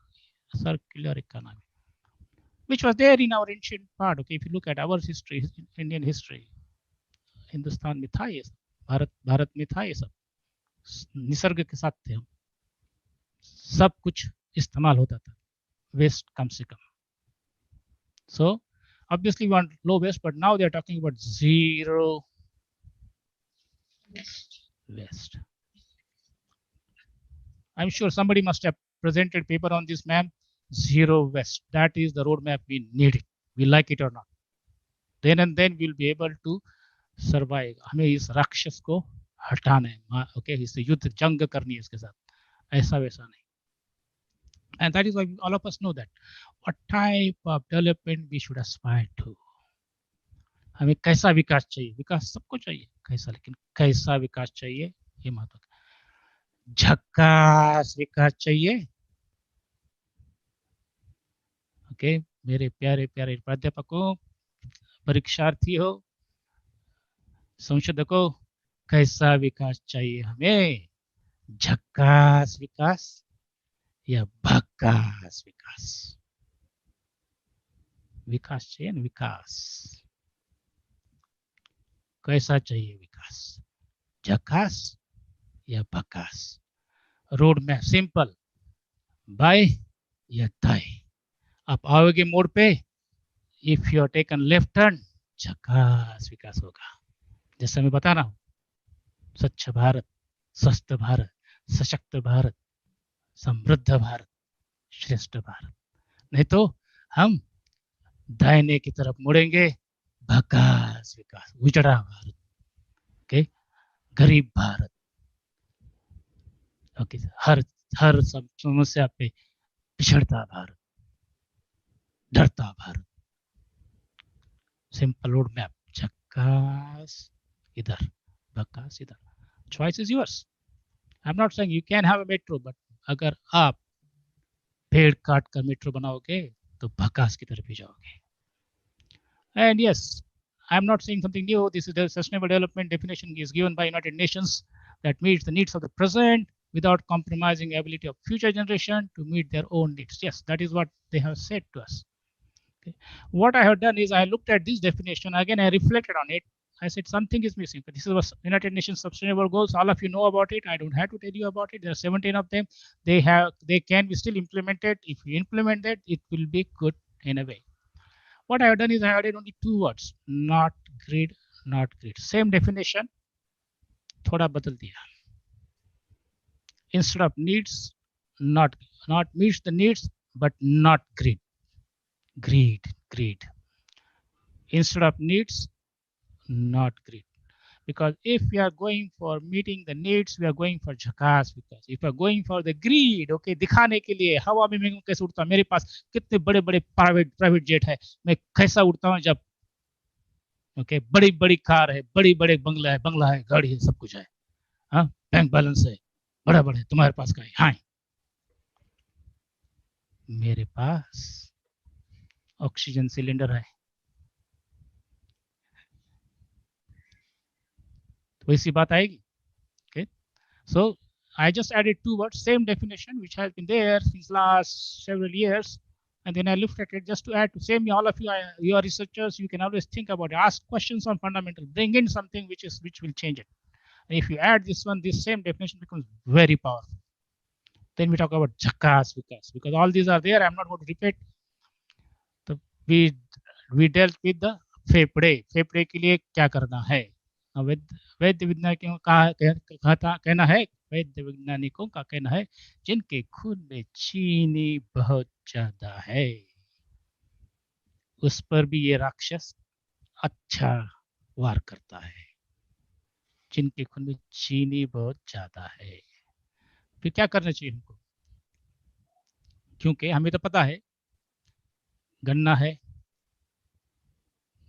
तो चीनी आएगी, गन्ना है तो चीनी है, चीनी चाहिए तो गन्ना है, यहाँ पे लगेगा, चीनी है, हाँ, गन्ना से चीनी है. हम सबको तो पता है सब जगह कुछ मीठा हो जाए. मुझे भी मीठा बहुत पसंद है, लेकिन अब मेरी बीवी मुझे डांटती रहती है, कितना क्यों खाते हो? तो बीच बीच में खा लेता हूँ, फिर भी कम कर रहा हूँ, बहुत कम कर रहा हूँ. ओके, तो गन्ना है तो चीनी है, हमें सवाल हमारे पास ये है कि हम हर इसमें कुछ मीठा हो जाए. हाँ, हम कुछ बोलते हैं लेकिन खाते हैं बहुत कुछ नहीं, बहुत कुछ मीठा हो जाता है. कुछ नहीं, बहुत कुछ मीठा हो जाए. कुछ भी हो हमारे यहाँ मीठा, चलो हो गया. अब ये कॉन्फ्रेंस बहुत सक्सेसफुल हो जाए, चलो पेड़े वाटा, चलो वाटा पेड़े खा रहे, चलो जोरों से खाते हैं, चलो आज जाते हैं कहीं पे अच्छा मिठाई खाते हैं. क्योंकि this is what causing a diabetic tsunami, which is not happening now, it has been happening for last decade or so, and all of us know that China and India are the world's capitals of diabetics. Okay, यहाँ पे चीनी हिंदी भाई यहाँ जरूर है, चीनी हिंदी भाई यहाँ पे है, बहुत सारे मधुमेह वाले हैं, diabetics. And you know, this is the one which is, those who have got this one, they are being heavily affected by the. तो सवाल हमारे पास ये है, सिंपल रोड मैप, गन्ने से चीनी बनानी है, चीनी चाहिए या तेल चाहिए? Simple road map, simple future, चीनी बनानी है या तेल बनाना है?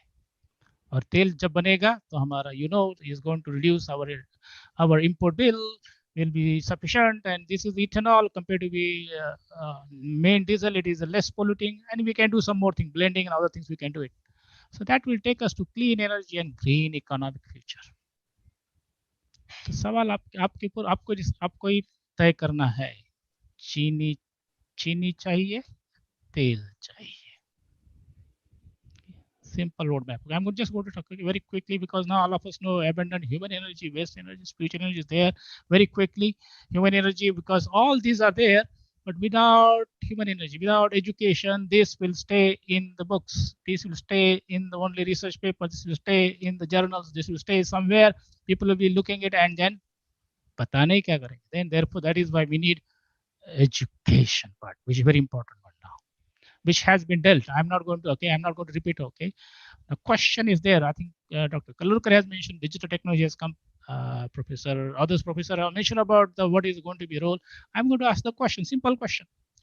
Are colleges, universities becoming outdated, irrelevant in view of advanced technology now? अगर आपको लगता नहीं तो कुछ मत करिए, बी ऑप्टिमिस्ट, ओके, खाना खाइए, पिए, सोइए, मजा ऐश सो जाइए, कुछ नहीं साहब, एवरीथिंग इज गुड. हमारे यहाँ ये है, हमारे वो है, वो कहते रहिए हमारे 10,000 साल ये था, 50,000 साल ये था, बोलते रहिए और सो जाइए. अब क्या है? That is the question. अब क्या है हमारे पास? फर्क नहीं पड़ता हमारे पास 50,000 साल पहले ये था, अब क्या है? क्योंकि हमको अब जीना है, हमें 50,000 साल पहले नहीं जीना है, अब जीना है. Okay, because this has come.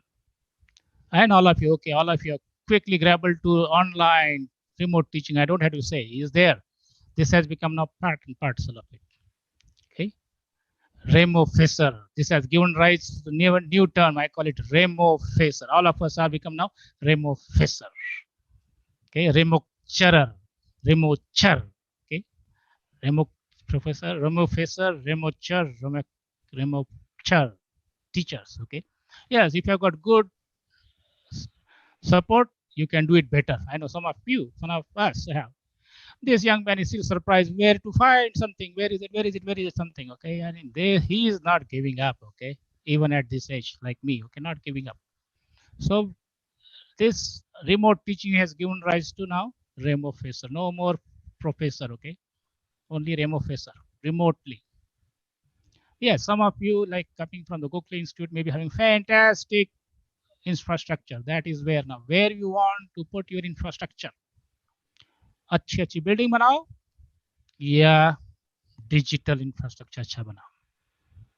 Simple road map. बड़ी बड़ी बंगले, बड़ी बड़ी बिल्डिंगें, बड़े बड़े क्लासरूम जो अभी एम्प्टी पड़े हुए हैं, बहुत बड़ा ऑडिटोरियम, मस्त ऑडिटोरियम जो साल में 2 या 3 बार इस्तेमाल होगा, लेकिन चाहिए क्योंकि मेरे जो प्रतिस्पर्धी है उनके कॉलेज में है, तो मेरे कॉलेज में भी चाहिए. नाइस फैंटास्टिक स्विमिंग पूल क्योंकि मेरे प्रतिस्पर्धी वाले में है, तो मुझे भी चाहिए. What is it you want to decide where you want to invest your infrastructure. Remote faces, okay, digital infrastructure or choice roadmap. Simple roadmap. Okay, simple roadmap. No, and all of you know that this industry 4.0 has brought in all this technology, 5G, AI, AR, VR, analytics, everything. How you want to utilize it? Question is that. Where you want to utilize it? How you want to utilize it? Okay, simple. So this has given rise to, okay, I call it now robo facer. Though you may be thinking you are a Remo facer, you are talking. Most of the online session are like a robo facer. One way only. Hard everybody is muted. Okay, they are, whether we don't know we are listening or not. What they are doing, we don't know. They are somebody, hey, I'm on and going all around.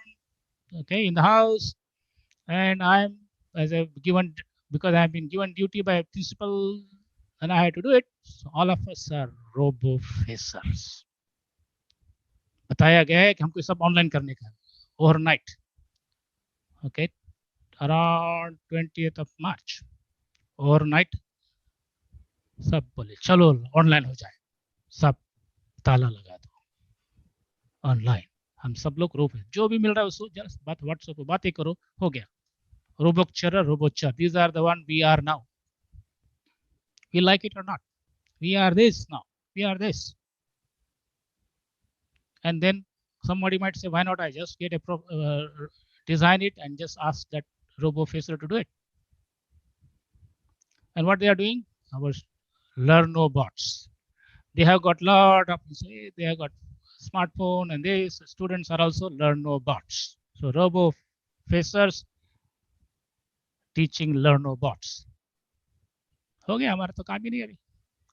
Robo-facers teaching learnobots. Technology overtake. I can tell you, coming soon. They will be some of the owners of the colleges, institutes, something will be telling you, no, I don't need you. I can program this guy who can teach this student learnobots.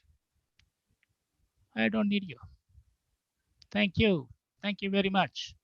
This is your last paycheck.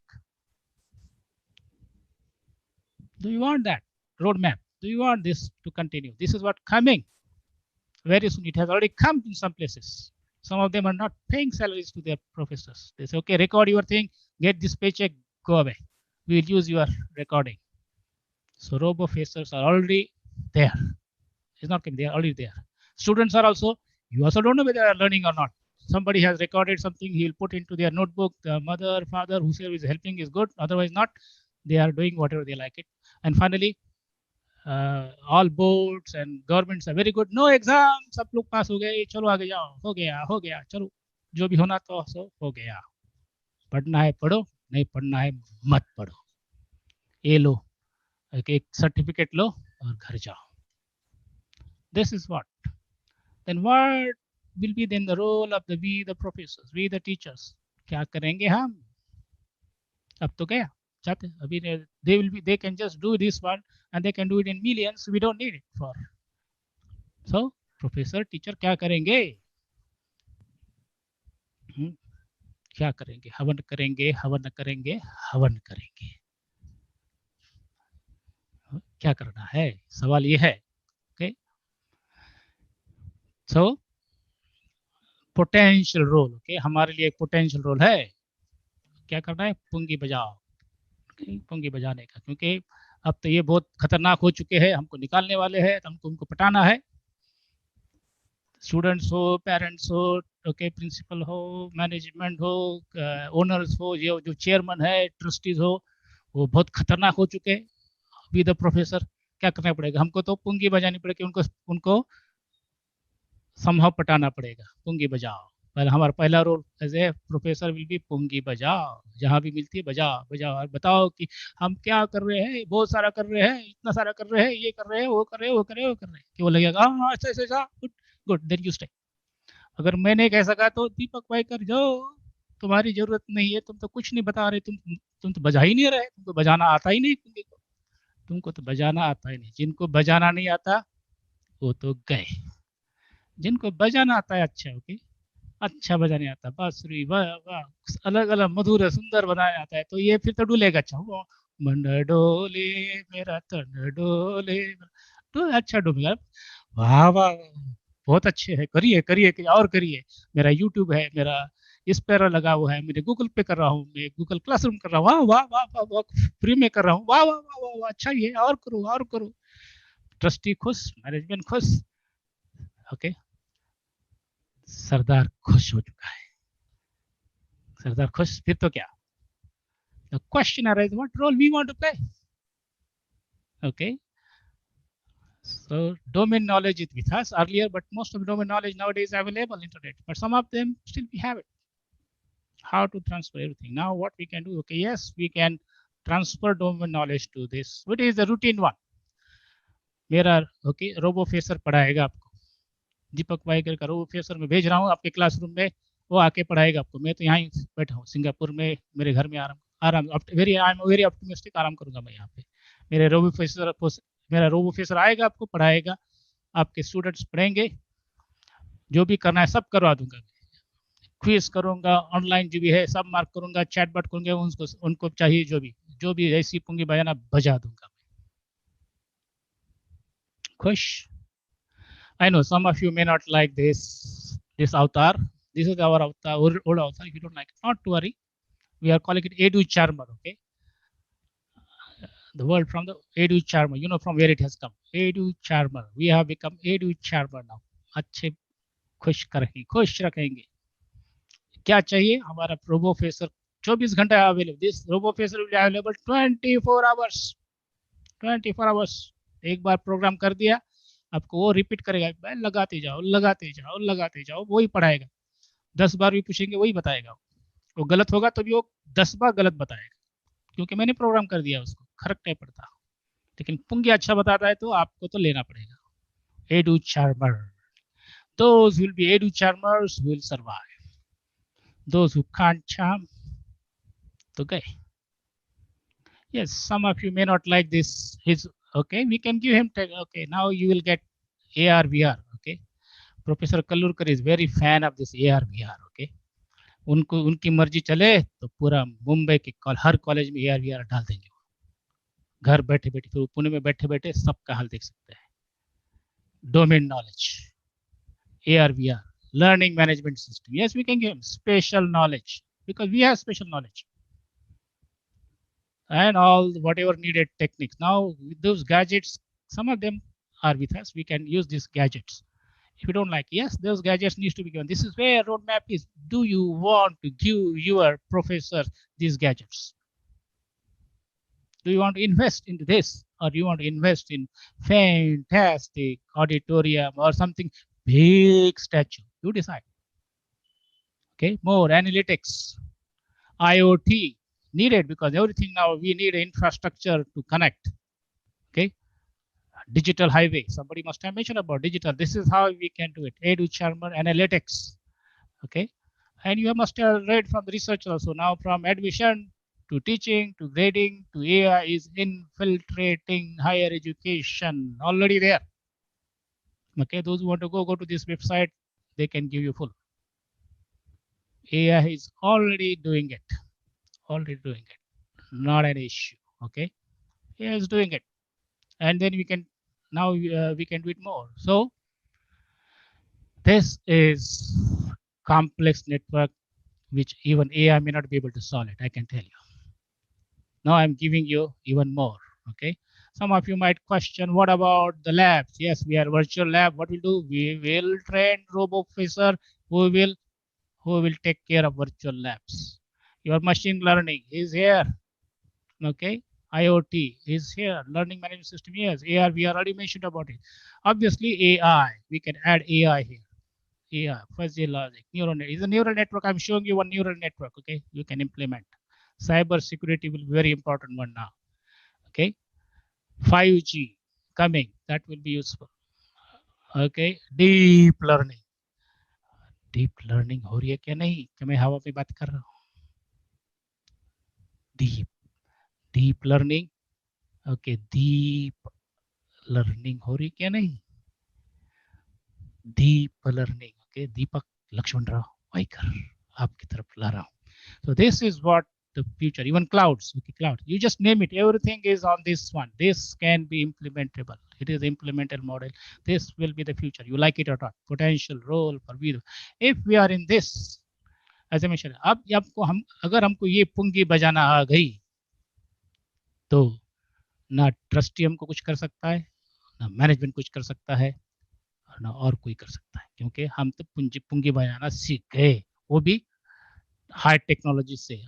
AI चाहिए, AI के साथ बजाएंगे. Okay, analytics चाहिए, उसके साथ बजाएंगे. Big data चाहिए, उसके साथ बजाएंगे. बिग डेटा चाहिए, बजाएंगे. This is the role we have to play, my dear प्यारे प्यारे प्राध्यापकों, researchers. You have no choice now. Deep learning. Okay.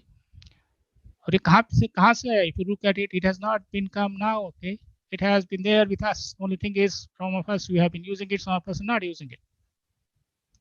Knowledge versus skill. That is what they are talking about. All the skills I just mentioned, education. Unless we do this better way, there will be very, very challenging task for us. That is why every green quadrant, brahmacharya, bachelor. That is why all of us are okay. Gurukul. We have got brahmacharya. All over the world, they say Bachelor of Engineering, Bachelor of Science, Bachelor of Commerce, Bachelor of Arts, Bachelor of whatever. They have taken from us, but we have forgotten. And obviously, by studying very well, we know Gyani, we go deeper and do study Gyani. No, our professors. And obviously now industry has come. You want these guys to go to कर्म dewy industry में जाओ internship करो उनका काम करो और pollution करो प्रदूषण बढ़ाओ do that want do you want that or we get the vision we get the knowledge we practice it and we achieve the mastery and then clearly decide which one we want it which one we don't want it.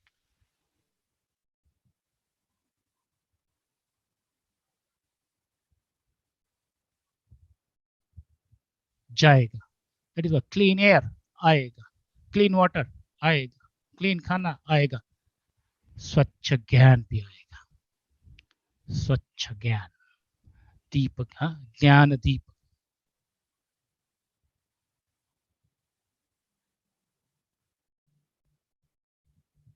yes tamasic this is what where you say oh I am very okay very optimistic but tamasic rajasic yeah want to take action only chalo kuch karo karo karo karo jo bhi karna hai karo then going deep knowledge sattvic so if you infuse knowledge skill and ability into this grid knowledge skill grid is well known okay everybody is doing it हमको skills development चाहिए हमको ये चाहिए सब चल रहा है but if you infuse into it ability grid ability third dimension knowledge skill ability then you will guna will come guna three guna we know it coming from our gurukul systems okay master disciple doctrine which has been there with us but somehow it has been phased out we are now trying to bring it some places they are trying but in a very small scale so if we can bring tamasic rajasic sattvic rajasattvic we the professors we the educators we the teachers we the planners of the education think this way I'm very sure we will achieve much higher one okay so this is what the vision for the reimagining learning and beyond everybody is talking about I am also sharing with you because now earlier students used to come from homes to colleges and university that is already not happening now colleges and schools and universities are going to home we are already doing it now for the last 1.5 years it is going to continue now we have to decide do you want to continue this way if you like it or not we'll have to probably yes national education policy says that we will allow 100 foreign universities okay to set up campuses in India I tell them change that they don't need to come to your campuses to set up campuses they can collaborate with the good colleges and universities and they can be there itself teach online okay hybrid model okay hybrid blended hybrid model so tell all policymakers no need for them to come here and build another big buildings and pollute and then everything okay don't no need that one you be there even from the United States of America you just deliver it Gokula Education Institute will take care of it how to do it properly like this one is needed where is the 100 or doesn't matter they know don't need to come same thing from me from Singapore don't have to come to now to Mumbai in Borivali to give this keynote I can come at a convenient time and do it share it this is now possible and earlier we were a little bit concerned last 1.5 years we got the practice about it now we are using it so it can be that so you don't need 100 okay yes I think you heard from Professor Krishna okay with whom we have been working we have been creating what is known as edu energypreneurs okay edu energypreneurs with the help of industries with the help of industries interesting part is he has been also got the contract to create solarized crematorium all of you know what is the problem we are facing now okay solarized crematorium he has created also and at low cost like okay all practice oriented one we are doing it at AG Energy will be very happy to work with anyone I think now I can come virtually anytime and design the program work with your program you like some of our program you take it we will deliver it online okay it has become very cost effective earlier you have to take care of airfare living expenses other things they're gone now all those I think this another thing has happened because of this is now like this conference otherwise imagine that if Dr. Subhasini Sanji has to organize this conference in Bolori Gokula Institute there. You have to call all these professors over there, take care of them. That I know that you have got a very beautiful hotel there. I stayed there, and every time take them there from airport to the hotel to the campus, and then care of them. Then they go back. It would have been very, very expensive. But now it is a fraction of the cost. If at all you want to give Guru Dakshina, you give them. Otherwise, some of them will be giving this different part. What you need is Zoom account. You have to pay for it. Some infrastructure, time of your professors. That's it. So cost has dwindled. So we can do it. We can do it. Powerful program.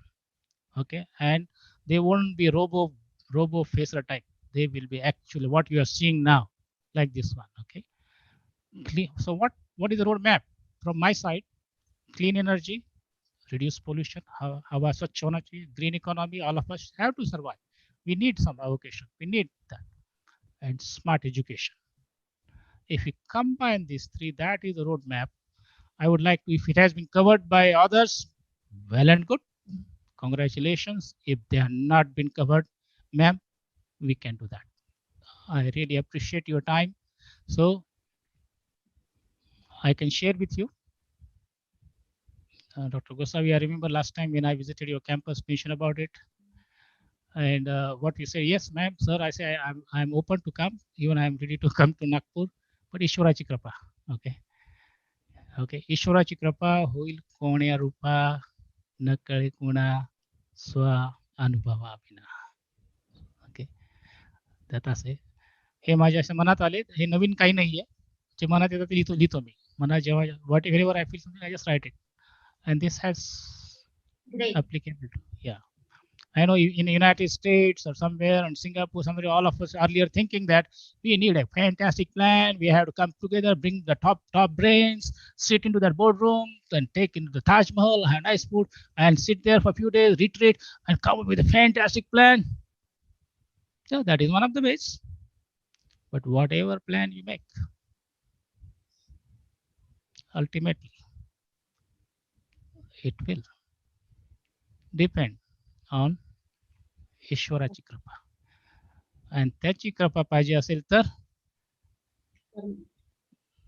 नामस्मरण करावंच लागेल.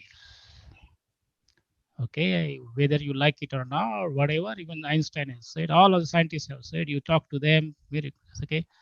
So if you want to achieve this one, if you want the peace of mind, whatever it is, magnanimity, and challenge to overcome, because we are facing challenge, we have to overcome it. No choice on that one. We have to overcome it. However, with our healthy mind, body, and spirit, we can do it. And for that purpose, मार्ग दिलेला आहे आपल्याला, साधू संतांनी दिलाय. आपल्याकडे संत प्राचार्य आहेत आज जे चेअर करतायत. ओके, त्यांनी दाखवलेला मार्ग दाखवलेला आहे. They have shown us the okay देवी देवतांचे नामस्मरण, आत्मशुद्धीकरण मी लिहिलेलं आहे. I will send it to you, ma'am, later on. Okay, it is a e-book I wrote when I was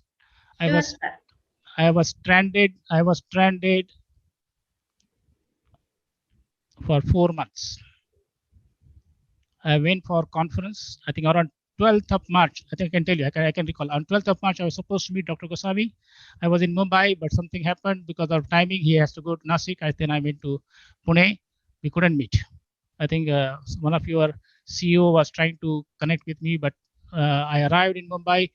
There was such a problem. I was supposed to go to Mumbai, and I can tell you that there's a completely different story. In spite of all this, I arrived there because I committed to conduct some conferences and webinars there. At that time, faculty development program. I went there, and then I conducted on 13th March my faculty development program. On 14th March, I did it.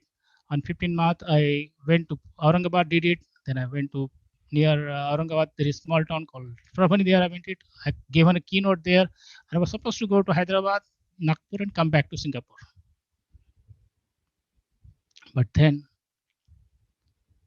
the great lockdown came in. Yes. ताली बजाते बजाते ताला लग गया. ताला लग गया एकदम. Or then I got stranded because I couldn't go anywhere. Luckily, they arranged me to stay somewhere. Then I had to arrange my own one. I went. They transported me to my relative's place. I stayed there, no connectivity. I can tell you that was char mere niche kaadle. It was all. I thought I can do a lot of things, but I was doing by phone. There was no connectivity. And then my younger brother, who used to tell me, "Don't worry, विश्वास ठेव. तुला पाठवलेलं आहे इथे. तू नामस्मरण कर. जे काय त्यावेळेस ते केलं मी आणि त्यातून जे काही निघालं ते याच्या मागे तर देवी देवतांचे नामस्मरण आत्मशुद्धीकरण आणि अचानकच असं झालं जूनमध्ये मी परत आलो 24-25 जूनला I am back in Singapore. Since then I regrouped everything. Now I can, because from Singapore I have got more resources. It is not that I couldn't do that. I went to India to do the face-to-face programs, which I felt at that time was very powerful. Okay, and it was. We can all of us believe that face-to-face is still powerful. But now online has become powerful. I can tell you, last few months I learned about it. I learned myself. I added my all program, transfer them into the online now. So Devi Devtanche Namasmaran, Atmashuddhikaran. So this is definitely there. And from my side, Om Purnamadam, Purnamidam, Purnat Purnamushyate, Purnasya, Purnamadaya, Purnameva Vishishte. Om Shanti, Shanti, Shanti. Thank you very much for giving me opportunity to share with you my views. खूप खूप आभार तुमचे.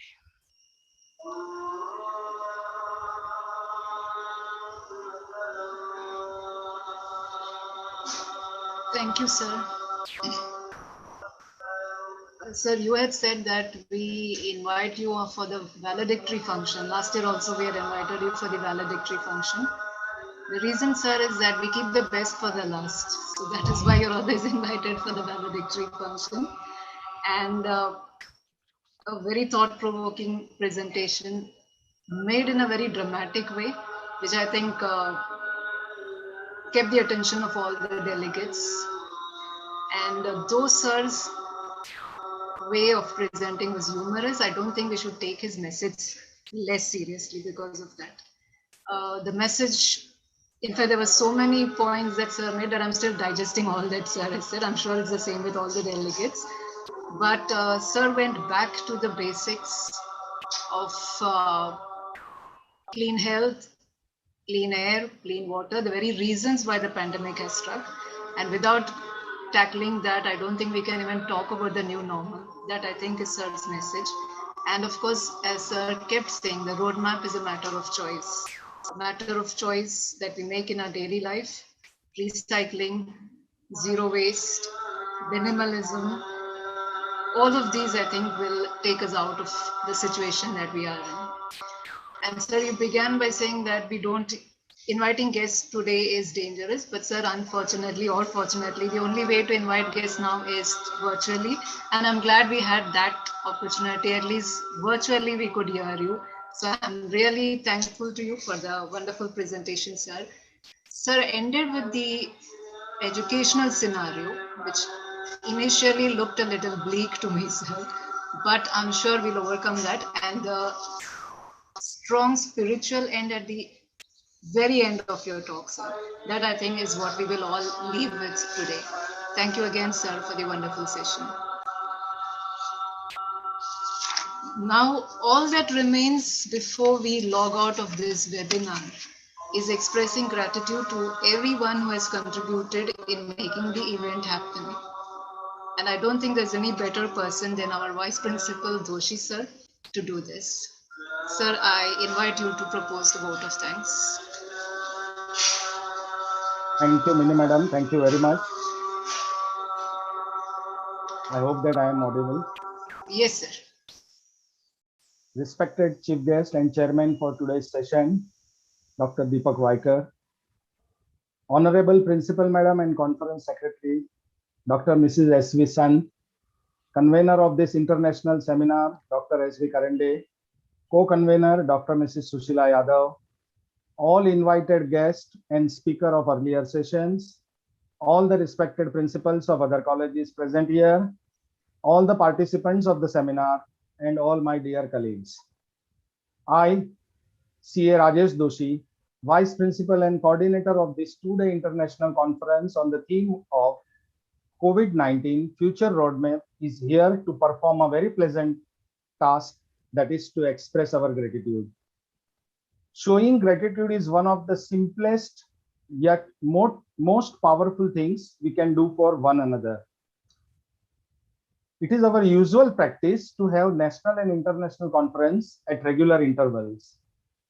But this year, this event was unique and different in the sense that it was conducted online or virtual for the first time by us. The idea for this conference was originated by Principal Madam. After discussion with staff members and with the guidance of Principal Madam, we decided very lively and very important theme of this conference, that is COVID-19 Future Roadmap. With the support of you all, we have achieved success in conducting this event and making it really very successful. It was truly a mind-boggling event where lots of discussion and deliberation took place, and it must have activated thought process in the minds of many. Such kind of conferences help the young generation to think, to observe, and to chart our path, which will lead to success. First of all, I offer my sincere gratitude to our entire management of Gokula Education Society, and especially to our beloved Secretary and Director General of our society, respected Sir Dr. M.S. Gosavi, and our respected Chairman, Principal Pandit Sir. They are always a source of inspiration to us and motivate us with their presence. This is the first conference where we don't have their physical or virtual presence due to their age and pandemic situation. I feel this conference could have been more better, more interactive, and very lively with their presence. I'm also thankful to our chief guest of this session, Dr. Deepak Vaikar from Singapore, for a wonderful valedictory remark. Sir, it was really a unique and with different type of presentation. You presented your ideas and roadmap in an excellent and real mind-blowing manner. Sir, it was real sweet, but this sweet is really harmless. We are grateful to you, sir, for accepting our invitation and grace this function. हम सब में ज्ञान का दीपक जलाने के लिए दीपक जी मैं आपका दिल से धन्यवाद करता हूं. Well, ladies and gentlemen, an event like this cannot happen overnight. The wheels starts rolling months and weeks ago. It requires planning and a bird's eye detail for every minute things. We have been fortunate enough to be backed by a very eminent and efficient leader in the form of our Principal Madam, Dr. San. I would like to offer a very special gratitude and thanks to our beloved Principal Madam, Dr. San. I was really very fortunate to have a long tenure of work for more than 30 years of my life for this society, this college, and with Dr. Mrs. San. I really appreciate her vision, her energy, her dedication towards the work, and her willingness to guide and help everyone. Madam, we are all fortunate to have you as our mentor for your support and for your help in all sphere of our work. Madam, on behalf of all my colleagues and on my personal behalf, I thank you from the bottom of my heart for putting in special efforts to make this conference a grand success. Thank you, Madam. Madam, on this occasion, I would like to thank you personally also for putting full confidence in me and giving me this pleasant opportunity to coordinate various sessions, to interact with many dignitaries across the globe, and finally to have this opportunity of offering vote of thanks. Thank you very much, Madam. We have been fortunate to have all renowned identity from academic, industry, and other areas across the world. Friends, you all will agree with me that all the resource person, chairman, guest speakers were truly resourceful. Their credentials are really such that it can be a role model for any participants. I want to thank all the resource person, chairman, and guest speakers who gave their vital time from their busy schedule to grace this meeting and adorning their knowledge and sharing with us their graceful opinion. On this occasion, on behalf of our institute, all my colleagues, and on my personal behalf, I offer my sincere gratitude for all the resource person, chairman, and guest speaker. I will be failing in my duties if I don't put on record our sincere thanks to Principal Dr. Kallurkar and Dr. Rajesh Khajuria. Without their help, we would not have the opportunity to have all such eminent speakers and resource persons. Sir, thank you very much for all this. My special thanks to all the participants of this conference. Without you all, we would not have any conference like this. I am thankful to all the participants for joining and attending this online conference and presenting their view in the form of research articles. You all will appreciate and agree that in spite of our best efforts, it is not possible to accommodate all the selected participants for paper presentation due to many constraints known to all. All those participants who were selected for paper presentation and could not present their papers will be considered as paper presented in this conference. We have been fortunate enough to be backed by a team of very motivated and dedicated colleagues who knows their job and they are result oriented. All our colleagues have worked very dedicatedly and in a wonderful manner. The success of this conference goes to all of you. Without teamwork, it is never possible to achieve any success. I would like to take this opportunity to place on record our hearty thanks to all core committee members of this conference, to all my colleagues who have contributed their share by working as a coordinator, reporter, or in any other capacity directly or indirectly. I also extend my thanks to all technical team members and all those who have worked at the back end for their enormous cooperation in the organization and success of this event. We are also thankful to our publisher, Messrs. Surya Publication from Latur, for publishing proceedings of this conference, and Messrs. Ajanta Prakashan for publication of an international multidisciplinary quarterly research journal named Ajanta, having an impact factor of 6.399. Both the publications were made available very well in time. And finally, I thank one and all for their contribution for making this international conference a grand success. May I request all of you to stand up and give respect to our national anthem. And with this, we will end this conference after having national anthem. May I request? Sir, just excuse me. There's an announcement for the delegates. Yes, the please. feedback form has been posted on the YouTube channel. So please fill your feedback form, submit it. Otherwise, you may not receive your certificates. And the certificates will be sent in about 3, max to max 4 days on the email ID which you have put in your feedback form. So be sure to fill your feedback form precisely. So that's a request to fill and submit the feedback form. Thank you. Thank you, Bini Madam. So may I request technical team member to go for our national anthem.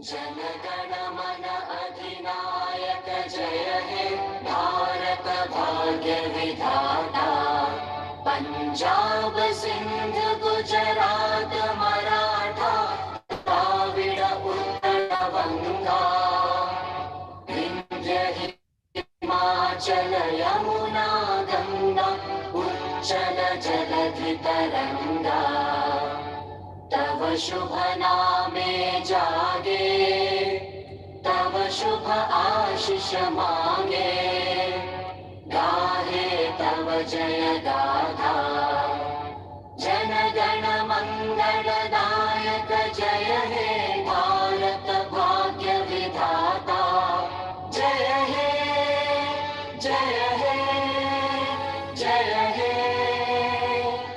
जय जय जय जय हे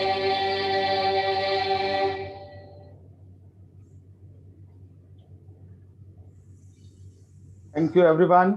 Let us hope to see you again in future. Thank you very much. Thank you very much. So what lovely name, Meena. नाही नाही